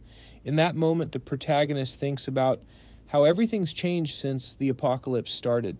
He remembers taking revenge on those who used to bully and suppress him. The boss who once threatened to fire him is now just a toy in his hands. The team leader who tried to snatch his authority ended up on his knees after he crippled his daughter. He now realizes the world has shifted, and now the only thing that truly matters is getting stronger. With a quick flick, Zhang's dagger slices through the air, chopping the guy's hand right off. The man screams in pain, staring wide-eyed at his severed hand. With a fierce glare, the protagonist declares that in this apocalypse, anyone aiming to kill has to be ready to face death themselves. The man yells in rage, "How dare you!" The protagonist delivers a fierce kick, sending him flying backward into his two buddies, knocking them all down with a heavy crash. They hit the ground, groaning in pain as their bones crack. Kneeling next to the dead goat, the protagonist quietly says, they don't need to remember his words because this is where they meet their end. He cuts open the beast's throat, grabs the monster's loot, and walks away, leaving those men behind. With no opposition, zombies flood into the area the men were left in. Their screams echo as the horde tears them apart. Nearby gunshots crack through the air. Inside a nearby building, soldiers are spraying bullets nonstop at a wave of mutant creatures, wiping out several green-blooded rats. One soldier asks Officer Yi why she acted so odd after returning. She brushes it off, saying it's nothing. The rats were just too gross. Then she asks if Sister Lee is okay. The girl next to her nods, saying she's fine but worried about her husband. The squad captain reassures her that he's in a safe zone. Then he asks Xiao Yi why she told the commander she wanted to leave. Xiao Yi hesitates, thinking of the protagonist before answering. But just then, a soldier shouts to lift the gunfire. It's attracted something big. Rushing to the window, they see a zombie ape charging fast, its eyes blazing with rage. The zombie ape barrels toward the building at full speed. The soldiers open fire desperately, but the bullets bounce off. The captain yells for Officer Xiao Yi to help. But one of the girls spots rats coming from behind and starts shooting. A swarm of mutant rats busts through the walls, ready to attack. The soldiers fire back, trying to hold them off, but suddenly a zombie leaps through the window and tackles the captain from behind. Xiao Yi pushes him out of the way, just in time saving him, but the zombie's claw slashes her arm. The captain panics, calling her name, furious. He shoots the zombie right in the head, avenging her. Turning to her, he asks why she'd do that. She tells him not to worry, she won't get infected, but the captain, furious and scared, shouts that just saying she's fine doesn't mean it's true. Another girl grabs a knife, urging Xiao Yi to cut off her arm before it's too late. But Xiao Yi insists she's okay. The captain orders everyone to hold her down. She yanks her arm away forcefully, saying she took the evolution medicine. The captain frowns, confused, and asks what that medicine even is. Xiao Yi tells everyone to watch carefully. Her arm has already fully healed. With one punch, she smashes through the wall, radiating raw strength and vitality. She explains she's now an evolved human and there's nothing to fear. Then she grabs her gun, telling everyone to stay sharp. The monster is closing in. From the window, she spots the zombie ape. The captain warns her to be careful. Normal bullets don't work on this beast, but she keeps shooting with steady resolve. One bullet hits the zombie ape's eye dead on, making it roar in pain. It turns furiously toward the window. Officer Yi realizes that must be the special bullet the protagonist gave her. The enraged creature grabs a nearby car and hurls it at the group with immense force. Xiao Yi yells for everyone to get down. She dives to the floor just as the car crashes through the wall right above her. Meanwhile, elsewhere, the protagonist asks Liang Chu-yin where she is. She replies that she ran into a bunch of idiots blocking her way. He asks if she can handle it. She says yes, but it'll take some time. He tells her to be careful and meet up with the professor if things turn dangerous. He looks up, seeing cars flying through the air. From the zombie ape's screams. He knows it's injured. Still sore from fighting a goat, he thinks how handy it would be to have a healer or pharmacist on their team. In this apocalypse, countless survivors are dying simply because there's no medical help available. He finally makes it to the road, leading to Pearl Lake Highway. Meanwhile, Liang Chu-yin finds herself surrounded by a group of men. Their leader warns her that it's too dangerous to go forward alone and urges her to stick with them. But the girl tightens her grip on her whip, ready to fight. The man recalls that Leader Yi gave him some weapons and meds, and that Yi also took his cart. The one he got from the wheel, which should be valuable. He figures they're just using him as cannon fodder, someone disposable. But this girl, she's different. She's a strong, evolved fighter with something unusual, and she's talking to someone over the radio. That means she's part of a team, not the leader, even if she's powerful. The man says that since she refuses to stay, she should at least explain how she evolved and where that whip came from. Liang Chu-yin replies that she used to live a miserable, exhausting life, but when the world changed, she never felt as calm and free as she does now.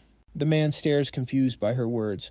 She continues that she was lucky to meet someone who taught her how to survive and get stronger. Now that this person needs her help, these guys are standing in her way. Anger sparks in her eyes as she yells for them to get gone, or they'll all die right here. Meanwhile, at the candy shop, the protagonist hides in the shadows watching. Leader Yi stands atop a tank surrounded by his men as a swarm of war ants pours out from the portal. The captain orders to open fire.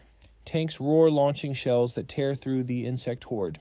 The explosions hit dead on, and the soldiers cheer, thinking they've scored a hit. But the protagonist shakes his head, thinking how dumb they are to believe it's that easy. The ants spit streams of green acid that melt weapons and armor in seconds. He wonders if he should jump in, but Leader Yi looks completely unfazed by his soldiers' suffering, which makes the boy smirk. He decides it's time to move.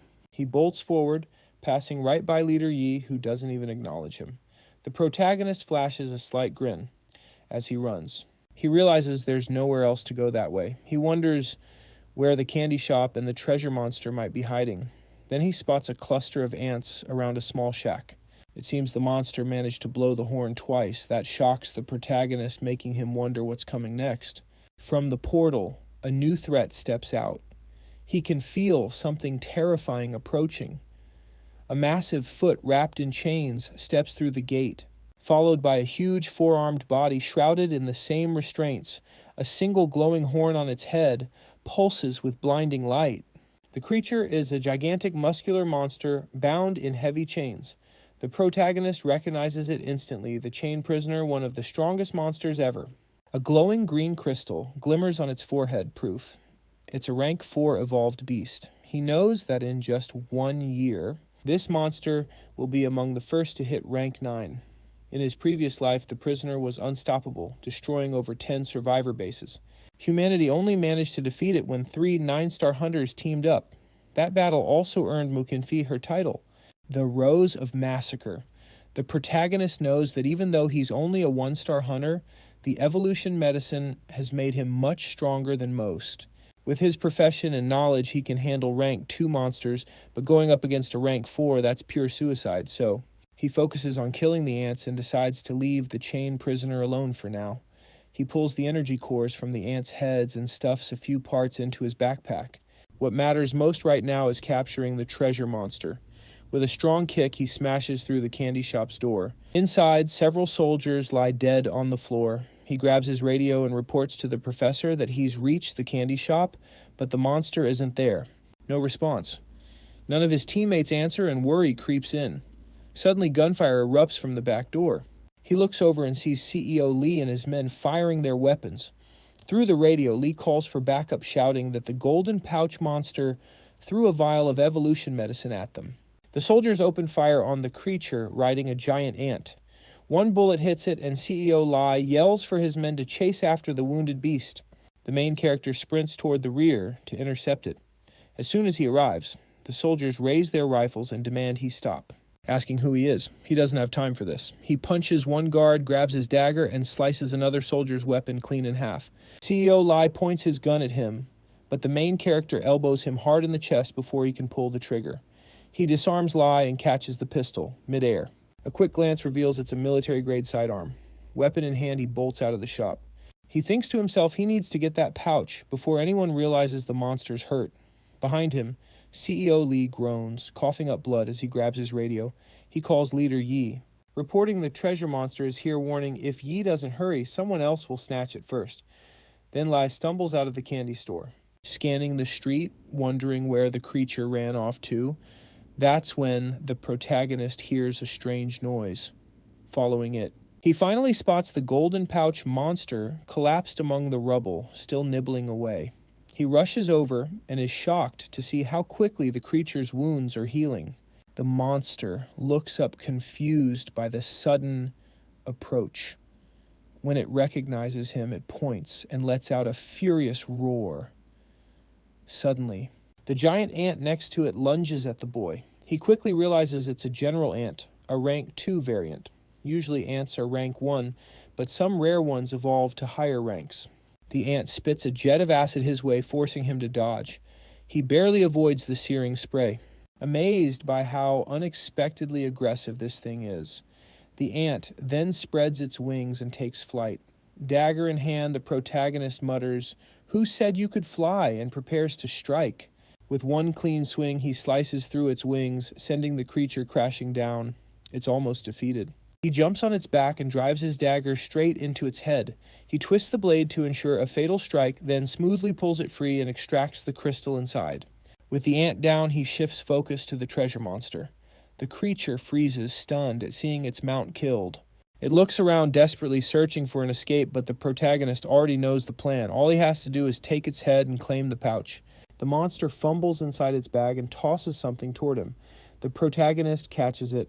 It's a rolled-up scroll. Unfolding it, he realizes it's a summoning spell scroll. Excited to find it's a summoning-type skill scroll, he grins and says it's a decent item before crushing it in his hand.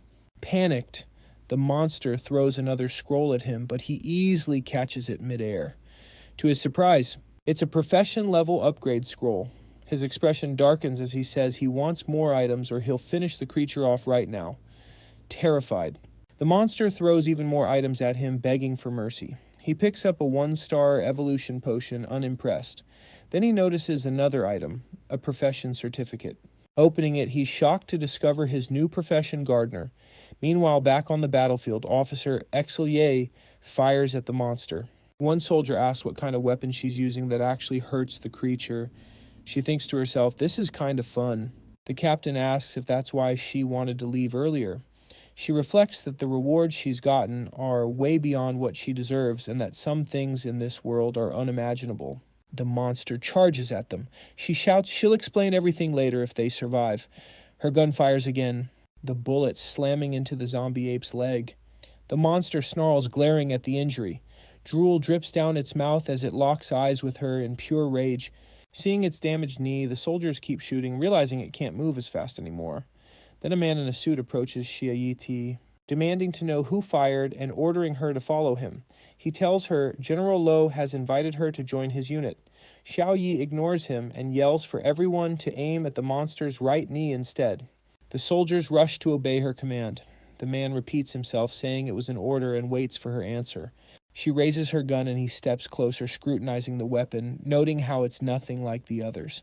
She swiftly pushes him aside with one strong shove. He demands to know what she thinks she's doing and questions if her weapon is even legal. But with a fierce glare, she snaps back that she's just trying to keep everyone alive and tells him to back off. She warns him that if he keeps meddling, she won't hesitate to take him out right then and there.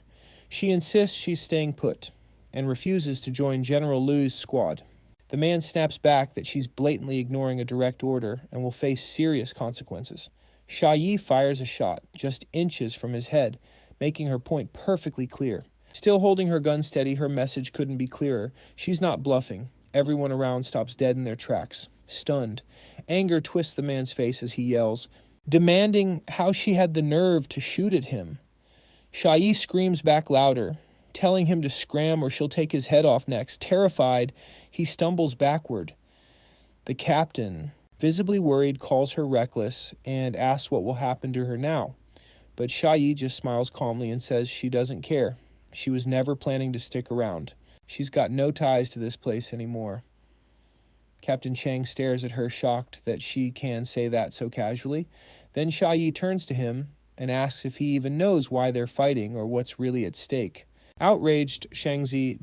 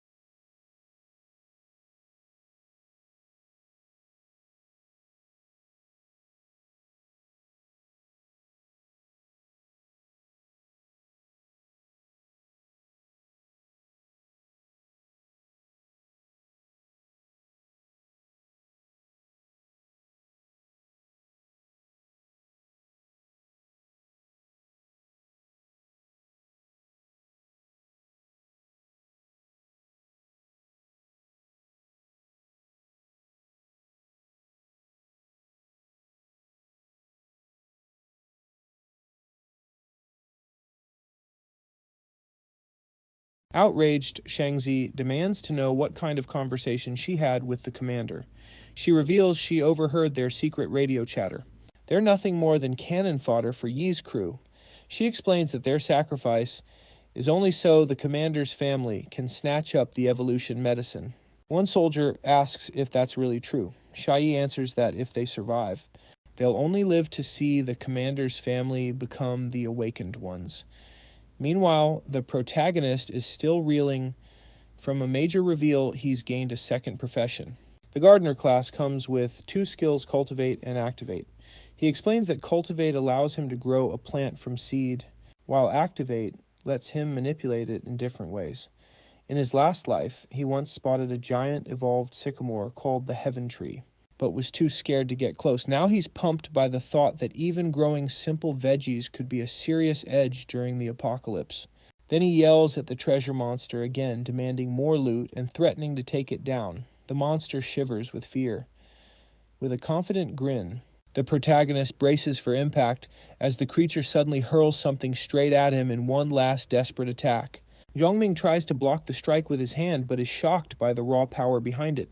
Twisting his body, he dodges just in time, and a huge explosion erupts on impact. Gasping for breath, he realizes the monster clearly wanted him dead. Through the smoke, a green elemental creature appears. His eyes narrow, trying to figure out what kind of beast this is. He notices it has no core, just a glowing green form dripping with acidic slime. The elemental lunges at him. Knowing he doesn't have enough info yet, Zhongming holds back from attacking. The treasure monster chuckles mockingly as Zhongming retreats, chased by the coreless green elemental. But the protagonist smirks, confident he's got one last trick. He decides to test a summoning scroll he just found. Crushing the scroll, he plunges his dagger into the water. The water roils violently as a water elemental rises beside him. It blasts a powerful jet of water straight at the green elemental. The strike knocks the green creature back, roaring in pain. The 2 elementals slam into each other with massive force. Zhongming knows the summoned ally won't last long. Maybe only a minute tops. He needs to finish this fast. Meanwhile, the treasure monster panics when it spots the boy charging. It spins to run, only to freeze when it sees CEO Li and his crew blocking escape. Li shouts that anything belonging to him stays covered up, then commands his men to take them both out. Zhongming ducks behind a pillar as bullets rip through the air. Gruffly, he curses himself for wasting time and letting those fools catch up. Surrounded by gunfire, he knows he has to risk everything. He leaps into the open, sprinting through the chaos. Soldiers scream as stray bullets fly. The protagonist charges at the treasure monster, grabbing it with a swift move. A grin spreads across his face, ready for what's next. He's finally got it down. Back in his previous life, hunting treasure monsters was pure chaos, bloody battles with a 60% chance he wouldn't make it out alive.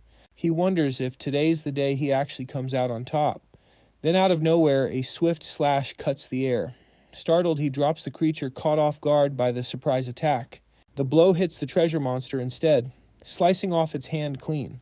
Shangming instantly realizes if he hadn't dodged, he'd be missing an arm right now. Through the smoke, 3 awakened fighters step forward, demanding he back off. But Becky holds his ground and quickly snags the pouch from the monster's grasp. One awakened fighter immediately lunges at him. He parries the strike with his dagger, but then another wielding a spear charges in for a follow-up attack. Shanming knows his injured arm puts him at a serious disadvantage. There's no way he can take on all 3 head-on, so he kicks the treasure monster's body away from the chaos. Everyone watches, stunned by the sheer power of his kick. CEO Li yells for Wang Ding to grab the treasure pouch as the creature hits the ground. Wang Ding arrives with his crew, smirking at the coincidence. One of them curses at Zhongming, telling the others to ignore the kid and focus on the pouch first. Wang Ding declares he'll take care of the rest, ordering his squad to move forward. They rush into the fray as the battle becomes even wilder. Zhongming stays low. Thinking the whole hunt is turning into a total mess, he'll just have to wait for the perfect moment to strike. The sun dips past the horizon. Meanwhile, Officer Xiaoyi and her captain take their positions, but the zombie ape uses a streetlight pole as a shield, blocking their bullets. Xiaoyu, shocked by its smarts, realizes it's using tactics. She pulls out the last special bullet the protagonist gave her, and suddenly, something familiar catches her eye. Through the smoke and flames, she spots Professor Pooh darting through the chaos. Xiao Yi's heart skips a beat. If the professor's here, then the protagonist can't be far behind. Without hesitation, she leaps off the building. The captain yells after her, asking if she's lost her mind. She lands safely and calls out for the professor. Moments later, Moy grabs her in a hug, asking what she's doing here and where everyone else is. Then the ground begins to shake. The professor's eyes widen in shock. From atop a nearby building, the chained prisoner emerges, a terrifying giant body wrapped in heavy chains. Every soldier goes silent, frozen with fear, staring up at the monster. Two of them share a nod, silently agreeing. They say they'll go after Leader Mo and jump off the building without hesitation. Before the captain can react, Officer Xiao Yi tells him to let them go. He quietly nods as footsteps draw closer. The man in the suit grows furious, searching for Moai to punish her defiance. She looks him dead in the eye and asks if he still doesn't get how intense the situation is. The captain shouts they need manpower, not punishment, and there's no time to waste. He declares he'll bring Moy back himself and jumps off the building as well. The ponytail girl and the man in the suit watch in disbelief. She feels a twinge of envy at their bravery, but knows she's just not like them. Meanwhile, the professor explains that the last time she saw the protagonist, he was charging straight for the monster. Moyu wonders if he could really handle something that huge. The professor insists they must rescue Liang Chuyin, who's in real danger. But Moy presses again, asking about the protagonist. So the professor explains he won't provoke the big monster, not directly, anyway. Moy nods in agreement to help save Liang Chuyin and tells the professor to lead the way. Somi calls out from afar, telling Leader Mo to wait. Mo turns surprised to see soldiers approaching. They say they finally understand how messy the world's become and that they'll follow her. The captain notes the rules have changed and maybe the soldiers are right. With a faint smile, Moy thinks a leader must be proud to have soldiers this loyal. She rests a hand on the professor's shoulder, saying their priority is to save their comrades first. One soldier asks who exactly they're going to rescue. Moy grins and answers simply, my idol. Elsewhere, Liang Shuyin is still surrounded, winded and wounded, but standing firm, whip in hand. She thinks to herself that killing isn't as hard as she expected. The leader of the men shouts that she's not escaping this time. He commands his men to shoot her legs, insisting she must be captured alive. They open fire, but the girl snaps her whip, deflecting the bullets effortlessly. With a quick flick, she lashes one man, pulling him close to use as a human shield. Suddenly, a voice calls her name from a distance. The men pause, caught off guard, and that's when the soldiers strike hard and fast, one delivering a solid kick. The leader screams, demanding to know who they are.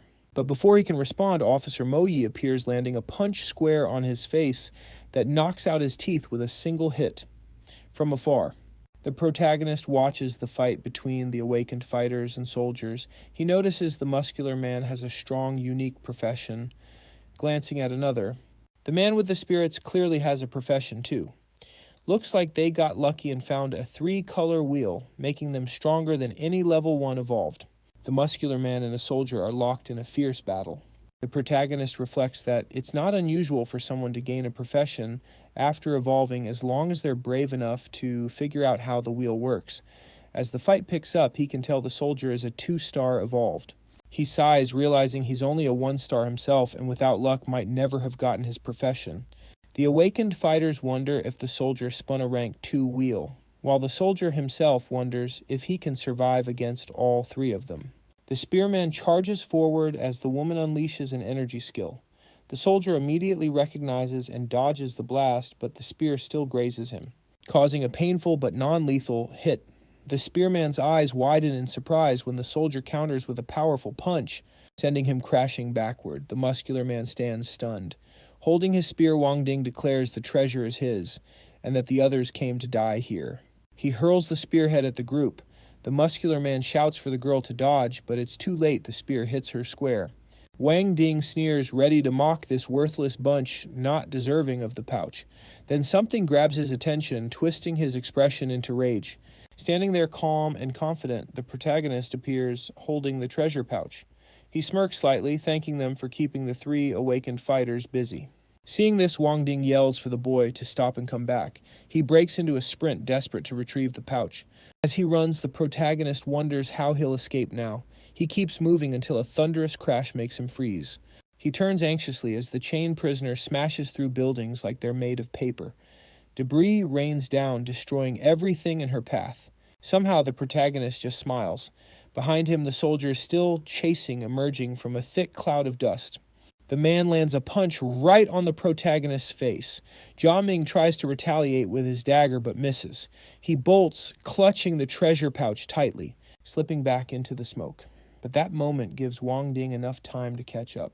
He thinks the kid's only a 1-star evolved. Yet if he had dodged, that hit could have really hurt. Then the soldier's body starts to transform. A skull tattoo glows on his chest. At that moment, the protagonist realizes how he became a 2-star. Evolved, he's a soul devourer of the Black Spirit. Meanwhile, chaos erupts across military lines. Gunfire rings out nonstop as soldiers keep shooting. Zombies and giant ants charge from all sides. One soldier is surrounded, another trapped, and an ant's acid spray melts armor instantly. Desperately, a voice shouts they can't hold out much longer. They're attacked from 4 directions. 2 communication lines are down, and even General Liu can't stop the monsters. He prepares to retreat. Leader Yi issues an order commanding everyone to push toward the left flank. The soldier warns that side is too dangerous, but Ye insists it's their only escape. He argues that as long as Wang Ding gets what they came for, any sacrifice will be worth it. The protagonist locks eyes with the soldier. He remembers hearing about something like this in his past life, a special black wheel card. Once activated, this ability lets the user consume a creature of the same rank to temporarily evolve to a higher level. For example, a 1-star evolved who devours a rank 1 beast upgrades to 2 stars. If a 2-star devours a rank 2 beast, they become 3 stars. But this skill can only be used once, and those who use it are rumored to die within 10 years. The soldier orders him to drop the pouch and promises freedom. Zhang Ming clenches his fist, feeling wounded pride for facing a 2-star evolved as a reborn survivor. He mutters that the soldier showing up was an unexpected roadblock that nearly wrecked his entire plan, but giving up isn't an option now. The soldier narrows his eyes, suspecting the boy might have some hidden scheme or trap. He tightens his grip, thinking true power leaves no room for tricks or tactics. Then the protagonist points off into the distance. The soldier turns his head and spots General Liu and his troops closing in fast. Zhang Ming points the other way, revealing 3 awakened fighters nearby, and tells Wang Ding he once admired him in his past life, but now feels nothing but disgust. The soldier argues the military deserves respect for protecting its honor even at the end of the world. Zhang Ming yells back that they've already lost that honor, their hearts poisoned by greed. The soldier shouts for him to shut up, but the protagonist flashes a sharp smirk, asking if he hit a nerve. Leader Yi's tanks and troops start moving in. Zhang Ming glares at the soldier, saying they're the strongest force in the city but have done nothing to help anyone. He calls out their hypocrisy. They kill zombies only to harvest their cores. Not to save people, soldiers are just cannon fodder, and you so-called evolved serve your masters. He looks over the wrecked city, stomps the ground hard, then bolts away. Weaving through the rubble, he yells a challenge, daring Wang Ding and the corrupted spirit commander to come claim the treasure themselves if they're man enough. Suddenly, items begin raining from the sky out of nowhere. The soldier freezes, stunned by what's unfolding. Even Leader Yi and the Awakened are caught off guard. One man gasps, impressed by how fast Yi is moving. Wang Ding lunges for one of the glowing golden orbs, but a whip cracks through the air, stopping him dead in his tracks. With a strong pull, Ling Chuyin yanks the orb toward herself. Officer Xiao Yi and others arrive moments later. Xie Yi leaps and snatches another orb midair. She kicks one across the ground to Professor Push, who braces herself and catches it. Then Mo Yi lands elegantly beside them. And for the first time, all the girls are each holding one of the golden orbs in their hands. One soldier notices there's still a single orb left on the ground, but Wang Ding sees him moving toward it. The soldier charges ready to grab the orb, but before he can, Wang Ding's strike sends him flying. The soldier crashes into a comrade, and the captain rushes to catch him before he hits the ground. When asked if he's okay, the soldier groans that Wang Ding's strength is unbelievable. Wang Ding lunges for the orb, but a sudden gunshot forces him to roll away. The bullet slams into the ground where he stood, grazing his arm. The orb rolls forward, landing between Leader Yi and Xiao Yi. Both reach out instinctively to grab it. The captain yells for Xiao Yi to back off, but Leader Yi darts forward anyway. Seeing his determination, Xiao Yi steps back from the fight. Before Yi can reach the orb, the spearman strikes with a powerful blow, knocking the leader off his feet. The awakened fighters cheer, claiming the orb is theirs. Meanwhile, the soldiers rush to their fallen commander. At the same time, the man in the suit coldly orders to open fire. One subordinate hesitates, asking who to shoot, and is slapped before being told, "Everyone." Officer Shay Yi is horrified by the brutal command. She remembers Mo Yi and Chang are still out there. She gets up and both men stare at her in disbelief. Everyone's attention shifts to the chained prisoner looming in the distance. The massive figure's steps shake the ground as it approaches, while the protagonist watches from afar with a faint, knowing smile. The chained titan glares down at the groups, and as it moves closer, Zhongming draws his gun and fires. The bullet strikes one of the chains wrapped around the creature's leg, but the hit barely leaves any mark. Leader Yi yells, asking if the boy lost his mind. The man in the suit assumes he's trying to bait the monster to bring everyone down with him. Jiaming fully knows that with his current power, he can't damage the creature directly. Still, the chained prisoner holds far greater value than any treasure monster. Those locks sealing its body are made of phantom gold, an incredibly rare and precious metal in the apocalypse, perfect for crafting tougher weapons or granting special abilities. He keeps shooting, targeting the exact same spot repeatedly. Finally, after one last shot, the chain breaks apart. The man in the suit yells for his troops to move in, but Leader Yi, perched on a high ridge, fires at one of them to hold them back. The man in the suit orders his soldiers to shoot Yi instead. Meanwhile, the two women hiding nearby whisper anxiously. Mo Yi suggests letting them battle it out and waiting for a chance to grab more treasure, but the professor worries about what the main guy is doing and if he'll make it. Zhongming faces the chained prisoner alone. The monster swings a massive wooden beam at him, but he dodges and leaps onto it, dagger ready. Climbing the weapon, he grips the monster's chain tightly. Dangling there, he reminds himself he needs that phantom gold. But the only arm free to cut is the one already hurt. He slashes at the chain with his dagger. A small crack appears, proof it's working. The monster growls confused, but Yongming keeps hacking relentlessly. The creature thrashes, trying to shake him off. Pain shoots through his right arm, and he realizes just how tough phantom gold really is. It might take forever to break even a tiny piece. He considers giving up after getting this far. Then another attack forces him to dodge again, and that's when he spots something, a small gap in the monster's weapon. He steadies himself, preparing for a finishing blow. Channeling his energy, he activates one of his new skills planning route. He channels power through his fingertip, and a tiny purple seed sinks into the chain. In seconds, it sprouts. Thick vines burst outward, covered in sharp violet thorns. The protagonist grins. He did it. It's an ancient carnivorous plant, a species usually found only in the bare wastelands beyond civilization. Using the chain for leverage, he swings up, then drops down, building momentum for a clean cut. With one precise slash, he severs the chain completely. The crowd watches stunned as the broken chain crashes down from above. A nearby soldier rushes in, ready to snatch the fallen piece. He figures whatever it is must be valuable. After all, the protagonist risked his life to claim it. Lang Shuyan panics, realizing the thing Yongming risked everything for is about to be stolen. The protagonist calls for his dog. A yellow pill instantly leaps over the soldier and grabs the chain. Before the man can react, all he does is stare, shocked. Zhongming lands hard after jumping off the monster. Seeing this, Lang Shuyan screams his name, terrified. The chained prisoner watches the scene, furious. Energy gathers around its horn, glowing bright green. With a deafening roar, it releases beams of energy in all directions. Lang Shuyin calls out to the main guy, but he yells back for her to run if she wants to survive. His eyes flicker, body shaking on the edge of collapse, and as he starts to black out, she screams his name again in despair. Desperate, she yells that he always acts like he wants people to hate him. Always distant, cold, and wonders why he has to be so arrogant just because he's a little stronger. Sometime later, inside a half-ruined building, everyone's gathered. The protagonist thinks that Lang Shuyin and the others must finally be at peace now. He notices Mo Yi talking with someone. That has to be Kaio, just like Professor Pugh mentioned. His gaze sweeps the room. According to the professor, the man in the suit with them is the cocky Yang Jin. Yellow Pill barks at him. Zhongming pats the dog's head and asks where the item is. The dog shows the chain fragment clenched in its teeth. Zhongming takes it, turning it over in his hand. That's when the man in the suit flatly says now that Zhang Ming's awake, it's time to talk payment. He asks if it's true that Wang Ding's group blocked their escape. The main character spots Mo Yi watching him closely. She cuts in explaining that Chung Long gave his life so they could escape.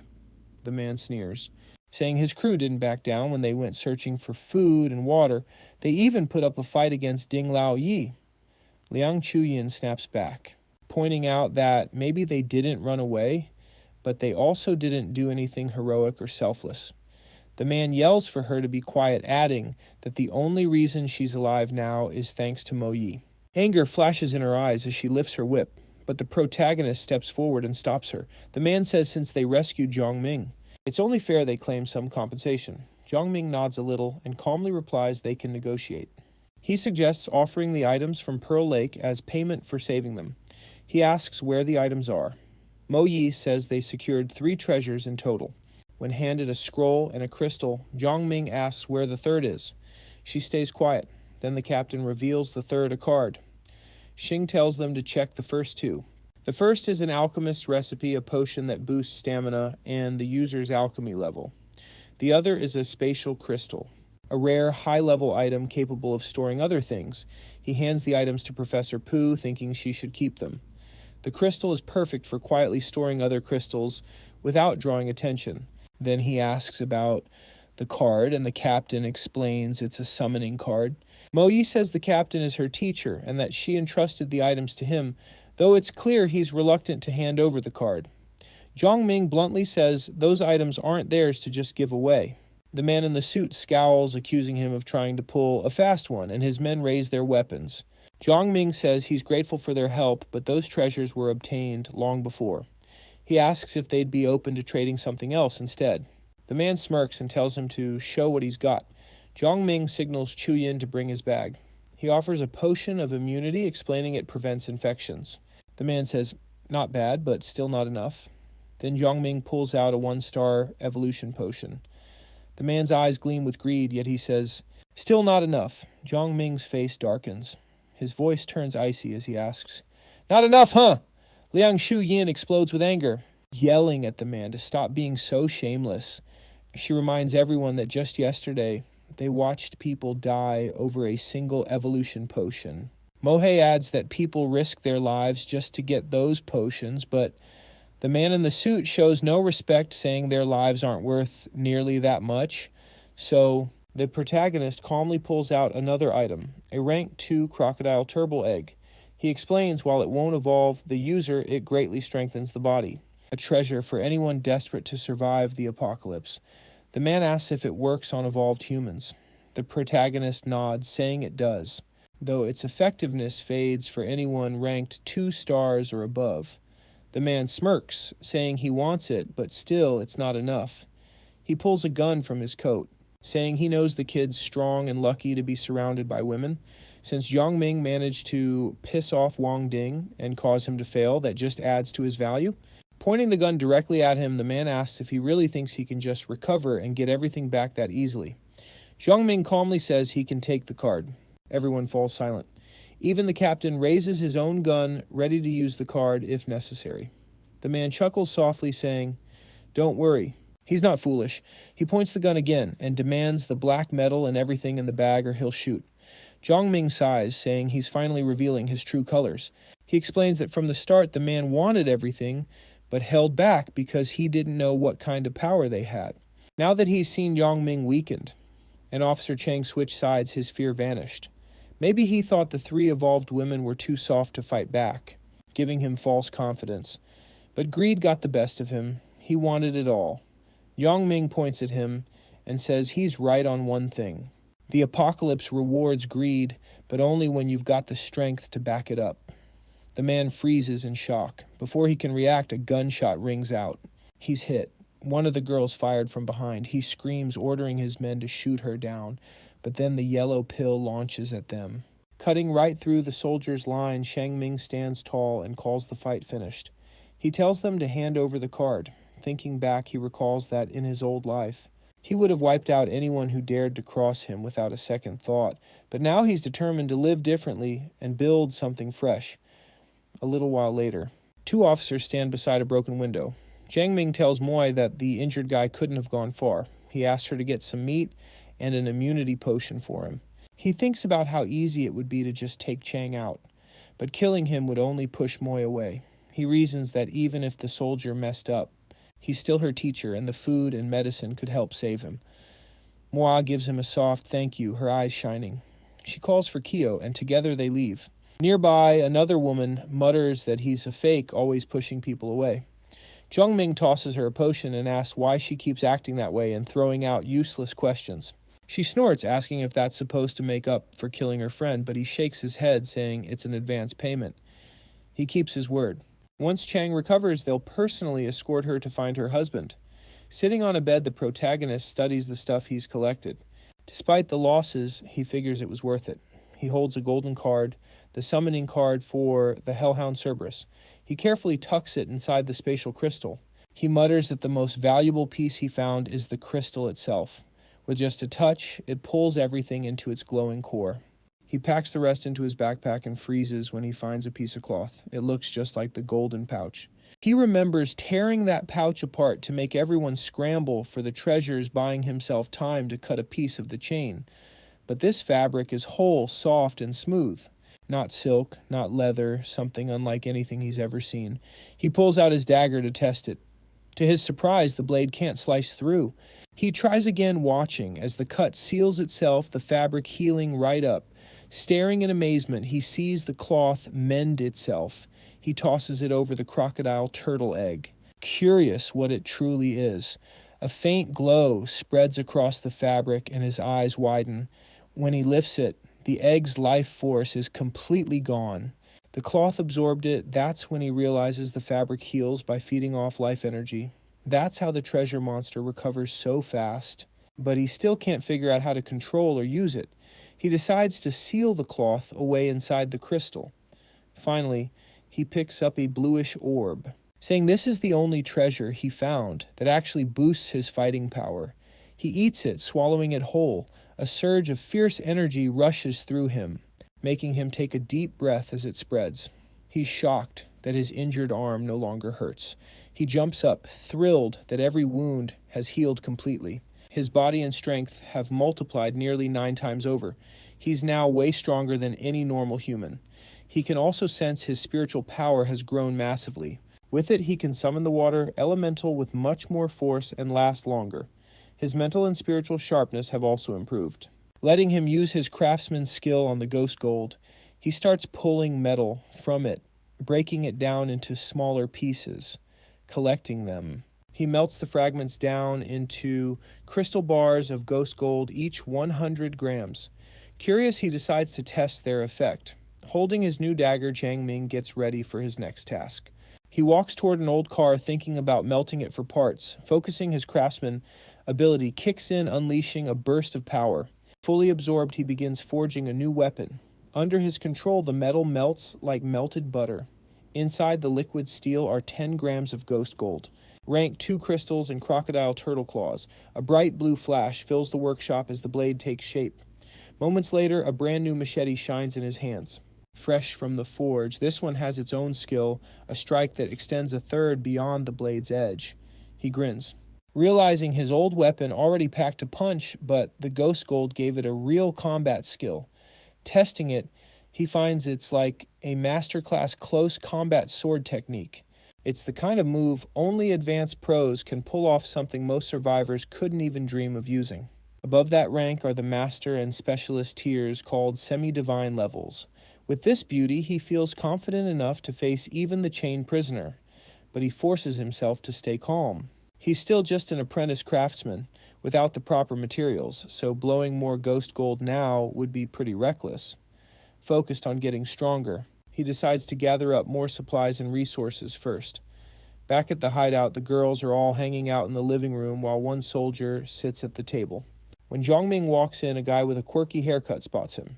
Shu perks up, eager to check out the new blade he forged. With a smirk, Jiang Ming says he'll show it off. But first he wants to see if this guy can actually take a hit. The soldier laughs, warning not to blame him if he ends up knocking out someone still nursing an injury. He steps forward, ready to throw down. He swings an elbow at Yongming, who effortlessly dodges to the side, leaving the man caught off guard. Before the soldier even realizes it, the edge of Yongming's machete is pressed right against his neck. Sweating, the soldier protests, saying their strength and speed aren't even comparable. Yongming tells him, fairness is a thing of the past. The strongs make the rules now. Even if this guy keeps evolving, he's just not on his level. The soldier refuses to accept that. So Yongming says he'll only have a shot once he's ready to fight to the death. Then he turns to Mo Yi asking for the map. After she hands it over, he points out their current spot and then the next destination. Mo Yi frowns, realizing it's not where her husband works, feeling like he's breaking his promise. Lang Shuyin comments that the place is way too far, but Yongming explains they can't take a car, it would attract zombies. He marks 2 other areas on the map, warning both will be tough to get through. Mo Yi wonders why they're heading to a hospital, especially one meant for recovering patients. He explains that hospitals during the apocalypse are always risky and they need to check it out. He has a reason, although he doesn't have solid proof to share yet. Motivated Lang Shuyin points out he's already proved himself right more times than they can count. They should trust his call. With the route planned, Yongming starts prepping for the trek. One of the girls groans, saying the detour will now double their travel time to over 15 hours. The protagonist reminds her that while he promised to take her to her husband, he won't gamble their lives just to keep that promise. She realizes the detour is really meant to boost their odds of making it out alive. Mohei asks if they're leaving right this minute, but Yongming shakes his head, saying not yet. They still have some unfinished business they need to get revenge for what happened. Meanwhile, at the X-family hotel, a spear-wielding man pounds on a door, yelling for Brother Deng. Inside, Deng is busy bandaging the red-haired girl's arm. A gray-haired guy walks in carrying a bag with 35 crystals he managed to snag, smoking a cigarette. Deng asks how many they've collected in total. The spear-wielding man replies around 300, and the muscular guy grumbles about wasting 260 crystals last time. The gray-haired man sighs, admitting he didn't realize the cost increased with every spin. The girl chimes in saying there's no point in arguing they were lucky enough to find that wheel at all. The gray-haired man praises her luck, reminding everyone she pulled 3 evolution potions and a skill scroll in just 5 spins. With a weird look, Deng agrees, yeah, she's seriously lucky. Suddenly glass shatters. The protagonist's dagger crashes through the window, the sound ringing out across the room. Yongming appears, holding the red-haired girl by the neck, a blade pressed against her throat. Fang freezes when he recognizes him.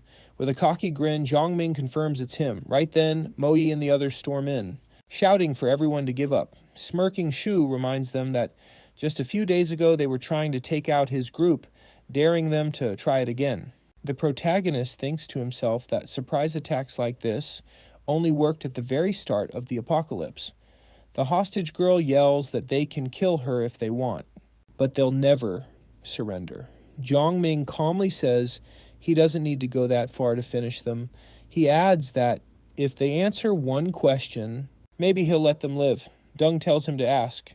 With a cold glare, Yongming demands the location of the colored wheel. Deng stays silent. Yongming's patience wears thin. He presses the knife deeper, drawing a thin line of blood on the girl's neck. Panicking, Deng blurts out that the wheel is at the Longan family garden, building room 83-1107, and even offers to lead the way. Deng realizes that if he hadn't spoken up, Yongming would have really ended the girl right then and there. Sometime later, they arrive at the sprawling complex where the wheel is supposed to be located. The group moves cautiously across the courtyard, bracing themselves for whatever might be waiting.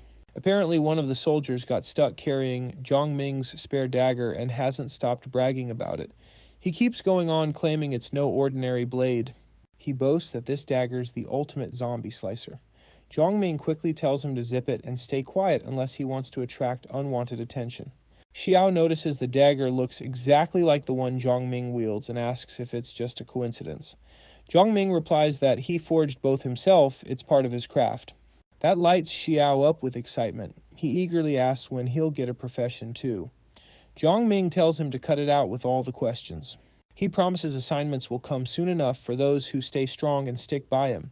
Shu pauses to think, then nods, saying he'll follow Leader Mo's lead. Yongming smirks, feeling that's a pretty normal response. If the guy had pledged loyalty just for power, he'd have kicked him to the curb. They stop at apartment 11. 7, and prepare to breach. One soldier kicks the door open and charges inside weapon ready. They find the colored wheel right where Deng said it would be. Zhongming steps forward to inspect it carefully, realizing he'll need to hang around here for a bit to work on it. Meanwhile, on a deserted street, a few zombies shuffle aimlessly. Suddenly, a cell phone on a crate starts ringing, drawing the zombies closer, with curiosity and hunger. Then boom, a huge explosion wipes out every zombie nearby. With the area clear, Zhongming grins and announces it's his partner's turn to shine. A thick cloud of smoke rolls down the street. One soldier asks when Zhongming even learned to handle bombs or set off detonations remotely. Zhongming just tells him to pipe down. Grinning, the soldier nods and charges at the remaining zombies, slicing through the undead effortlessly with his new dagger, dropping them one after another. It looks like Liang Chuyin's team is done too. They probably gathered close to 200 crystals. Zhongming tells Shu to go help her, while he checks out some other spots himself. He remembers the colored wheel needs more crystals with each spin, and they already failed with 200. According to his calculations, they'll need about 850 crystals to pull it off next time. There's no time to slowly farm crystals, so he decides to hunt down rank 2 zombies instead.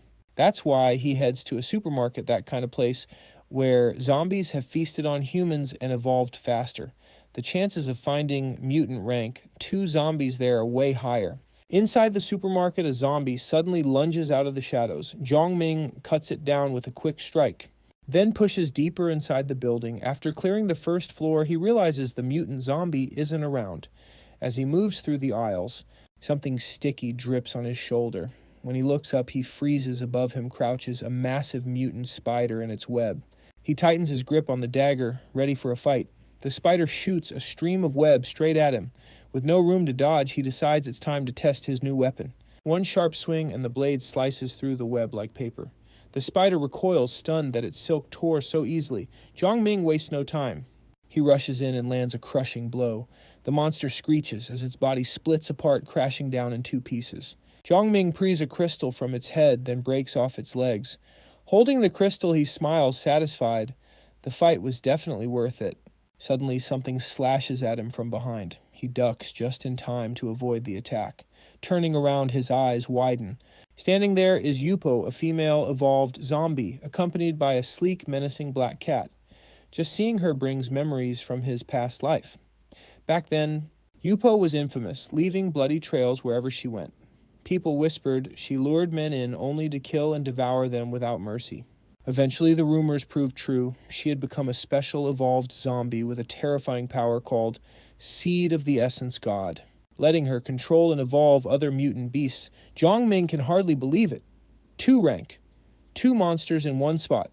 Yupo stares daggers at him, her eyes sharp and hostile as she strokes her pet's fur. He remembers her fate clearly in his past life. Yupo reached rank 9 riding a snow serpent across the wastelands.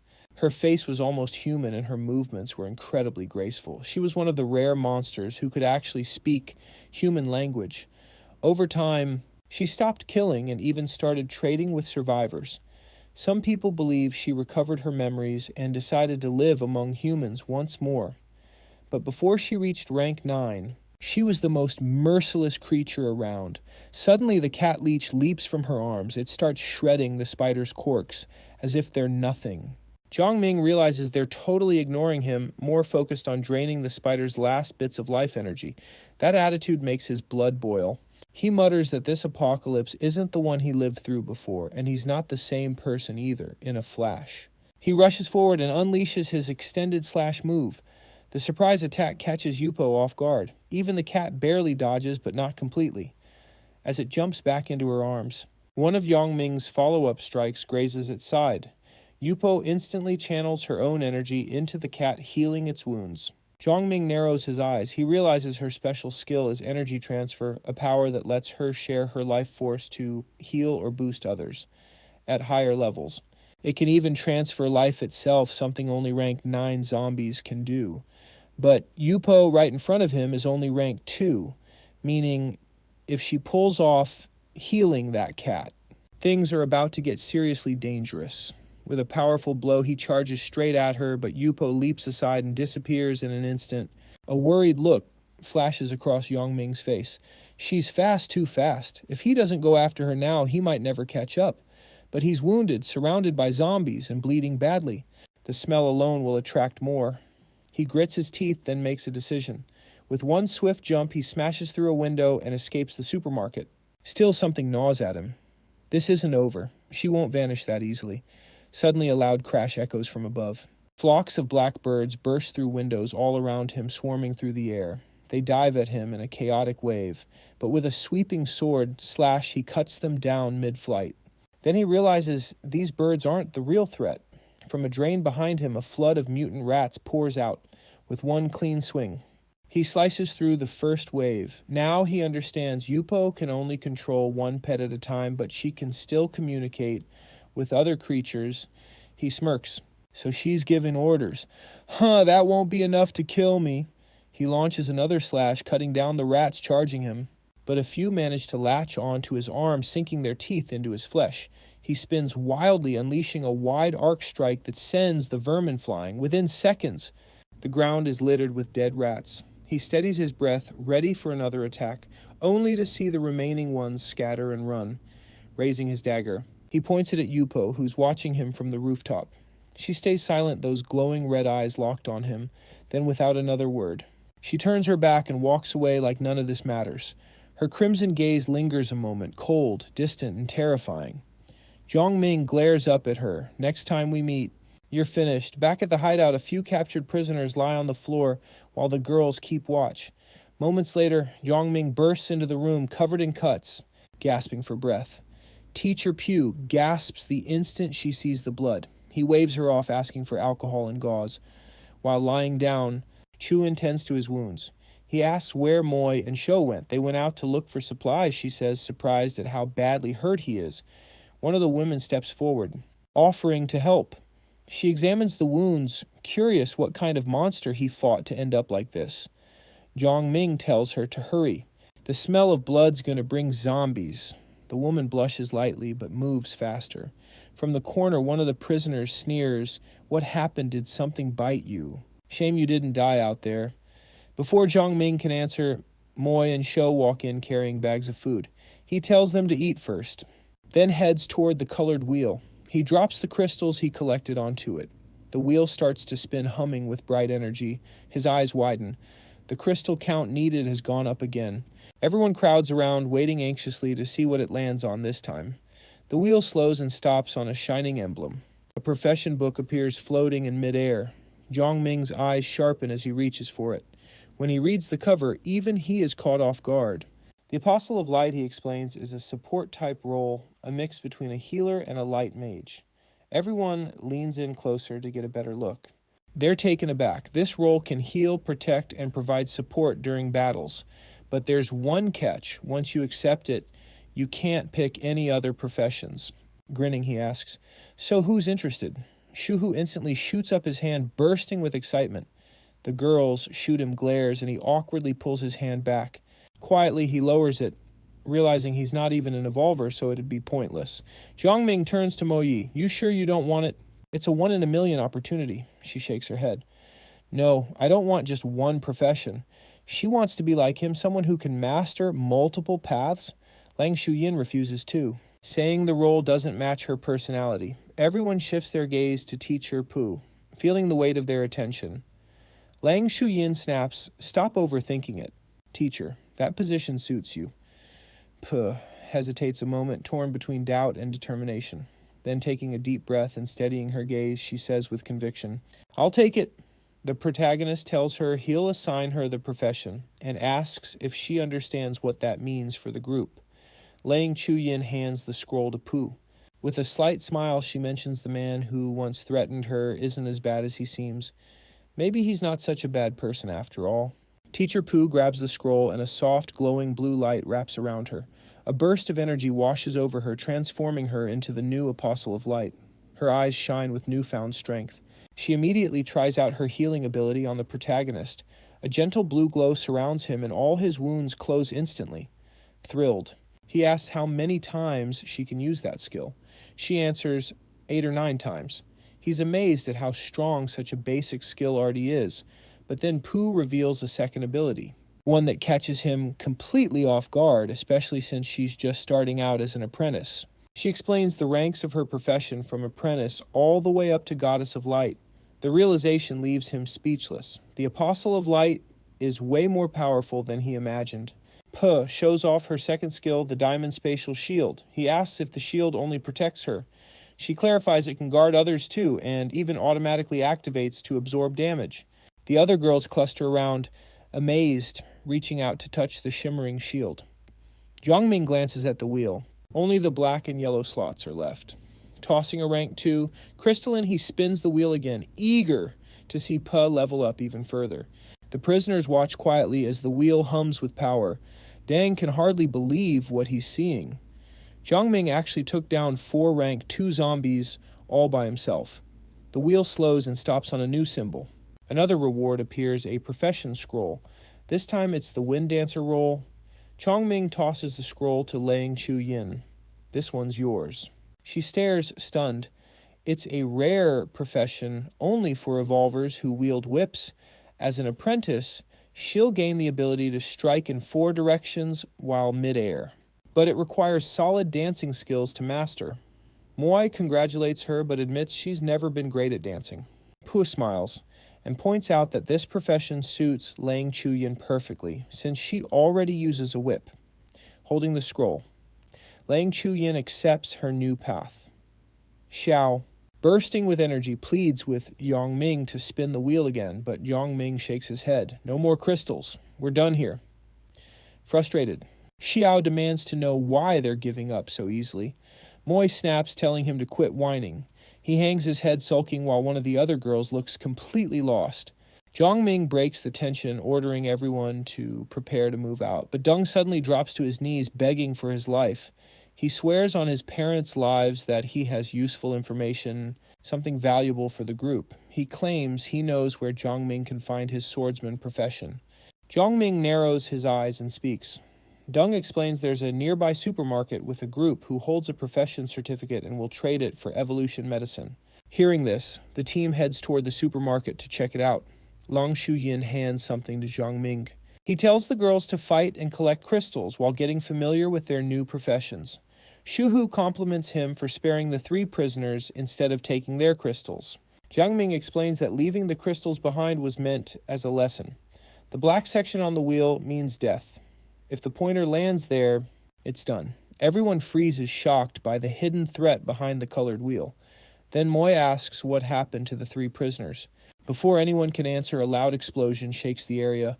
The blast leaves everyone stunned. Jiangming sighs, thinking, next time H wastes hundreds of crystals just to teach a lesson. I would have just killed them on the spot. A girl starts to argue, but he cuts her off. He explains he only spared the prisoners because they surrendered and because he was strong enough to do so. He reminds everyone, those same men attacked them first, completely unprovoked, and even tried to kill them. If you think I'm cruel, he says with a chill voice, you're blinded by your own sympathy. The group falls silent, letting his words sink in. He warns that misplaced kindness could one day lead to a disaster they'll never recover from. Pointing to the ground, he adds, on that day, I'll end up just like whatever that thing is that you're staring at. They all look down at the lifeless creature stretched out before them. The group grows quiet, reflecting on what he said. He explains that in this apocalypse, pity is useless. Those 3 prisoners hated them, which made them a real threat. They simply couldn't be allowed to live. Meanwhile, in another part of town, inside a hotel room, a man wearing only his underwear grabs a bottle of water. He takes a sip, then casually hands the rest to a trembling girl nearby. She looks terrified, her skin covered in scratches and bruises. He tells her the rest is hers. Desperate, she gulps down the water, shaking. The man pulls on his shirt and starts to leave when someone shouts from outside the door, calling him father. The voice says, a group of armed strangers just arrived and want to spin the wheel. He opens the door and asks how many are there and if they're carrying weapons. The messenger replies, 6 people, 4 women, 2 men, and yes, they're armed. The man smirks. Sounds like a strong team. He orders his bald subordinate to gather everyone right away and move out. The bald man nods and heads for the door, but before leaving, he looks back at the girl sitting on the bed, still wrapped in the sheets. With a nasty grin, he holds up a fresh water bottle. "You can have all this," he says, "if you move fast." The girl says nothing but glares at him with pure disgust. Outside in the courtyard, Zhongming's group finally meets the bald man and his crew. Their scout confirms the prisoners told the truth. The wheel actually exists. The bald man crosses his arms and asks if they know the rules for spinning it. Zhongming replies, 1 crystal per spin right. Then he tosses over a sack of crystals. "We'll spin it 10 times. The bald man grabs the sack, eyes narrowing suspiciously, then raises his hand to signal his team. Jing turns to Xia, who's eager to try his luck this time. The bald man quietly orders his men to keep their weapons ready. Grinning, Shilhu grabs the wheel and spins it with excitement. When it stops, he cheers. 4 bottles of evolution medicine. He immediately asks if he can keep one, but before anyone can react. The bald man and his crew surround them, guns drawn. He snarls, "Drop the items and walk away or you all die here." Zhongming sighs, unfazed. "I knew this was coming. My group could use a warm-up anyway." At his signal, the team charges forward. The bald man's crew never stood a chance. Their speed and power are overwhelming. Within seconds, the fight's over. The courtyard is quiet again. Zhongming orders the group to move toward the supermarket. One of the girls nervously asks what they'll do if the next people they meet are just as greedy. With a sly grin, he says, "Then we'll just finish the trade by force." They arrive at the Yingming supermarket. Cho turns to him. What's next? Zhongming tells him to take the evolution medicine, get used to it, and clear the area with the others. He'll check the inside alone. The group immediately protests, worried it's too risky, but he reassures them most people here probably aren't evolvers. And if things go south, he's fast enough to escape. Lang Chuyin insists he take a yellow pill for backup, and he agrees. The two split from the group and begin their scouting mission. Meanwhile, from a nearby rooftop, Yupo's black cat watches their approach. As Zhongming steadies himself at the entrance, he hears voices coming from inside. What he picks up makes his eyes narrow. Something's off. Suddenly, a black cat leaps out of the shadows, lunging straight at him. The yellow pill jumps forward, intercepting the attack midair. The two beasts clash, claws flashing. Teeth bared, a wild clash fueled purely by instinct. Jinming instantly recognizes the attacker. It's his own cat. He tightens his grip on his sword and braces for the fight. Outside the grocery store, Yupo waits patiently, her crimson eyes shining brightly. Zhongming frowns. No matter where he goes, she's always lurking nearby. He decides it's time to end this once and for all. Right now, she's not alone. Standing beside her is a towering, silent bone demon. He shoots a glare at her and says, "So you're really a smart zombie, huh? You get me when I say I'm going to take you down." Without hesitation, both launch themselves forward, the air shaking from their power. Yupo's eyes narrow, ready to strike. Zhongming quickly shifts his stance, switches his grip, and swings his blade through the air, preparing to counterattack. Suddenly, the bone demon jumps forward to shield its master. A blinding beam blasts from its eyes, slicing straight through the air, aimed right at Zhongming. He flinches in surprise, but manages to dodge at the last possible second, leaping to the side as the scorching blast zooms past. He hits the ground hard, but stays on his feet, grateful to have avoided it.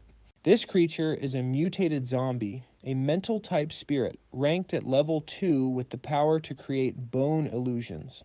At this rank, it's mostly limited to firing its so-called burning laser. Zhongming charges in, swinging his sword in a smooth arc. His blade cuts clean through both of the demon's hands, and with a final strike, he yells for the beast to die. But before he can relax, Yupo appears behind him in a flash, striking without hesitation. He quickly spins, using the demon's body as leverage to block her hit. Then she activates her power. Glowing purple rings spiral around him, freezing him midair. He grits his teeth, summoning every ounce of strength, and breaks free, kicking both attackers away at once. Her ability directly assaults the target's mind and life energy. He's stunned. How does a rank 2 zombie already have 3 innate powers? Yupo suddenly turns and bolts.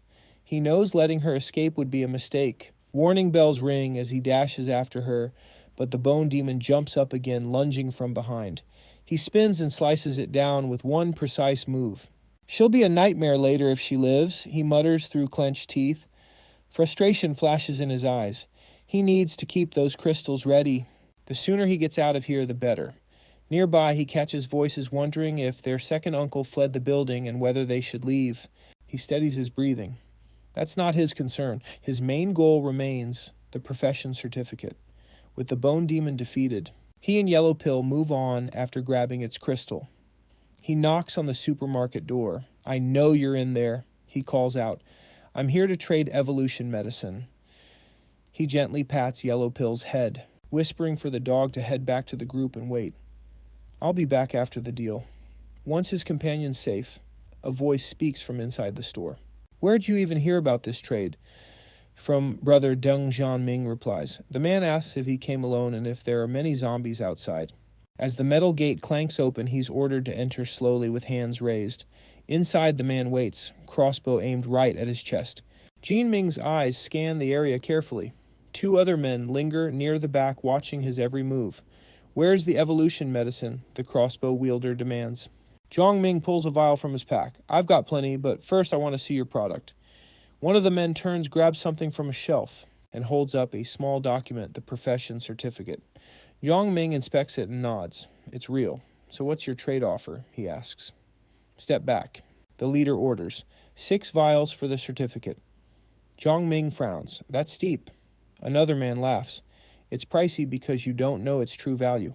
Jiangming calmly counters with an offer of 2 vials. They argue.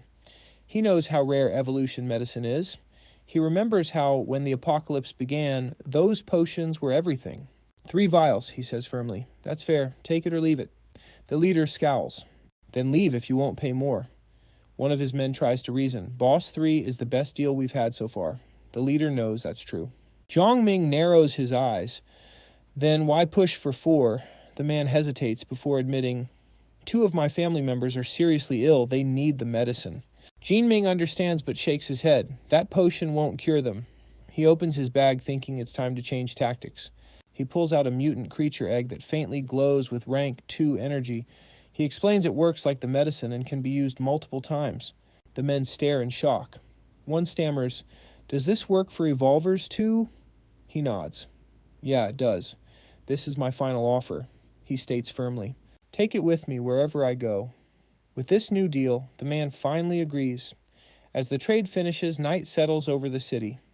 Before departing, the hero warns him that the area is no longer safe and urges him to leave quickly. The man nods gratefully, thanking him for both the help and the warning. Jiangming then asks where they found the profession certificate, knowing these guys aren't strong enough to have earned it themselves. The man says he found it where 2 monsters were fighting, tucked away inside a monster's nest. Jiangming thanks him and leaves with his new item.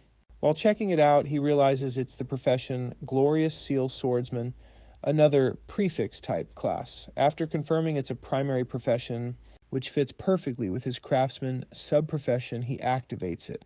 Eyes sharp, he gets ready to unlock its power, sword in hand. He tests its strength by flicking a finger and igniting a small flame at his fingertip, drawing a fiery symbol in the air. He merges the flame into his blade. The dagger's edge glows hot, brimming with heat and spiritual energy. He swings, and the fiery blade slams into the ground, exploding in a blast that sends waves of flame outward. He steps back impressed. The power matches about half of what he wielded in his past life. Back then he reached 6-star evolution. Now he's just at 1. But the Glorious Seal Swordsman is a fusion of 2 master-level professions. His weapon now has a seal etched across the blade. Seal masters channel spiritual energy to boost their techniques. This profession has 2 main elements. The first seal is fire, setting every strike ablaze. The second is Blue Sea Break, a sword technique he mastered long ago. It's powerful but draining, so he rarely uses it. He figures with his current strength, combining both techniques means he can only perform Blue Sea Break twice before collapsing. Still, a stronger sword means a stronger seal. Plus, as a craftsman, he can keep forging weapons to push his limits further. He decides it's time to meet with Lang Chu-yin and upgrade his blade. Then suddenly a bark pierces the night. He freezes. Yellow Pill. Could the dog be in trouble? Though the night looks peaceful, trouble's already unfolding. Bo Yi and the rest are under attack. Pooh's protective shields shatter as she struggles to defend her partner. Both women face Wang Ding wielding twin daggers. He sneers, mocking them, asking how many more times their teacher can heal or shield her friend, and adds that once she's out of energy, the dagger will be his. Nearby, Shu lies on the ground cursing Wang Ding for trying to steal his blade. Meanwhile, Lang Chuyin fights leader Yi Her Whip, cracking against his knives in a deadly rhythm. Yellow Pill is surrounded by armed soldiers and tension ramps up. Shou Hu is down and the team's trapped. Moi confronts Wang Ding head-on as he charges at her. She blocks his strike with precise timing, but he keeps attacking relentlessly. Her life is saved just in time when Pu casts another shield, although Wang Ding tears through it easily. He slashes again, forcing Pu to summon her diamond space barrier to protect Moi once more. But Pu's mind is burning out. Too many shields, too many heals. As Moi parries blow after blow, she can't help but think, where the heck is Zhongming? Wang Ding laughs, declaring the sword is going to be his. Everything looks lost until a voice cuts through the chaos. You're celebrating way too early. Wang Ding freezes, a flicker of flame lighting up his eyes. From the shadows, Zhongming steps forward, his sword blazing with fire. Bo Yi gasps. She didn't even sense him coming. Leader Yi and his crew watch in shock as the fiery glow fills the night.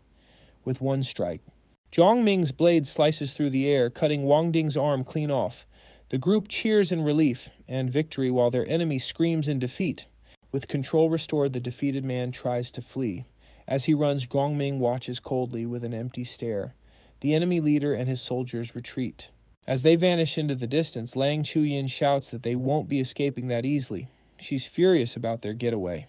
Zhongming urges everyone to move out fast. He's clearly wiped out. Lang Chuyin asks what's wrong, and he admits the last hit drained every ounce of his strength. As they retreat, Mo Yi takes charge. Pu keeps yelling about a pill, and Sha moves to help Lang Chuyin. By morning, sunlight filters over the ruined city. Zombies shuffle through the deserted streets. Up on a rooftop, the group rests, recovering from the fight. Cut to some training scenes with Mo Yu, bragging about his skills, but she tells him to zip it and reminds him she's holding back. Finally, the hero wakes up. He stands asking where he is. The group brightens, seeing him awake.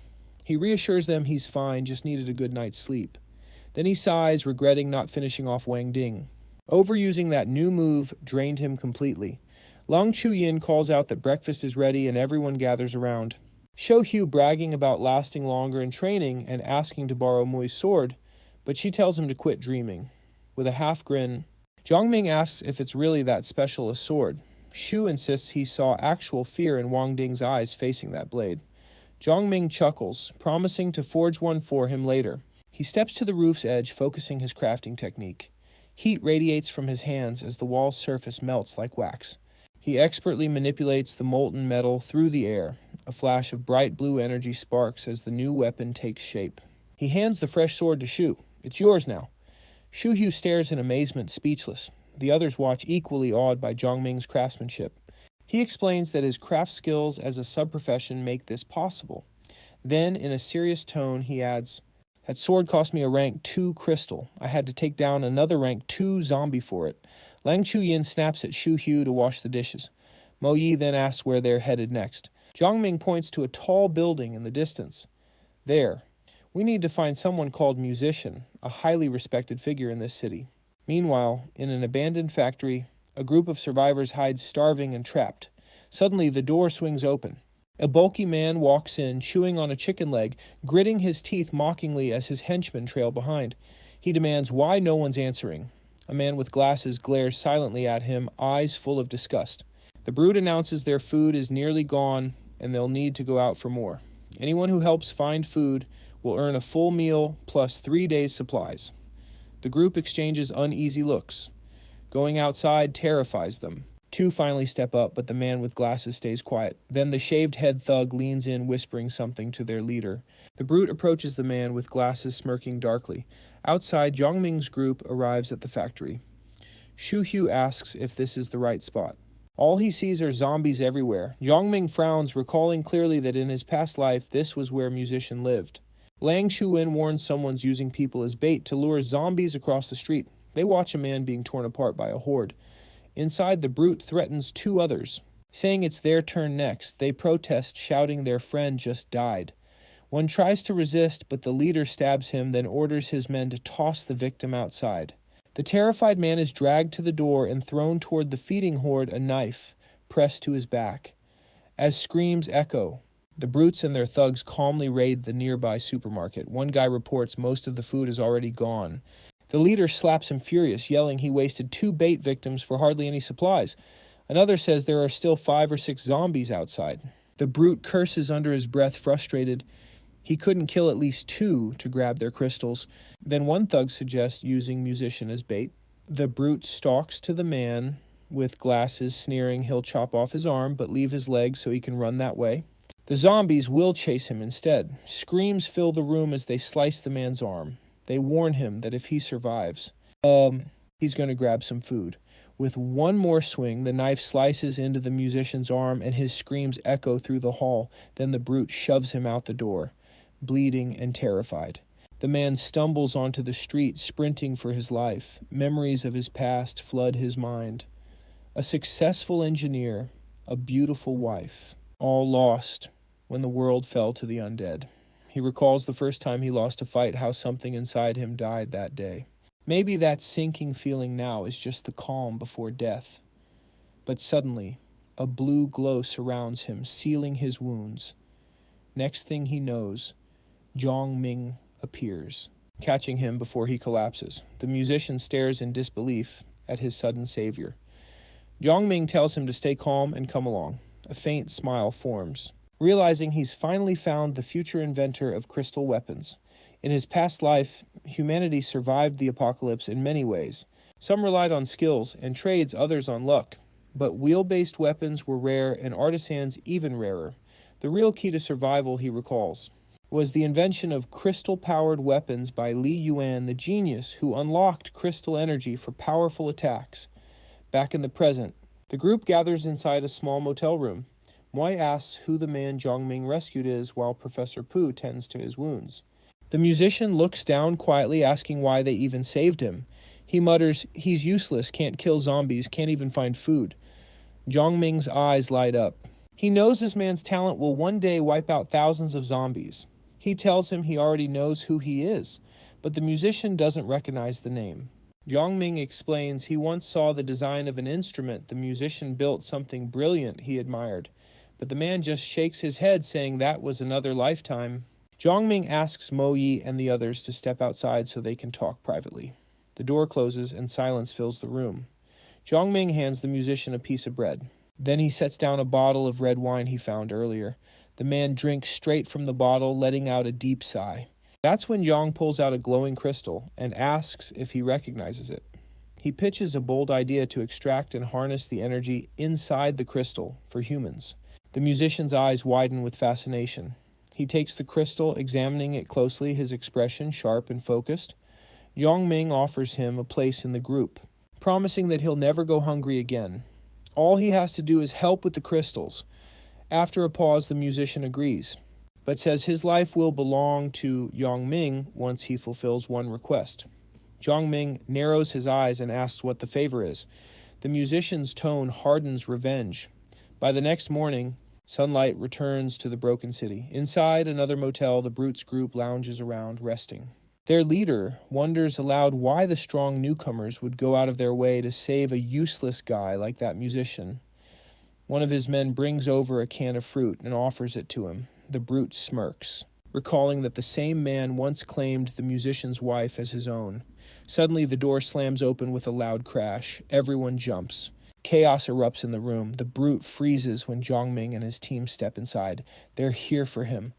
Zhong Ming looks at the musician and says, "These are the ones." The musician nods, trembling but determined. Zhong Ming steps forward, calm and deliberate. The men panic. He grabs one guy by the shoulder, lifts him up effortlessly, and hurls him across the room. The man crashes into the wall, groaning in pain. Zhong Ming glances at the musician. "He's yours now. Do what you will." The musician's face hardens. He approaches the broken man, hatred burning in his eyes. Clenching a brick in his blood-stained hand, he prepares to exact his revenge. He smashes the guy's head brutally.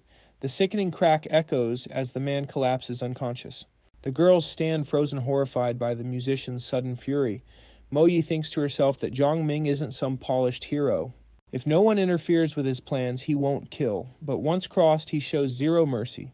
She wonders who this musician truly is, and why Zhong Ming treats him with such rare respect.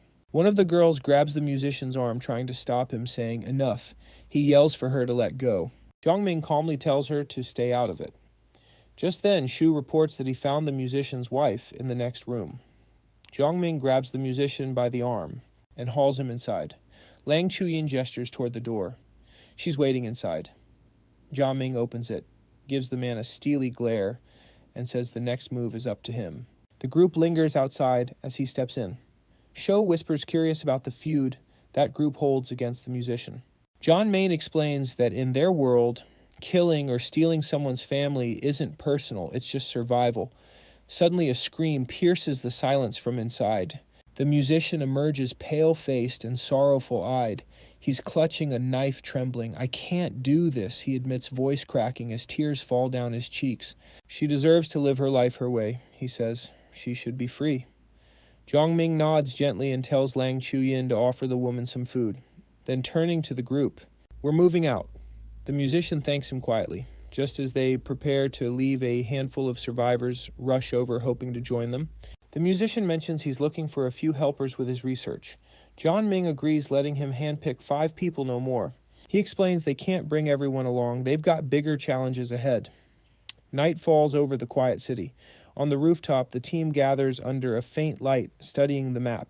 Jiangming points to their current spot, then to a location further ahead. He says they're close to their next target, and after that, they'll hunt for the missing husband. It's a wild boar farm. Shu lights up at the thought of fresh pork, but Jiangming immediately cuts him off. "We're not here for a meal," he says. "We're after rank 2 crystals." Lang Chuyin grins confidently, adding that with everyone's help, taking down a rank 2 beast should be a breeze. After all, Jiangming has done it before. But Jiangming corrects her. It wasn't just one beast. It was a pack of 50 or more. Everyone stares, shocked. Meanwhile, somewhere else, a man drags another across a filthy floor. He curses the nasty taste of cheap liquor and tosses the empty bottle aside. Then he throws the beaten man into a pen. "Eat, you filthy beasts," he hollers, laughing, as the wild boars tear into their prey.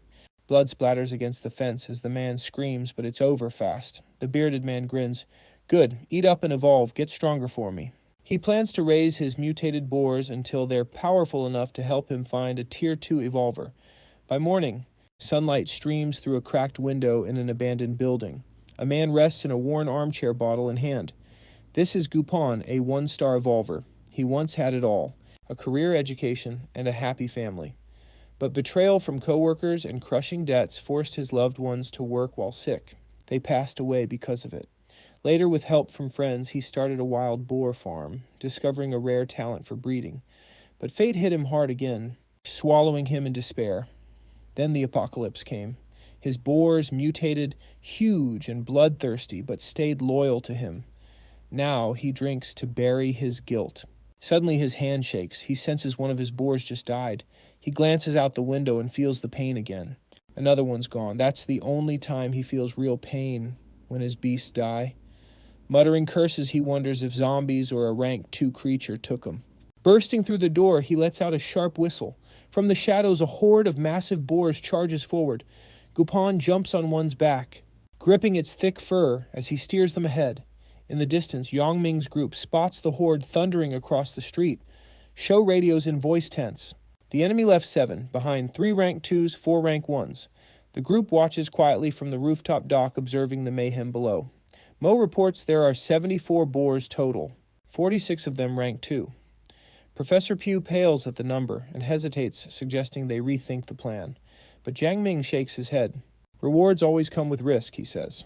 He hands the musician a radio and assigns roles. They'll serve as lookouts and keep communication open. He tells Axio to stay back, protecting the musician and the rest. Professor Pugh is tasked with locating Liang Chuyin and the yellow pill. Mo's job is to hunt down the rank 1 boars she finds and then meet up with Shou Hu for the plan's next phase. Zhang Ming says he'll take care of the 7 leftover boars himself. Then in a calm yet commanding tone, he reminds everyone they need to move faster than their foes or they'll risk dying. "Come find out yourself." Furious, Gupon orders his beast to attack. He demands to know who this kid is and who sent him. Over the radio. Later, Dupin was ambushed and killed by 2 other high-level specialists. A book was even written about his life afterward. It's the tale of the Boar King, who rose from the same city as Zhang Ming himself. Spotting one of the beasts, Zhang Ming slams his foot hard into the ground and charges forward. With one solid, powerful swing, he slices off the creature's head. He knows he'll need a ton of rank 2 crystals to evolve, and this is the only place where he can find so many beasts all together. Still, the thought nags at him to reach that goal, he might have to take down the future Mangstar expert himself. These boars feed on human blood to grow stronger. In this apocalypse, there are no innocents, only those tough enough to survive. Meanwhile, Mo Yi races toward her target, but suddenly, a pack of mutant boars charges wildly at her. She skids to a stop, raises her weapon, and fires. Bullets slam into the rushing beasts. One manages to survive and charge again. Bo meets it head-on, slashing it down like it's nothing with her dagger. When the dust settles, 10 bodies lie scattered around her. She reports over the radio that her mission is complete and she'll reach the second point in 2 minutes. Across the city, 2 boars are feeding in a back alley. One snorts loudly. Lang Chu-yin creeps closer, silent and ready. The first boar charges, but she rolls her body smoothly, pulling off her 4-direction dance technique. A whip of green energy snaps through the air, striking the beast right on target. The second boar lunges at her, but before it lands a hit, a glowing barrier suddenly flares to life, knocking the creature down unconscious. Lang Chu-yin grins. Pew has arrived just in time. Pooh shouts a warning, panic clear in her voice. Behind you, a third boar leaps out from behind. Lang Chu-yin swings her whip, hooking onto a nearby building, and launches herself into the air. The beast's tusks barely brush her boots as she flips over it. While airborne, she pulls out her pistol and fires 3 sharp shots. Every bullet hits dead center. The beast collapses motionless. She lands confidently as dust swirls around her boots. P radios in that their mission is complete, and both move on to Phase 2. Elsewhere, Xiao Hu sits astride his motorcycle, a cigarette dangling from his lips. From afar, he spots Gupan leading his army of boars straight toward him. Gupan rides at the front, eyes burning with rage. He narrows his gaze at Xiao. The boy smirks and says, "You want to know who I am? Come see for yourself." Gupan, furious, commands his beast to attack and demands to know who this kid is and who sent him. Over the radio, Shu reports that his mission is complete and that he's moving on to Phase 2. Zhang Ming confirms, saying he's also on his way. "Everyone get ready," he says. Over the radio, "We're taking down the Boar King inside an abandoned building." Lang Chu-yin looks amazed. She can't believe how fast Zhang Ming wrapped up his part. Pooh teases her with a smirk. "He's not that strong. You're just head over heels for him." Lang Chu-yin bristles. "You're one to talk. You were thinking about him too."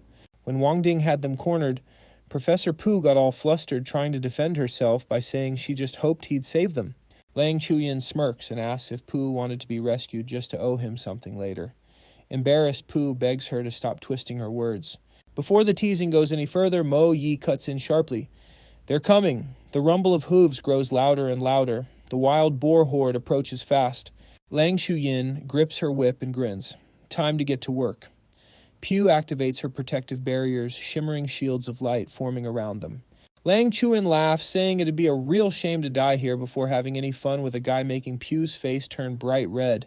Down below, Gupan rages. More than 20 of his beasts lie dead. His fury burns hot as he searches for Cho, vowing to tear him apart piece by piece. With a furious glare, he charges forward, leading his horde himself. Suddenly, a burst of gunfire rains down, tearing through his front line. He snarls, realizing it's an ambush, and drives his beasts faster. Another wave of bullets rips through the horde, leaving more of them dead. Looking up, Gupan spots Mo Yi on a rooftop, weapon in hand. "Kill her!" he roars, pointing furiously. Lang Chu-yin leaps down from above her whip, crackling with green light. She spins midair. Unleashing her 4-direction dance, her energy whips crack through the battlefield, slicing effortlessly through several boars at once. She lands right in the heart of the chaos, while Mo Yi covers her from above. "Go," Mo Yi yells. "I've got your back." Lei Chu-yin nods, swings her whip upward, hooks it onto a window frame, and swings herself up just as the beasts slam into the building. Mo Yi reaches out from a nearby window, pulling her inside, catching her breath. Lei Chu-yin groans, saying she's wiped out. Pooh quickly spots blood seeping through her sleeve. Mo Yi mentions she's already out of special ammo. Mission accomplished. We're pulling back. Before they can budge, the door bursts inward with a thunderous crash. Gupan storms in shouting, "No one leaves alive today." He snarls threats about capturing, torturing, and feeding them to his beasts, but then a shadow drops behind him. Jia Ming. The girls' faces light up with relief. Gupan spins around, startled, trying to figure out who this stranger is. Before he can react, Zhang Ming plants a powerful kick, launching him flying straight through a window. Glass shatters everywhere. Gupan crashes down in the middle of his own horde. The fire blazing in Zhang Ming's eyes flares up again.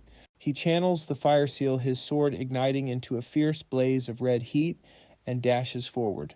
The ground trembles as his attack unleashes a fiery torrent sweeping through the entire field.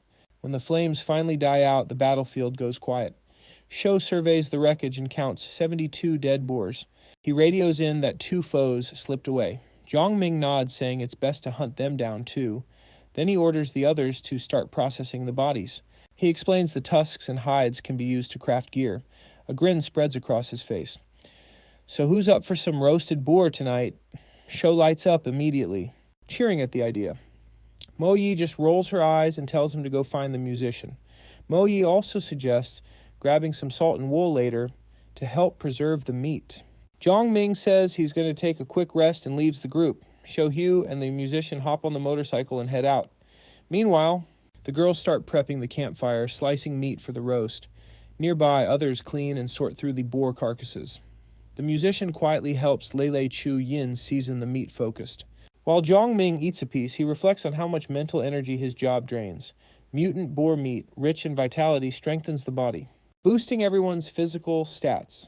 Having collected over 40 rank 2 crystals, he sets his next goal, find a level 2 wheel. Nearby, Yellow Pill devours an entire boar in seconds, leaving the hero stunned. He notices the crystal in the dog's forehead glowing faintly, signaling another evolution's coming. The creature curls up and drifts to sleep, breathing evenly. Zhang Ming knows it'll evolve as soon as it wakes. Then Mo Yi's voice cuts through the quiet from outside. "Who are you two?" she calls out. Zhang Ming turns toward the sound. She's cornered a pair of scared strangers. The guy quickly notices they're just regular folks, no aura, no signs of evolution, and asks who they are. The 2 men introduce themselves, saying they're from the new era base. The group exchanges surprised looks. Mo Yi wonders aloud if this is the same base the government supposedly set up and if maybe her husband is there. Still cautious, she tells everyone to stay alert, reminding them government bases always have strict controls and protocols. She asks how the base was founded. The men explain the government and military were directly involved. Mo Yi leans in. "Do you know anyone named Qin Yu from the New Era government office?" They glance at each other, shaking their heads. Neither has heard that name before. Zhang Ming jumps in, asking if they're out hunting. They say the base was rushed into operation and lacks proper resources, so they have to hunt for their own food often. Shou folds his arms and asks why they trekked all the way here. One of the men asks, "Are you trying to reach the base?" He offers to guide them safely, warning that traps are everywhere, and outsiders often get fooled or lost trying to get in. But Shou declines, saying they don't need any help. The man insists the whole area is swarming with zombies and mutants. The only way in is through hidden paths. Zhang Ming tells them to explain clearly. They admit they use the sewer tunnels to come and go from the base. Lots of folks who try end up getting lost inside. These guys offer to guide us in exchange for 2 pieces of meat. Zhang Ming agrees, but insists one of them stays back to help carry the rest of the meat to base camp. The men thank him, saying they've got families depending on them. Zhang Ming tells them to split the meat into 2 piles, one to carry now and one to stash for later. Moai sends Shou Hu to scout the farm for anything they can use to preserve it. Suddenly a deep roar cracks through the area. Zhang Ming freezes, spotting Yellow Pill. He bolts toward the sound, wondering why it's so loud. The evolution process shouldn't be anywhere near done yet. It's only been 10 minutes, and normally evolution drags on for up to 2 days. When he arrives, he sees Yellow Pill lying on the ground, faintly glowing and writhing in pain. Lang Shuyin rushes over, asking what's happening. He tells her the dog is evolving. Shofu points out the fur growing back, longer, thicker, and shining bright gold. A golden aura envelops Yellow Pill as its body starts transforming. It evolves into a rank 2 mutant. Its new form is sleek and powerful. Zhang Ming can't help but flinch. The transformation is seriously impressive. The dog jumps up at him, tail wagging, wildly thrilled about its new upgrade. Then it bounds onto the girls, knocking them over as they scream it's turned into a pervy dog. Chongming laughs, but tells everyone to quit messing around and get back to packing the meat. Still, Yellow Pill grabs Lang Shuyin playfully and won't let go, leaving everyone in stitches. Later, Chongming crouches beside the dog. "So did you pick up any new tricks this time?" The dog just stares at him blankly. Chongming sighs a bit disappointed. Then out of nowhere, Yellow Pill leaps up and fires a burst of golden fur. The hairs blast out like bullets, causing a small explosion when they hit the ground. Chongming shields his face, amazed. He remembers the dog's old skill, a wide-range attack with moderate power. Now it can control the density and count of the projectiles at will. Somewhere across the city, someone watches from afar. From a tall building, a man with binoculars observes the group. His name is Mong Fong, a military captain. He spots Chongming's crew around a campfire roasting meat. Then his gaze shifts to the open field nearby. The mutated Boar King and its horde lie dead. Their bodies are already turning into food. Just then a man in a lab coat approaches and asks about the situation. Mang Fang waves him off. "Don't call me captain. We're all just trying to survive now." The man nods and introduces himself as Kinyu. Inside he's burning with envy. He wishes he had a weapon, some crystals to evolve with. Maybe even take charge of the new era base himself someday. He stares at the campfire in the distance, his thoughts dark. A soldier approaches, reporting everything's packed up. But there's bad news. Zombies have broken through their defenses. All they managed to save was a sack of rice, some noodles, soy oil, and 8 barrels of supplies. Mang Fang curses under his breath, furious. "What good's oil without veggies or meat?" He grumbles, stamping out his cigarette. He mutters the hunt's return wasn't worth the bullets spent. Then suddenly he catches on to something. The dead boars scattered across the field aren't just corpses, they're profit. If Akru joins the base, their strength could soar. The meat, the crystals, everything's like gold.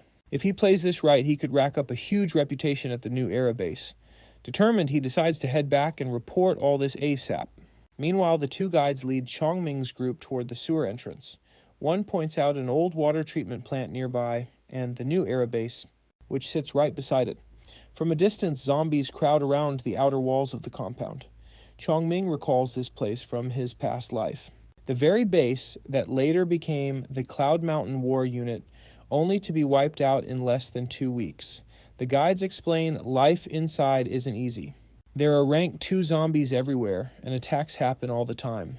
One of them pushes open a warehouse door, saying dozens die each time the base is assaulted.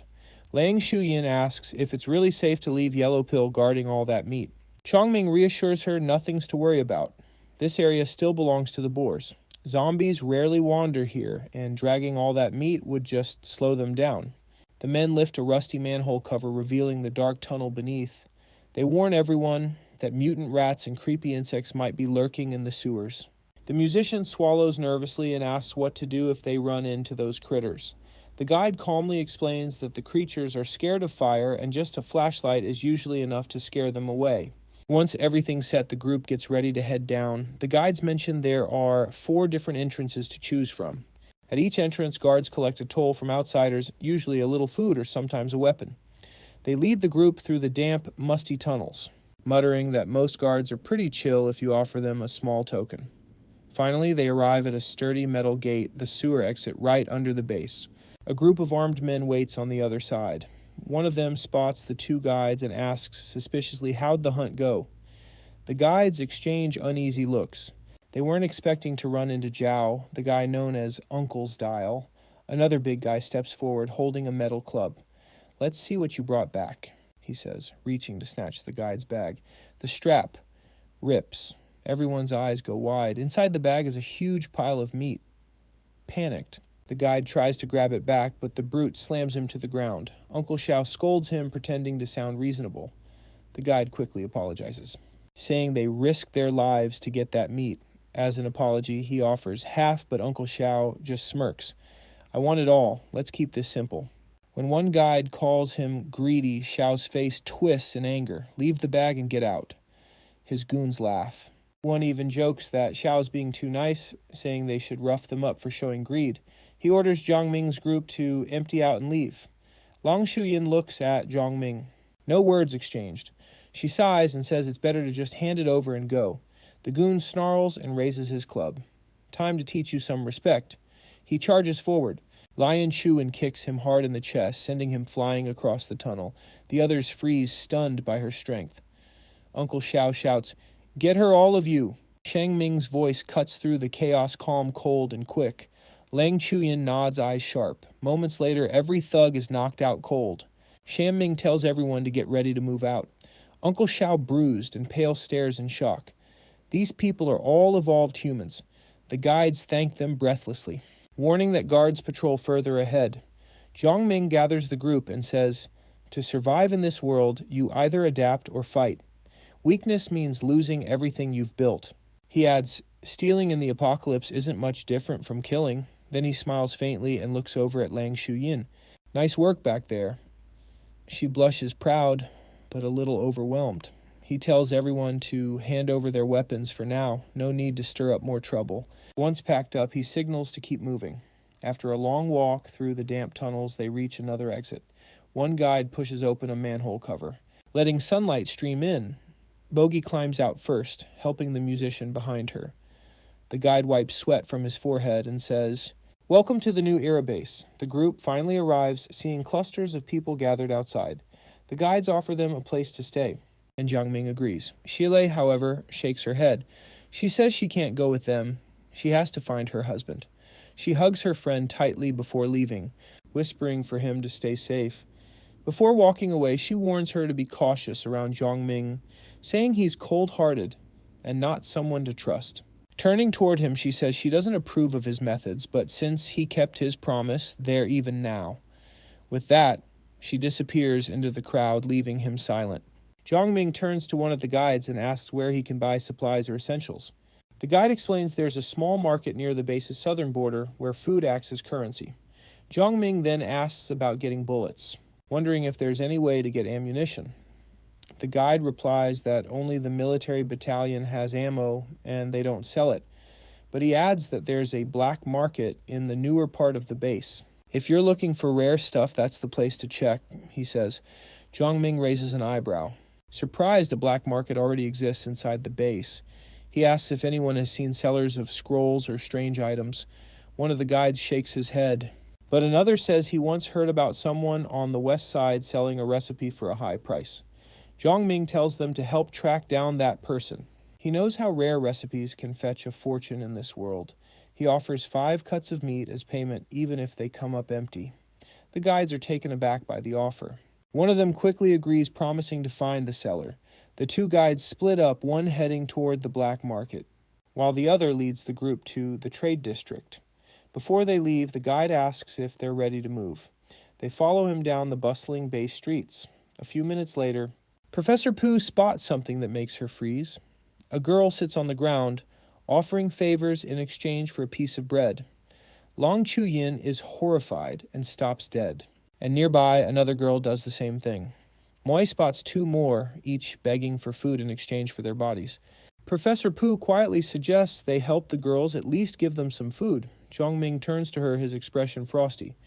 "If we feed one, we'll have to feed them all. And then the whole base." That's how chaos starts. His words leave her speechless. He asks if she's ready to kill to protect herself and everyone else, because only then will she be able to share food. Pooh stares at him, shaken by how stark and brutal his words are. One of the guides nods, saying basically the same thing. Having food in this world is more of a curse than a blessing. People die over it every day. Moi sighs, realizing how dangerous kindness can be. They're lucky to be evolved. Otherwise, they might have ended up like those poor girls. She silently comforts Professor Pooh as they watch Jiang Ming and the others move ahead. Both women think the same thing without him. They might have ended up just like the girls begging in the street. That thought sends a chill through them. They keep following the guide through the grim maze of the base. Suddenly, Jinping stops, his eyes narrowing. 2 big men block the street, and the guide immediately tenses up. He whispers that they're Yucha and Yang Xiong, both evolved, both dangerous. At that moment, Yucha, the bald one, yanks a blonde girl by the hair, his face twisted in rage. The girl trembles, begging him to stop, and promises she won't do it again. He snarls at her defiance and delivers a harsh kick to her stomach. She collapses crying, and he throws a piece of bread in her face. "Quit acting like it's the end of the world," he sneers. As she screams, his friend grabs her by the legs and drags her through the dirt like trash. Yucha watches with a satisfied grin while two of his lackeys laugh. The women in Zhang Ming's group look on in disgust. Moi demands to know how they can enjoy something like that. Zhang Ming replies flatly, "Evolved people don't hold back against regular humans." She probably refused something. The guide nods in agreement, explaining that Yucha and Yang Xiong are scum with a terrible reputation. They've hurt many women here before. The realization hits hard inside this base. The evolved can do whatever they want. Furious, the bald thug spits on the ground, saying if the three wheels didn't belong to them, those bastards wouldn't be so arrogant. Giant Ping grabs the guy by the collar, shocked by what he just heard, and demands to know more about the wheels making the man scream in pain. The trembling guide explains that everyone in the base knows about the three wheels. They weren't guarded before so many people managed to see them. Ming asks about their rank and location. The guide answers that 2 are rank 1 and the white one is rank 2. That info lights him up because in his past life, he left the city right after becoming a rank 1 evolver and never even knew a rank 2 wheel existed here. Armed with that knowledge, he trades a piece of meat for a few futons, feeling lucky to have stumbled upon the info. Night finally falls, the dark sky sprinkled with faint stars over the ruined city. We see the building where the group sets up for the night. Inside, the women gather around a small improvised campfire cooking dinner. Shu and the guides help lay out the sleeping mats. Then Zhang Ming remembers something important without vegetables. Everyone's health will start to decline eventually. With a new goal forming in his mind, he calls one of the guides over to help him buy supplies. He asks if the guide knows where to find seeds, which earns him a confused look. Later, after purchasing what they need, the two head to the rooftop and begin preparing the soil. When they finish, the guide collapses from exhaustion. He wonders if planting vegetables will really make any difference at this point.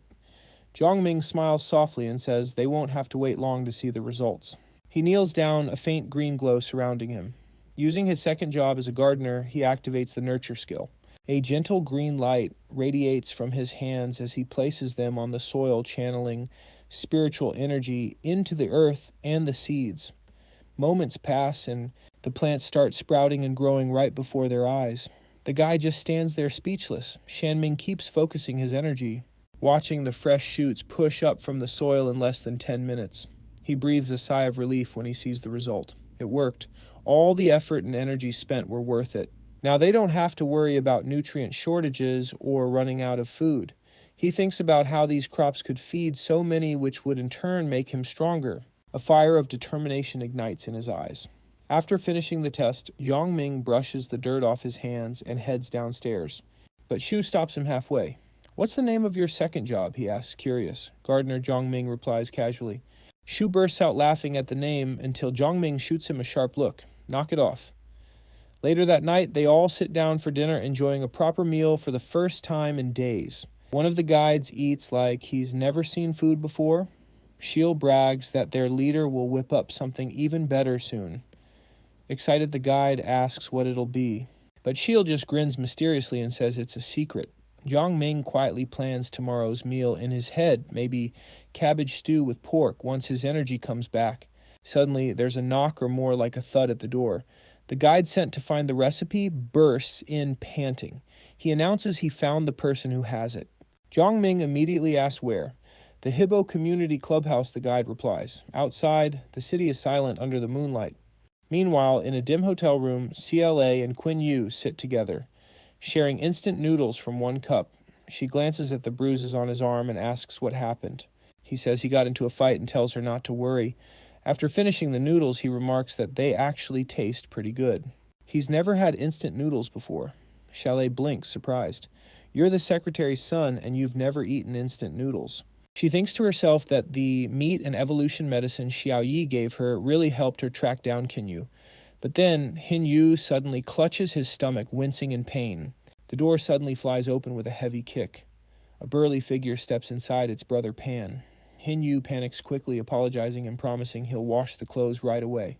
He'd forgotten because he just met his wife. Ashley, confused, asks what's going on, but he mumbles that he'll explain later. Brother Pan says nothing. He just stands there, lurking, licking his lips with a creepy grin as he looks at Kale. He says he's leaving first, then walks out, leaving Kale alone with Quinn Yu.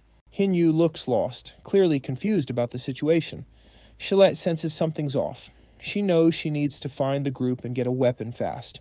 In another room, 2 men lounge back while a couple of women massage their shoulders. One of the women brings up Kin Yu's wife, saying she heard Brother Pan saw her. She's really pretty, she adds. She showed up yesterday looking for her husband. Brother Pan smirks and says he'd heard she was beautiful, but in person, she's even better. That catches the other's attention. She's that pretty one. Asks, sitting up straight. Pan grins darkly and says they shouldn't waste any more time. He waves the women away, and with teasing smiles, they leave, closing the door behind them. Once alone, Pan leans back and starts speaking. There's a lot to rush, he says. Think about it. We've got everything now, but not long ago, we were just doing temp jobs. He laughs softly to himself. Now 2 art schools are sending girls over to massage and spoil us. His expression darkens. We're evolvers. We can do whatever we want. He takes a drag from his cigarette. We're stronger than the rest. We kill zombies. We spin wheels. Isn't that enough? The bald guy shakes his head. Not even close. Pan's grin fades.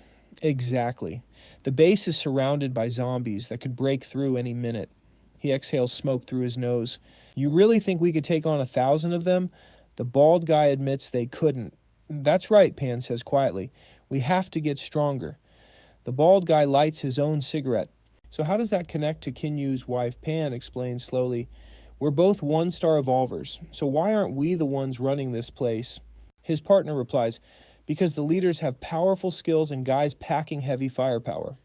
Pan nods. Exactly. When things go sideways, the leaders always come out on top first. Weapons, crystals, all of it ends up in their hands. He leans in, 5 kilometers from here. There's a mountain crawling with zombies and beasts. Word is there's a skill card wheel up there along with some weapon cards. That wicked grin appears again. And you know what? Chef Jin has a soft spot for young women. He lays out his plan off for Chinu's wife as a trade for those cards and weapons. The bald guy's eyes light up. So we kidnap her. Exactly. The bald one yawns. Let's make it happen tomorrow. It's too late tonight anyway. By morning, inside a brick building on the south side of the base, the guide explains the man with the recipe is named Lai Kong. He's not an evolver, but he's a deadly shot. No one dares go near him when he's got his twin guns. His crew might be just regular folks, but they're heavily armed. A lot of people want that recipe, including the base leaders, but the price is sky high. Jia Ming asks why no one's stolen it yet. The guy says Li Kong has over 200 loyal followers, and the base leaders aren't exactly on the same page. After a long walk, they finally reach the trading spot. A line of people stretches up to a fortified gate guarded by 2 armed sentries. The guide says Li Kong is the only leader who actually recruits regular folks, making them work in exchange for food. One of the guards steps forward and asks if they're here to see Li Kong. After a quick pat-down, they're let in. The guide mentions he set this up the day before. Inside, heavily armed soldiers stand guard near the door. Li Kong lounges in an armchair waiting for them. The guide steps up and Li Kong greets them, coolly saying, people usually come to him for one reason, the recipe. If you can pay the price, he says, it's yours. Zhongming nods. Let me take a look first. Li Kong signals one of his men. A soldier brings a laptop and opens a file showing the recipe on the screen. Jing asks how much it costs. Li Kong narrows his eyes. Don't think I've seen you around here before. Since when does the base have someone like you? Xing smiles lightly. Just got here. Li Kong leans back. Then here's my price, 5 vials of 1-star evolution medicine. The protagonist says, that's way too expensive. That's exactly why no one's bought it yet. With a smirk, Li Kong replies, the price is high because the item's worth it. That earns him a sharp, challenging look. Zhongming asks, if it's that good, why haven't you mastered it yourself? Li Kong's face hardens. Too many requirements, he says. Selling is my only option. When the protagonist counters with 100 rank 1 crystals, Li Kong slams his hand on the table, furious, and orders his guards to kick him out. But Zhongming stays calm and asks, you control the wheel here, right? Li Kong narrows his eyes. That's me. Without another word. Zhongming throws a heavy sack of crystals at his feet. That's enough to spin it. Li Kong lifts the sack, silently weighing it. Then, after a long pause, he stands up. Follow me. They walk down a dark hallway until they hit a guarded room. Inside is a color-patterned wheel, watched by 2 armed soldiers. Li Kong gestures to it. Go ahead, spin. Zhongming studies the wheel carefully. It takes only 6 crystals per spin. But besides evolution medicine, nothing else there seems worth grabbing. He figures the base leaders probably left this one to Li Kong because the recipe's the only good prize. He drops the crystals in and the wheel spins. When it stops, it lands on a recovery potion icon. Li Kong's face tightens while Zhongming calmly pockets a vial of evolution medicine, the very thing Li Kong hadn't managed to get for weeks. One soldier suggests attacking, but Li Kong raises a hand. He feels the tension in the room. Something about this newcomer is dangerous. Zhongming then offers 3 bottles of evolution medicine for the recipe. Li Kong's mood shifts. All right, he says, but the protagonist smirks. Actually, I'll give you 1 vial and a good weapon with it. That sparks anger in Li Kong's eyes. What kind of weapon could you possibly have? Zhongming unzips his bag and pulls out a pistol. Li freezes in place. How did you sneak that past inspection? Zhongming shoots at the wall. The gun booms like a thunderclap. The blast tears a hole straight through the concrete. Smoke fills the room. The guards gape in shock. Even Li Kong looks stunned. That's no ordinary pistol. It's basically a cannon. Zhongming casually holsters it. 1 vial, and this gun. Take it or leave it. Li Kong, now sweating a little, nods in agreement. Deal. Later, sunlight spills across a rooftop terrace. A chef sets down a plate of steaming vegetables before the group. Fresh greens, crisp and fragrant. A rarity in this world. The women gaze in amazement, praising the flavors.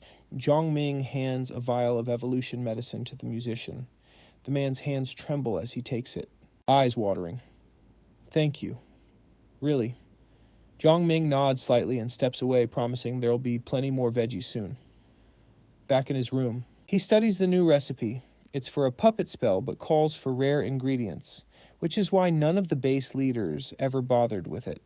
Just gathering 5 rank 2 crystals would be impossible for most 1-star evolvers. Still, with his crafting skills, Zhongming is confident he can pull it off. That night, he decides to visit the level 2 wheel, hoping to evolve to the next rank. In a luxurious building across town, Chef Jin lounges in a gold-trimmed armchair. Quinu enters and greets him politely as Mr. Jin. Jin chuckles softly. Just call me Chef Jin. He pours himself a drink. It's a shame about Secretary Qin's death, he says, sounding sympathetic. Then his eyes sparkle. But I hear his wife is still alive, surviving all this time on her own. She must be quite a woman. Quinu stiffens. How is he even aware of that? Chef Jin swirls his glass. I've admired Officer Wu for quite a while. Tell me, when will you bring her to meet me? He sips slowly, grinning. Honestly, I'm pretty taken with your wife. When will you set up a little introduction? Quinu freezes furies, boiling just beneath the surface, but he swallows it down. Losing his temper isn't an option. Chef Jin is an evolver, which makes him dangerous. He claims he doesn't like to force people, preferring to offer choices. He offers Quinu a vial of evolution medicine in exchange for a few nights with his wife. If Quinu refuses, Jin threatens to take her by force, while Quinu watches, then kill them both afterward. For a moment, Quinu hesitates. The temptation of that medicine is strong. With it, he could finally get stronger, gain authority in the base. People have died trying to get their hands on one of these. Chef Jin leans forward, smiling. Becoming an evolver means living well. Not many of us are left. Hand her over, and you'll have food, weapons, women, whatever you want. His grin sharpens. If your wife truly loves you, she'll agree. Quinu stays silent. He lowers his gaze deep in thought. Finally, he mutters he'll think about it and starts to leave. Jin chuckles and says, You'll know what to do. A wicked grin spreads across Jin's face. Behind his gilded chair lie 2 dead bodies, his earlier guests cold and lifeless. That night, from a distant rooftop. Someone watches that same building. It's the protagonist visiting from the level 2 wheel sitting quietly on the roof. He immediately notices the place is poorly guarded, probably because no one's managed to spin the wheel successfully. Moving carefully, he slips past sentries like a shadow. At the top, the golden wheel glimmers faintly in the moonlight. Placing his hand on it, he prepares to spin, ready to test his luck. When it stops, he frowns. No skill cards, no new recipes, just minor rewards. Some potions, gray gloves, junk. Then something catches his eye, a faint glow around an attribute stone. An item that can add elemental effects to weapons, but it also has a hidden feature. It can be eaten. He recalls a story from his past life. A starving survivor had swallowed shards of one after his weapon broke. Instead of dying, the man gained incredible power. From then on, attribute stones became priceless. Their prices soared. Everyone wanted one. Zhongming knows the world won't realize their true worth for another 4 or 5 years, which means he can collect them now before anyone else catches on. Alongside the materials he needs for the puppet spell, 5 crystals worth. He still has enough spins left for 6 tries. He just needs 1 attribute stone or a 2-star evolution potion. Smirking, he spins the wheel again, hoping luck is finally on his side. Somewhere else, 2 guys drag a woman's lifeless body through a shadowy sewer tunnel. One sighs. Didn't even get to enjoy her for long. The other grimaces. We've got to dump this mess. Don't want any disease or stink hanging around, but if we toss her outside, the base zombies will swarm. They trudge further into the tunnels. The guy with the ponytail mutters, "He's right. Such a pity, though." The bald one shrugs, "We'll find a couple more tomorrow." Then suddenly, his eyes widen as he spots something. Above the sewer exit, a golden light flickers across the night sky. They look up stunned. Someone's spinning the wheel. The moon shines softly over the ruined city. Inside a small room, Chalet sits quietly on a bed. Quinu paces nearby, trying to justify himself. "Think about it," he says. "If I don't evolve, we starve. You could be the key to survival." Her eyes turn cold. Undeterred, he continues. "Once I evolve, life gets better. I'll treat you right. I promise you'll stop hating me. Maybe one day you'll evolve too." Her face darkens. "What do you mean by stop hating you?" She stands up quickly, voice shaking with anger. "You don't have the right to say that, none of it. How dare you ask me to do something so vile, then act like I should forgive you?" She jabs a finger at his chest. "You're a coward. Garbage. Pure filth." Snatching her bag, she heads for the door. "Where do you think you're going?" he yells. She glares with pure disgust. "Anywhere's better than staying with you." He grabs her wrist. "You can't leave." She yanks it free, eyes blazing. "If I don't," she warns, "you'll just hand me over to Chef Jin yourself." Suddenly, Chef Jin appears, saying he'll handle things his way, with a cruel smirk. He approaches the pair. The girl glaring at him, she kicks hard. He grabs her leg and comments he likes women with fire. With a shove, he tosses her onto the bed, saying if words don't work, he'll try other methods. Once she's down, Hinu grabs her arms. He says he'll hold her and demands the evolution potion, but Chili kicks him and, seizing the moment, pulls back. Tears fill her eyes, wondering how he could sink so low. She says he sold his wife for far too little and tells him to look closely. "Is this really what you want?" She holds 2 vials of evolution medicine. Both look shocked. Q explodes, asking why she never told him she had the potion, questioning if she even sees him as a husband since she kept it from him. He says she treated him like a tool before and he never should have married her. She fires back that there's no hope left for him as she opens a vial. Chef Jin lunges to stop her from drinking it, but suddenly hears a noise, someone spinning the wheel. He looks toward the window and demands, "Who dares?" Then he leaps up, shatters the glass, and chases the intruder. He orders everyone to gather and capture whoever's turning the wheel. On the rooftop, the protagonist keeps spinning it. He realizes he's been spotted and needs to move fast. The wheel finally lands on an attribute stone. Determined, he says, "Finally got what I wanted." Zhongming has his attribute stone at last. He only has 1 crystal left and knows this is his last shot. Just then, Chef Jin and his soldiers reach the roof and spot him turning the wheel. The wheel spins rapidly. The protagonist panics, pleading for it to stop.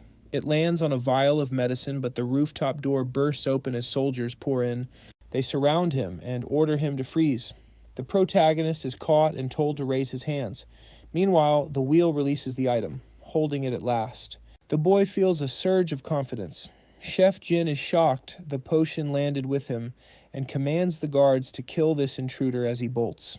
He hides behind the wheel, using it like a shield. Then he leaps off the roof, firing his dagger to hook into the wall and safely slide down.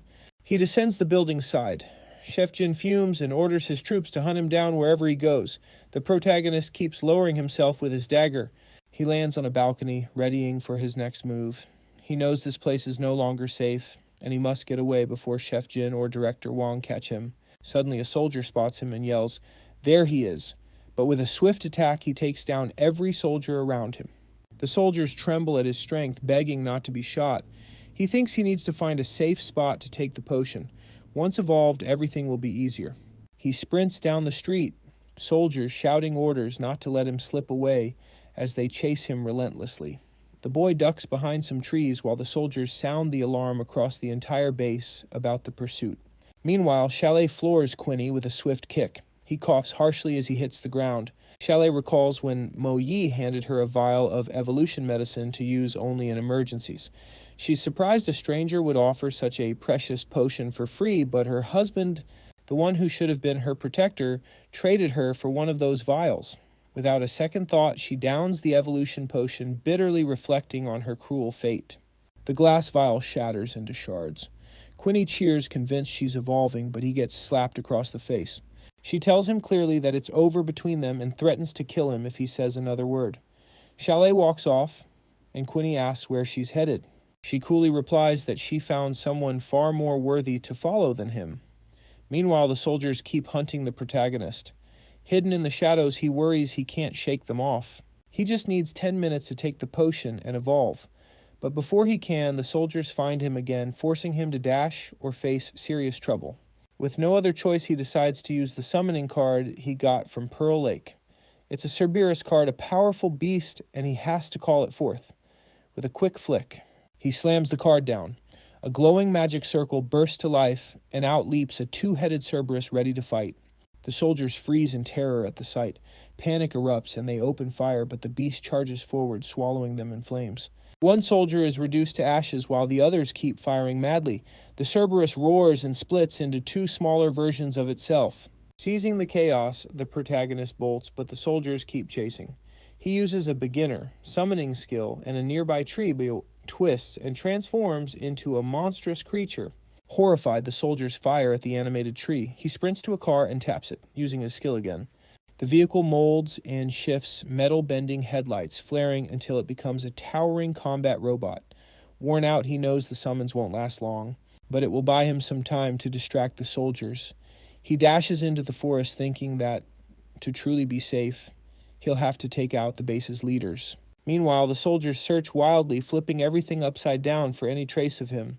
Chef Jin and Director Wang join the hunt. There are plenty of civilians nearby complicating the search, but they know if the boy escapes, he'll grow into a major threat soon. Chef Jin isn't worried about catching him. What truly haunts him is the thought of the boy coming back for revenge. Furious Director Wang orders his men to clear the area and kill anyone not part of their base crew. The soldiers slaughter every civilian in sight. With a sinister grin, Chef Jin says he's curious to see where the boy thinks he can run. But the protagonist is already right behind them. He unleashes his fire blades, striking both leaders at once. They're stunned by the surprise attack. The fiery reflection gleams in Chef Jin's eyes. Under the moonlight, Jia Ming hides again, thinking that with both leaders down, no one should keep hunting him. He lets out a deep sigh, mourning all the lives lost over just a single vial of evolution medicine. Suddenly, pain shoots through his body, and he collapses writhing as the potion kicks in. Through the agony, a triumphant smile spreads across his face. He's become a 2-star evolved. When the transformation ends, smoke bursts all around him. He steps out from the shadows, eyes blazing with fresh confidence. Later, the group gathers on a rooftop. Shuhu cheers, excited to see their returning leader. He asks if all the chaos outside was because of him. The protagonist meets everyone's eyes with a serious look. They've clearly been through a ton. Chu Yin still has dried blood on her face, but everyone has managed to pull through the long, violent night. He says they'll talk more once they're back. Moyer notices something different about him. The protagonist tells Shu to gather the others, smiling faintly as he promises they'll talk later. Around the campfire, he turns to the guide and says, "There's something important to discuss." He asks if the guide wants to take over as the new owner of the base. The man is stunned and asks if he's joking. That's when the protagonist calmly reveals that he killed both base leaders. The guide freezes, stunned by the news. The protagonist explains he needs a steady base and that place needs a new leader now. With a determined expression, he asks if the guide is willing to take on the role. The guide hesitates, admitting he's not evolved yet. The protagonist reassures him that can be fixed. The guide adds he doesn't have enough people to lead. The protagonist reminds him the base is full of idle survivors eager to follow. The guide insists he lacks management experience. Zhongbing smirks and says, "In the apocalypse, it's not about management skills, it's about knowing how to kill." Everyone else looks at him quietly. Finally, the guide asks why he was chosen. The second guide says he could lead too. Zhongming, with quiet confidence and a slight grin, replies, "Because I want you to, and if I want it, then I believe you can do it." Luckily, the guide accepts and promises to do whatever is needed. The protagonist tells him it's best to wait until he officially becomes the leader. Then Zhongming says there's someone he needs to meet, someone who can help him secure that leadership. The group looks puzzled by this. Suddenly, a massive explosion shakes the base. Li Kang and his soldiers scramble to get ready for battle. One soldier reports that the west gate is under heavy attack, but Li Kang grits his teeth and says he's already stretched thin defending smaller areas. Then from the shadows, the protagonist's voice rings out. He's leaning casually against the wall, calm and collected. "What are you looking for?" Lonang instantly raises his weapon and demands to know who's there. When he recognizes Zhongming, his eyes go wide. He can't believe he got that close without being spotted. The chaotic memory of the night someone spun the wheel flashes through his mind. Li Kang says their last trade was already settled and asks why he's back.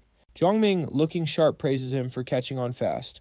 He says he needs Li Kang's help with something important. Li Qiang smirks and tells him to explain, but deep down he suspects this guy has already evolved into a 2-star. Meanwhile, in a dark forest near the base leader, Ye stumbles forward like a zombie. Next to him, Wang Ding also turns, sniffs the air and mutters that he smells something tasty coming from the base. He stretches out his arm and lets out a guttural command. Moments later, a massive sand creature starts burrowing toward the city. A huge horde of zombies is on the move. The city seems calm for a moment. Then, a blinding green explosion lights up the night sky, sending everyone into panic. Screams fill the streets as people run in confusion, unsure what's happening. A guy grabs a megaphone and tries to calm the crowd, shouting for everyone to stay organized, keep quiet, and turn off all lights. He assures them the base is still secure. The zombies haven't breached the walls, and the other bases will recover soon. Using the megaphone, he calls on anyone under 30 to help put out the fires. Shu whistles, impressed by how the guy keeps control over the chaos. Lang Shuyin crosses her arms and mutters that words alone won't stop the chaos. There are always idiots who make things worse. Dawn breaks and Shu guesses the boss must have finished his part by now. Liang reports the base's food storage was hit, and supplies are running low. The guide suggests recruiting volunteers and cleaning up the bodies. He says if they offer food as a reward, plenty of people will come forward to help. That way they can clean the mess and keep the base sanitary. Zhongming admires how resourceful the guide is. But suddenly, his instincts scream that something's wrong. He drops to the ground and yells for everyone to be silent. Shu looks worried and asks what's going on. Zhongming immediately orders the guide to evacuate everyone in the southern zone. "Move now," he shouts. The guide nods and begins giving orders. But then the ground shakes violently. A deep rumble rolls through the whole base. They're too late. Zhongming yells for the guy to hurry and clear the south side. He tells them to warn Liang's men to set up barricades to block every passage if too many survivors fall. Luang agrees, and Zhongming asks if he's adapted to the 1-star evolution medicine. Then he orders the rest of his team to move out. With a fierce glare, he announces the sandworm has arrived. The base's survival is on us. He explains that the sandworm is a powerful mutant that tunnels underground. The tremors we're feeling. That's all it, crushing everything in its path. Liang is worried the base won't hold up, and Zhongming admits it's probably going to collapse any minute now. Shu sighs and says if the monsters break through the walls, there's no way to stop them, then grins teasing when their boss suddenly got so soft. Zhongming responds coldly, "I'm not soft, I just need the base for the time being." He plans to kill the sandworm and rebuild a stronger base after, even if the buildings fall. The giant creature smashes through everything, sending debris flying all over. It charges right at them. "The fight has officially begun," Jiangming shouts. The sandworm lunges, ripping through the ground. Chunks of rock and metal explode everywhere. Jing jumps on a flying slab, using it as a springboard. With a quick slash of his sword, he strikes the beast head-on. He calls out for the team to aim for the creature's legs and cut them off to slow it down. With a powerful leap, he lands on the monster's back. Spotting its weak spot, he plunges his dagger straight in. He warns everyone to stay sharp. The sandworm's poison is deadly. The team keeps up their attack, following his lead closely. One soldier yells out, praising their leader's smarts and strength, but then the sandworm rises again, proving it wasn't alone. Dozens of smaller worms burst from the earth, rushing to back up the giant beast. The group is now completely surrounded. The main character says he'll take on 2 of the worms and the rest is up to the others. Drawing his sword, he charges into the swarm without hesitation. Black Hang panics when he realizes he's dealing with 3 level 2 worms at once. Mohei calls out to Teacher Po and the protagonist, getting them ready for a joint attack. One teammate explains that the 2 women will distract 2 worms while the rest take on the last one. Moi quickly asks if Lai's shooting skills are any good. Loading her gun, she tells everyone to keep moving. Teacher Pooh raises her defensive barrier to block the creature's venom blasts, protecting Moi. Liang notices she's shielding him and steadies his aim. Lang Shuyin dashes. Forward, her whip crackling with green energy as she lashes out at one worm. The strike lands perfectly, forcing the beast to screech in pain. She jumps high and lands on its back. The monster thrashes wildly, trying to shake her off. A teammate tosses her a dagger. Catching it midair, she prepares for the finishing blow. In one smooth move, she stabs the blade deep into the creature's head.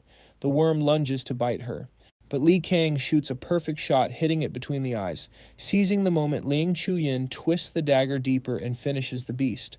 Teacher Pugh holds her shield strong, deflecting another attack aimed at Mo Yi. The diamond-like barrier absorbs the blow, sending sparks flying. Moi, breathing hard, looks over at Shio, who's struggling to fight off another creature alone. The team regroups to back her up. The protagonist watches their teamwork with a bit of pride in his eyes. Then a distant roar shakes the battlefield. He looks to the horizon and sees a giant cloud of dust rising. A horde of zombies is charging full speed toward the base. No time to reinforce the defenses. Working together, they manage to seal off the road completely. Grinning wide, she lay points at 2 buildings ahead. She explains that blowing those up would block even more entry points. She adds she already found dynamite and can handle the job quickly herself. One survivor laughs nervously, calling her sister Lei a demolition pro. The protagonist asks how long she'll need. She says 30 minutes is enough to set everything, but she'll need help from Shu and the others. He nods, saying he'll distract the monsters for half an hour, hoping Lux is on their side. Meanwhile, a massive zombie swarm climbs over the ruins toward the base. Liang positions his men, strategically ordering them to hold their ground. At Shangming's signal, the soldiers open fire. Energy blasts tear through the horde, sending limbs flying everywhere.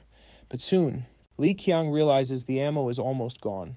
With a quick gesture, Zhang Ming signals to stop firing immediately. He announces anyone who doesn't want to fight may leave, but promises a vial of evolution medicine to all who stay and survive.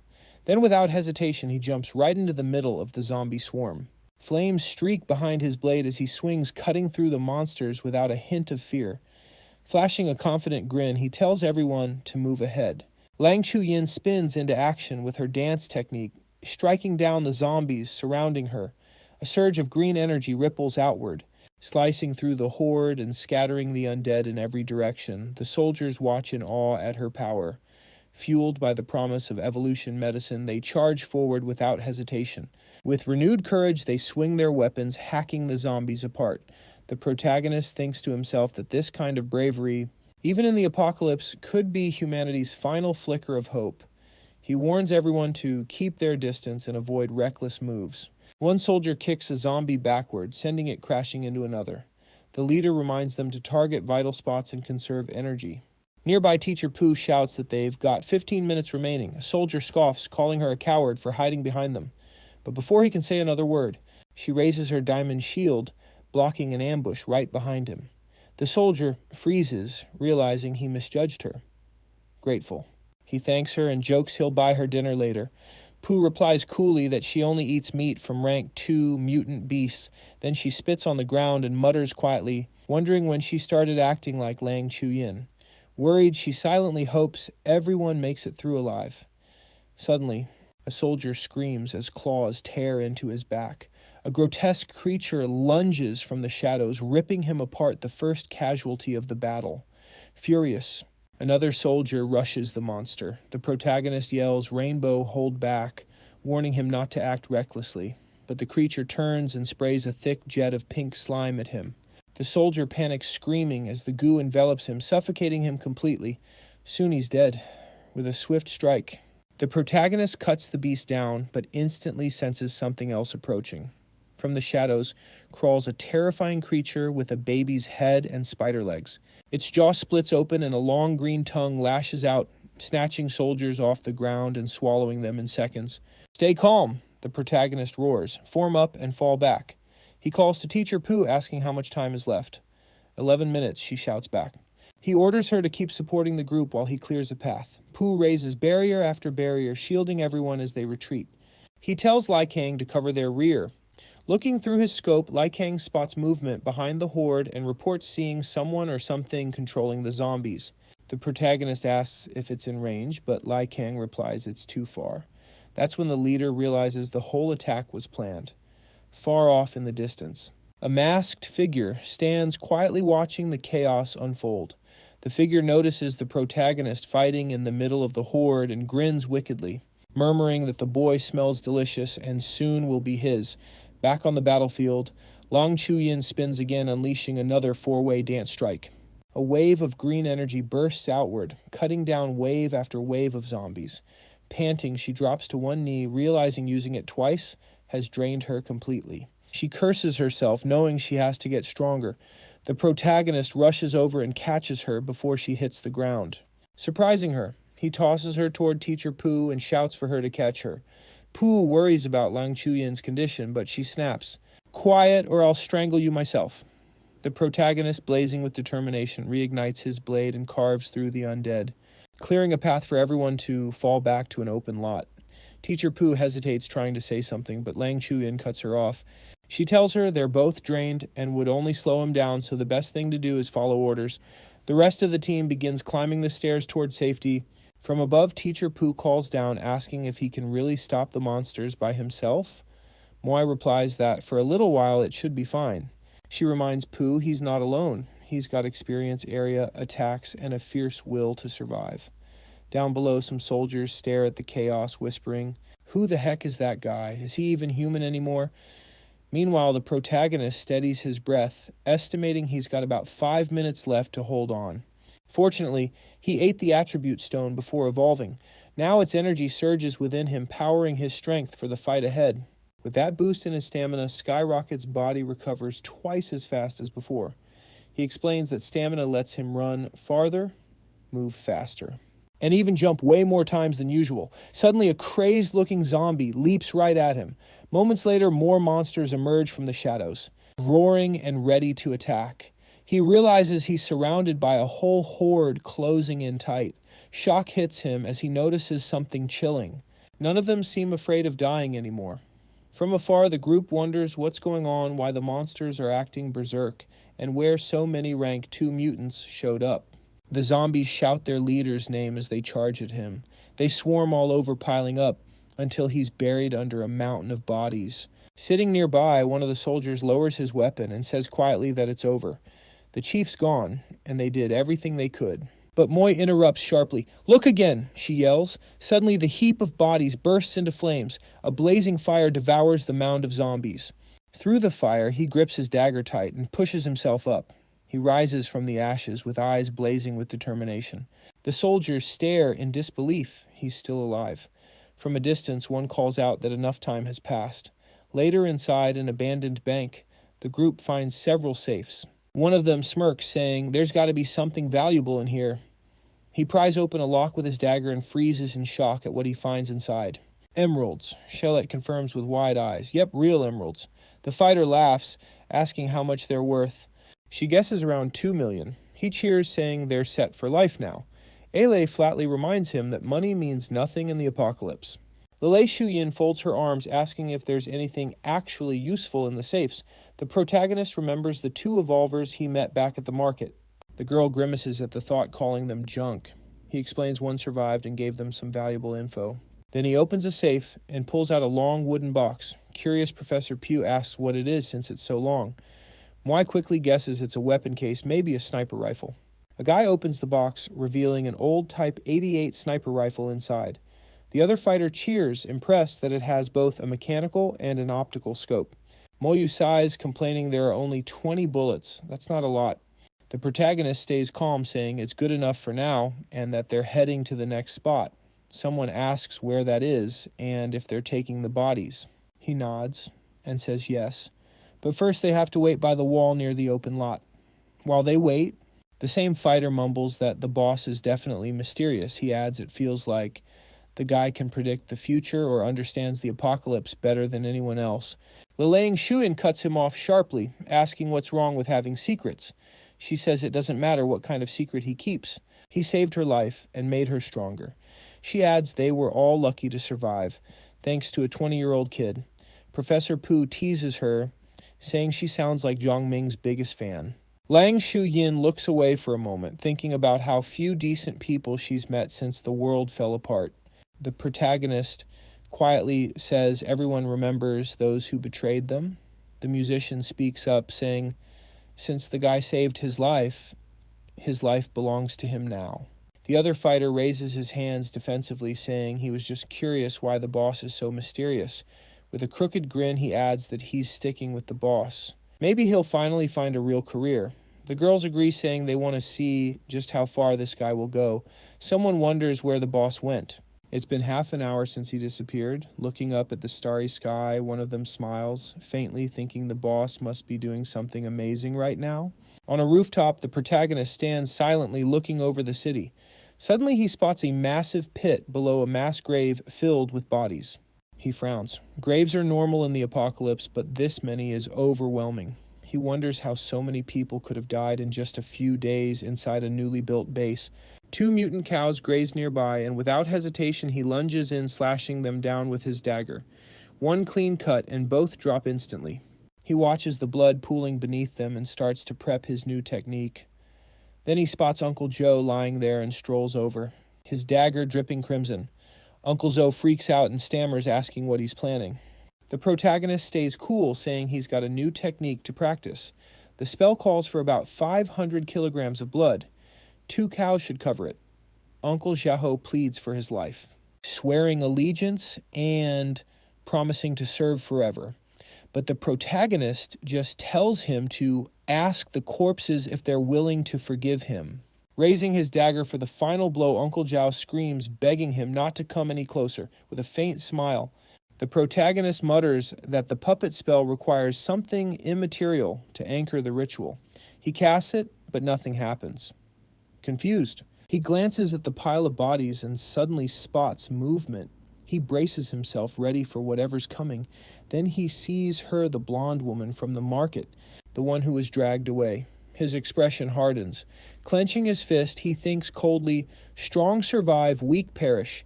He leaps into the pit and rushes to her. Lifting her in his arms, he notices she's barely holding on. Her organs are failing. She's not going to make it long. His eyes sharpen with determination. He needs someone teetering on death for the spell to work. Casting a look back at Uncle Zoe, he says she's more suitable for this. Cradling the dying woman, he heads toward the blood pool. He tosses 2 crystals in to start the ritual, then gives her a vial of evolution medicine. Activating his new beginner-level marionette spell, he completes the chant. The woman's body twitches, and moments later she's a puppet, her once blue eyes now empty and haunting. Her glowing red eyes flick to life as she stands ready to obey. The puppet floats above the ground, her crimson hair whipping wildly. With ghostly pale skin streaked with dark, tribal patterns, she looks like some mystical creature. The protagonist steps closer, checking her condition. He sees a faint pulse, but it won't hold much longer. A smirk creeps onto his face, realizing she's become a steel vessel. He decides to test her power and braces for battle. Glancing at Uncle X, he gives one command: the puppet should kill him. She darts forward instantly, slicing through the air toward her target. Uncle Shao freezes in terror as she zooms directly at him. One swift, clean strike, her claws tear through him. Meanwhile, the guide hesitates, sweating nervously, asking if he should take charge now. He's clearly baffled by the situation. One of the men wonders aloud if the boss is really okay. It's been a while. The guide snaps at him for doubting their leader. Just then, Shell appears, calling out the protagonist's name. With a teasing grin, she asks if he's been treating her right. He flusters, trying to dodge, but she scolds him for acting cocky and playfully smacks his head. With a playful kick, she knocks him down and calls him a brat. Moments later, the protagonist arrives. Wearing a faint grin, he says, "It's more than just a sword." Then he hands her the weapon. She thanks him as Lang Shuyin looks on, curious about the red-haired woman. He says he'll explain later. Right now, there's bigger stuff to deal with. Turning back to the guide, he issues the next set of orders. After drawing in the zombies, he plans to clear the area to make it safe. His expression hardens as he tells everyone to grab whatever they can and return once they see him move. With a commanding tone, he sends the team out and they dive into the mission. He assigns Professor Pooh and the musician to support with the lanterns. The bystander jumps back, startled by the puppet's appearance. He's shocked by her glowing red eyes and flowing crimson hair. The musician realizes it's a zombie controlled by Jiang Ming. With the area cleared, the team starts gathering loot from the bodies. The protagonist slashes through zombies with his dagger, carving a path forward. He notes the puppet fights like a humanoid weapon, precise and ruthlessly effective. With a single swing, she smashes a zombie's skull with ease. He's seriously impressed by her strength. Her power and defense are off the charts. Even a rank 2 creature struggles to leave a scratch on her. He concludes that even without natural talent or special skills, she's still stronger than a 1-star evolver. As more zombies close in, he orders everyone to pull back immediately. They acknowledge the command and retreat instantly. The following night, the city is quiet and dark. The group gathers around a table stacked with evolution medicines. Mo reports they've gathered over 1,000 rank 1 crystals, but only 20 rank 2 crystals were found, and the wheel didn't yield anything useful. Jiang Ming says it's no big deal. They'll just save the medicines for emergencies. He opens a secret compartment and carefully stores the vials inside. Suddenly, a man bursts into the room, calling out for Brother Ye. He reports that the surviving fighters from the Wasteland Defense have made it back.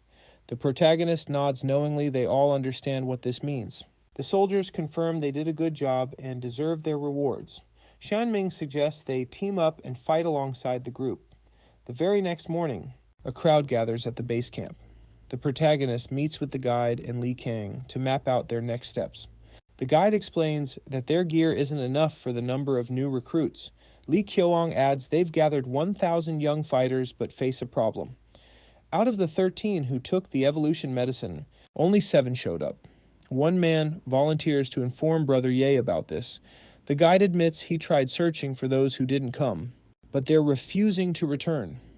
Yang Ming berates him for not handling the situation properly. The guide falls silent, unsure how to respond. Jiang Ming then coldly explains there are only 3 ways to control a situation: law, reward, and power. He points out that in the apocalypse, law doesn't exist, leaving only the latter 2 options. He says he's already handed out rewards, so now there's just one thing left: fixing a cold glare on the guide. He orders him to take his weapon and make it clear who's in charge. He calls Shu and Axial to join the mission and tells Li Kang to assist as well. Then he sends the man to track down the other revolvers, offering them a choice: either fight with them or face death. Meanwhile, he quietly watches the city from above, his eyes distant and lost in thought as he waits for the group's return. The guide eventually comes back, reporting that one man tried to resist, so he had to kill him. Jiang Ming nods, seriously praising him for handling it the right way. He warns everyone the battle isn't over yet. The men apologize and swear it won't happen again. With a faint smirk, he tells them to prepare to move out. Workers begin reinforcing the base's defenses, digging trenches, setting up perimeters, and stacking sandbags to create barricades. From afar, he watches their progress and praises how quickly they're working. Lying on the rooftop, he scans the area through binoculars. Moi asks if they're just baiting monsters, with a sly grin. The protagonist says he's actually searching for someone. The girls exchange confused looks and ask who. He simply replies they'll find out soon enough. His tone becomes serious as he explains only one creature can command both zombies and mutant beasts. He recalls what it was called in his past life, the brain insect. It's not physically strong, but is a master of stealth and ambush. It controls people like puppets, turning them into zombie thralls. Without hesitation, he slashes his wrist with a dagger. Moi gasps, asking if he's lost his mind. He lets his blood drip to the ground. Explaining it will lure the creature out. With a twisted smile, he adds, "If it's hard to find, then I'll just make it come to me." He notes that noise alone won't do the trick. They don't have enough bait to lure every zombie, so instead, he plans to attract the boss controlling them, which leaves Moi puzzled. Jiangping points out he means whatever is directing the mutants attacking their base. Moi lifts her binoculars, scanning the horizon. Through the lens, she spots a massive swarm of zombies and mutants charging toward them. Jiangming warns they're coming. It's time to gear up for battle.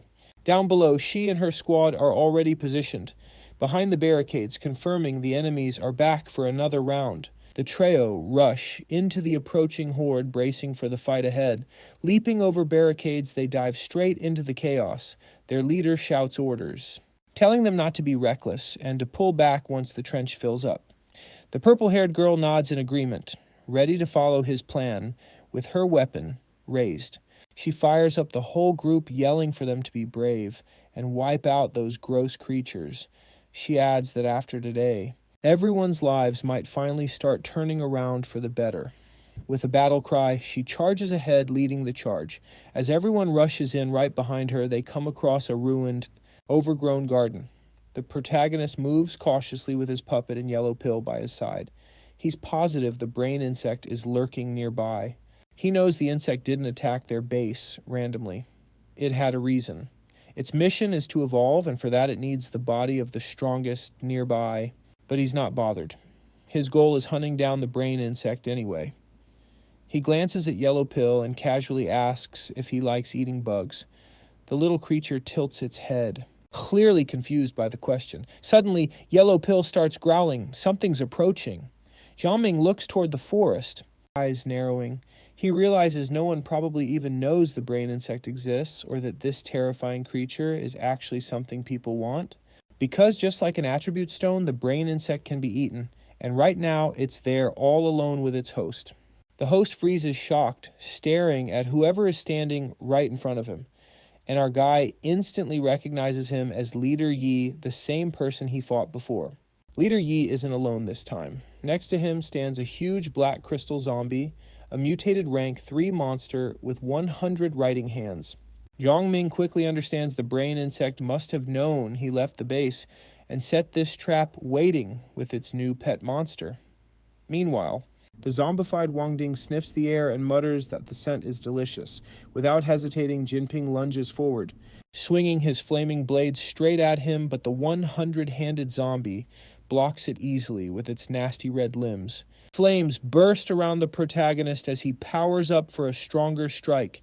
He charges with his sword blazing, cutting into the beast.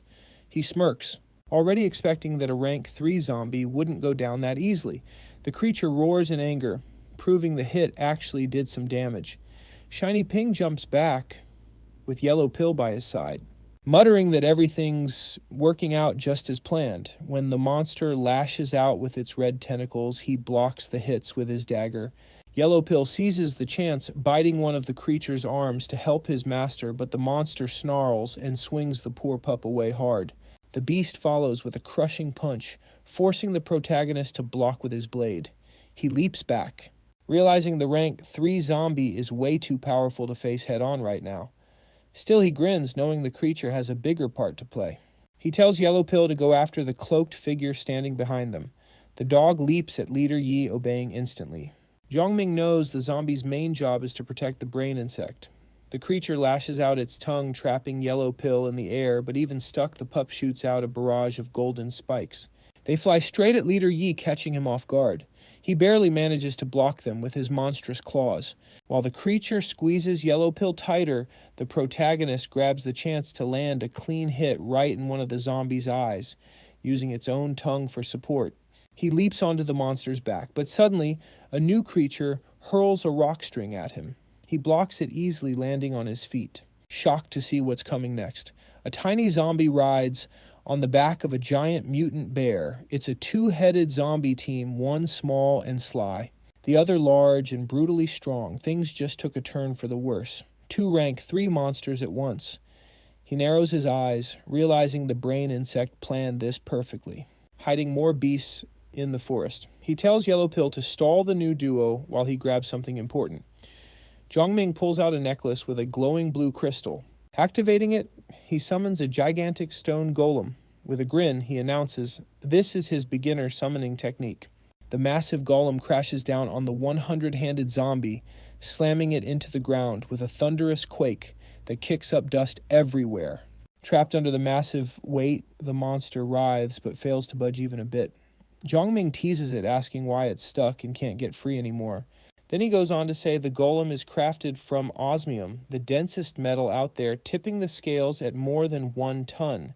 He managed to score a block that heavy and thought it would be just right for this battle. Even for a rank 3 monster, running away isn't an option. With one clean, powerful blow, he puts an end to the beast for good. Just like in this clip that helps Mamoru create juicier content for his audience, tap that playful little bell and I'm